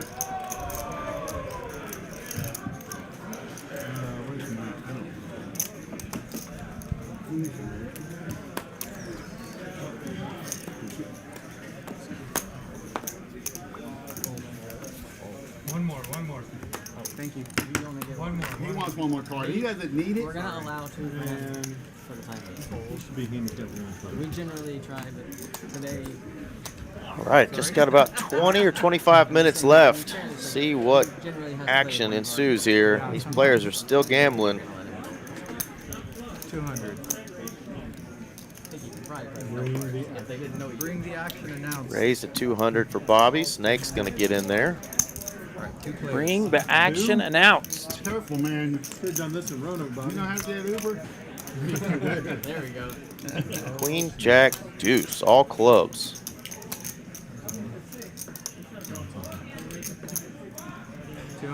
Pretty good action flop here as Bobby's got a pair. Snake, not going to be too scared of those clubs. He's got an open ender and an over.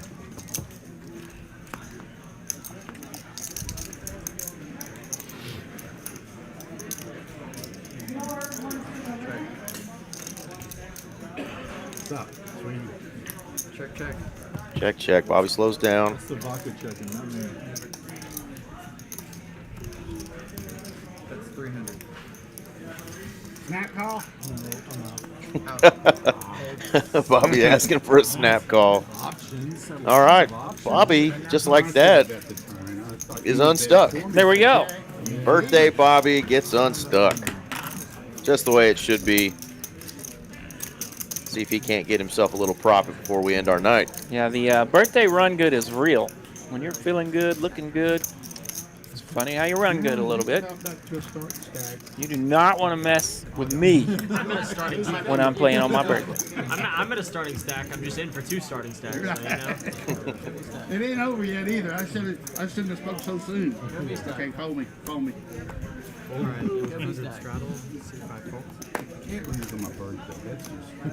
John with the A7 again. This time it is suited. Gonna make it 250. Man, the room is hopping tonight. The parking lot was packed. A lot of mixed games going on out there of different varieties. Saw that. See some of our friends there on, what is that, table number 9? Heads up, 2 players. Saw my boy Jason Hall eating some pizza and playing some mixed games. And the Thursday night, or the Tuesday night game going on game 4 as usual. How about that flop for the A7?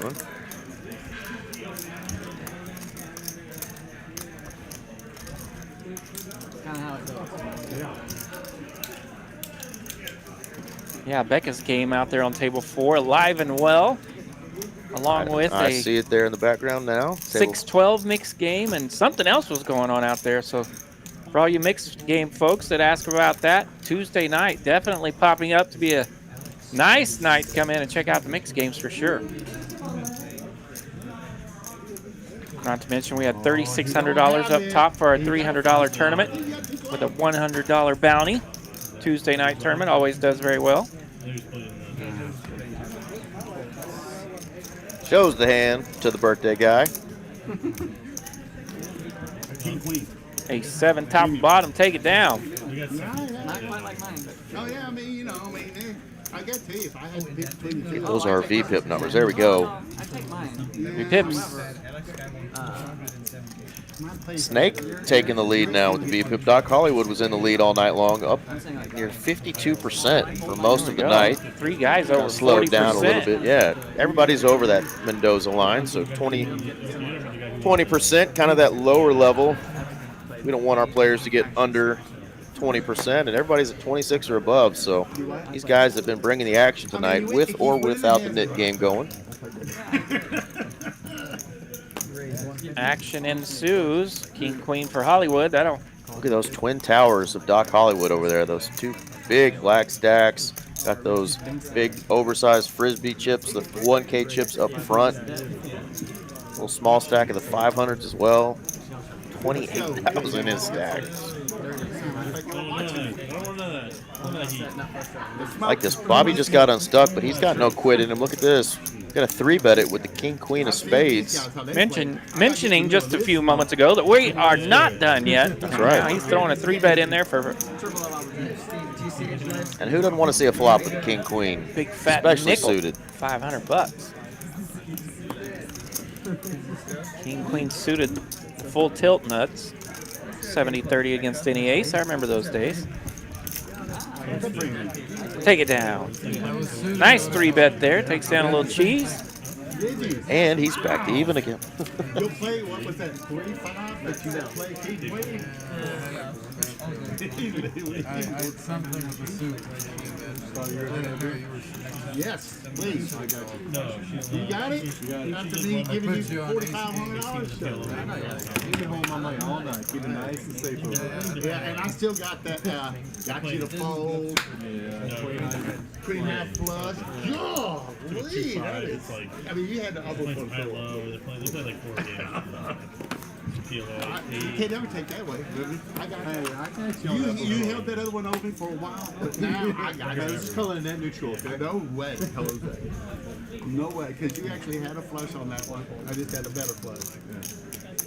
Sometimes you put together like No way, Jose. Say it ain't so, Tito. Snake continuing to rep that high VPIP here, getting in there with the Jack 3. JD got a nice suited 8-7. Finds a little spot here to bump it up. 300 to go now. We were talking about doing something good. Take it.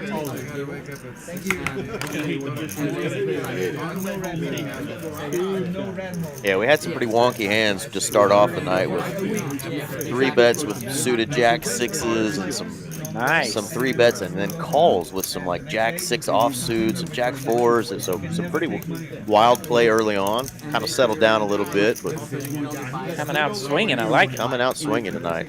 Let's just say you can only buy like Most people smash. an amount that was going to make it to where you have to gamble. Yeah, This thing is so good. An actual pets up people. Dom's game was no stop.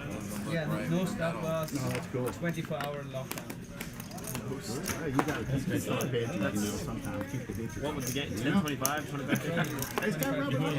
Yeah, exactly. Probably 25. It probably gets kicked up. Here we go. Snake has not found a hand he doesn't like here. King 7's good for 50 bucks. It's got a letter in it. Let's go. I thought Jacob was getting kicked out. Time to go already? He hadn't done it yet. Walker may be seeing a little dead money, but he's just going to make this call. And John slaps the table with the ace-8, throwing 3 ways. Variety of holdings here. Jack 10-4. And I had kings. I had kings in the 30. Walker with the best of it.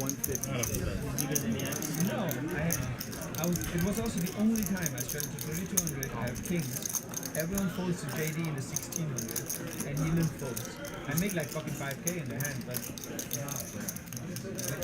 1600. I don't remember. All right, heads up. Clear.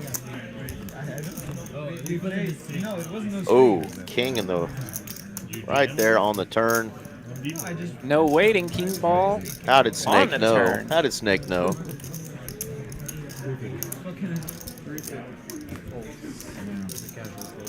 That was a casual fold. Walker says, to heck with this hand. I'm out of here. That was a sad fold.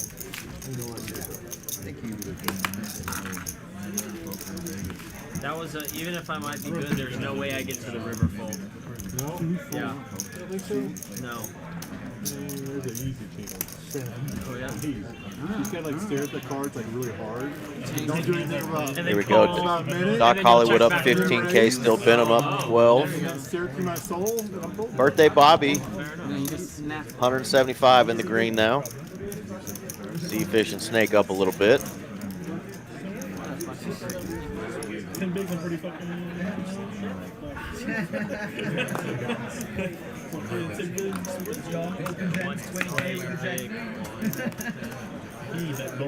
Doc with some connectors under the gun. Not feeling it.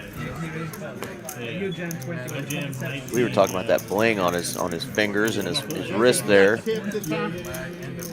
Yeah, I saw that bling there. Serious bling.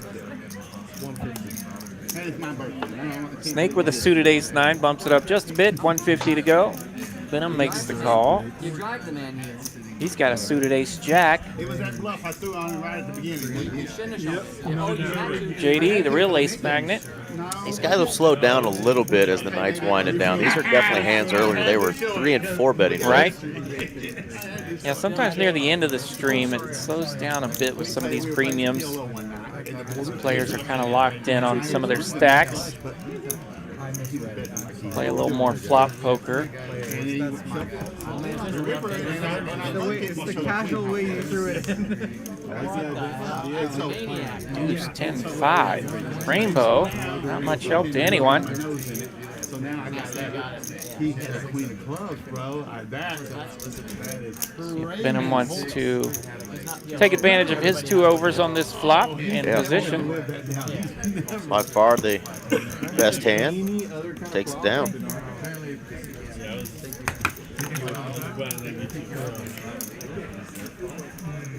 Well, I know Shorshi's been excited to get back on our stream since we knew he was going to come in and visit. Hasn't really gotten to get in a lot of action just yet. But I know you'll probably see him quite a bit over there in Las Colinas playing in some of the big games. Yeah, Jorshi will mix it up now. He's running a little card dead right now, but Georgie will get it going. Slap throughout some chips. If you think like, Casual, use the like same. it's like almost worse to cheat than it is to like kill somebody. It's like you have like a cheating device. Yeah, that much power. Back in the day, they would They would, yeah. Now they just like they've got the laws that are so strict. Like you can't even play the lotto because they want that. Speaking of, give the man an ace jack. We'll bump it up. 150 now to go. There's no Nevada. Here we go. Just Bunch speaking of rags Dorsey, out there right now. does wake up with a hand finally. The ace jack just going to take down 75 bucks. Hey guys, we're gonna do 2 more hands, then the flip, then we're done. 2 more hands and then a PLO flip, and then we are done for the night. Say it ain't so. We're almost there. Rocking the late night at TCH Live. Yeah, reminder right now, if you're in the Dallas area and want to come play, buy in bulk, baby. Buy 9 hours and you get 1 free. It's $13 an hour to play, so you pay $117 for 9 hours and you get credit for $130 worth. There we go. So pretty cool special. Check the math on that and carry the one. Yep, you're right. Carry the one. You didn't get stuck and unstuck at the same time. Definitely been a fun stream. Thanks to all you guys and gals that have engaged in the chat, making it fun as always. Y'all the real MVPs. Oh yeah, make us want to come back on a Tuesday night. What else are we gonna do, RJ?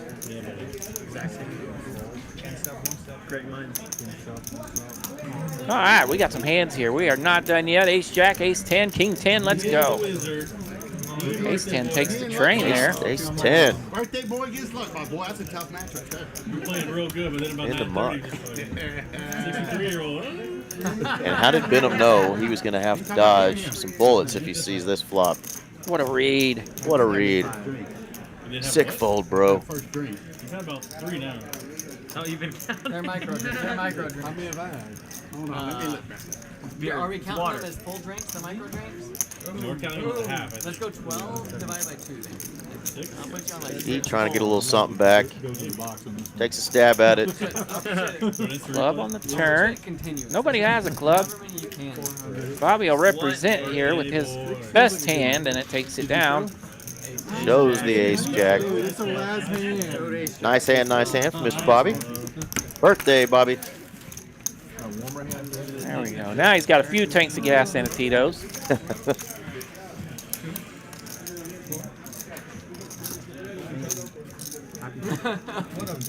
Got it all in. All right, we got the 100 on now. 10, 25, 50, 100. I think you got one too many in there. No, sorry. Oh, wow. One. We got the 200 and the 400 on by JD. Let's go. Oh, there it is. Okay. Pulled it back, but, you know, just to put it out there a little more precise. The final hold'em hand. 400 to go. Let's bring it.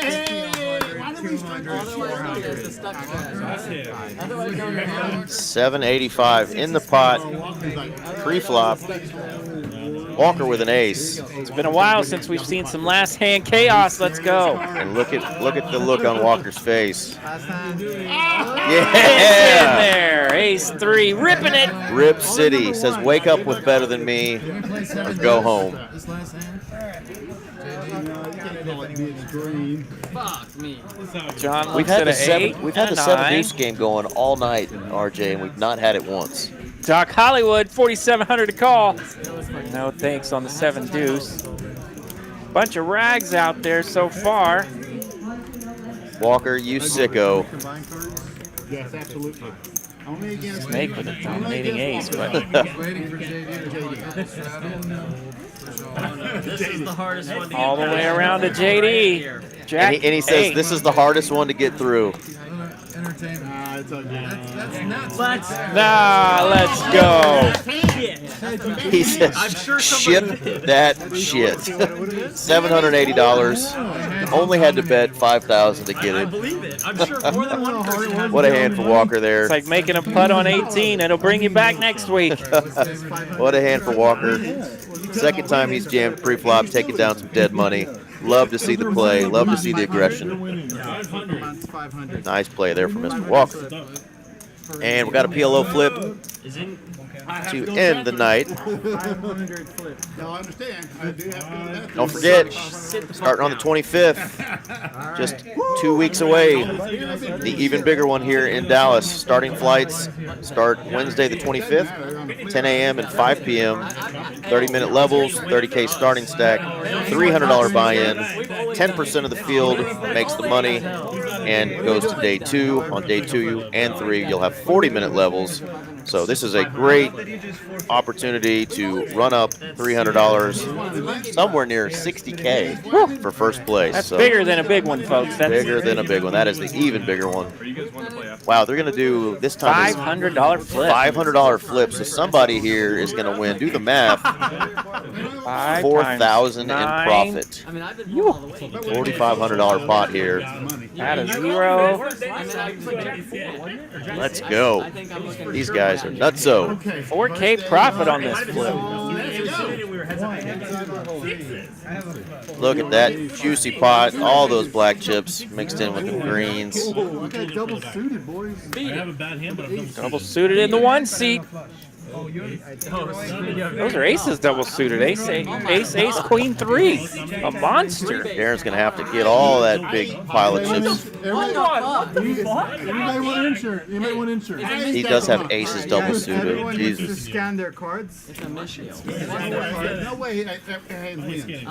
You're right. Well, not no way, but it's gonna be difficult. You're right. Let's be a little bit more positive. What the fuck? Everybody scan I think he said, what the truck? WTT mentioned. What the truck? Look at that juicy pot. I got 3, bro. No, that's not All right, right, we're because getting all of our cards right here. Darren's going to move that big pot to the side. Who's going to take this down? I got Skin Spin. it. Skin that smoke wagon. I got the 3 seat. Who you 3 got? seats, got some rags. I don't know. I feel like Hollywood's been running fire over there in the 7. I mean, with 9 ways, does the aces double suited ever win? Could this be a birthday pot for Bobby in the 9? Birthday pot for Bobby in the 9. Okay. All right, I'm saying 3 is going to win, but I'm rooting for Bobby in the 9.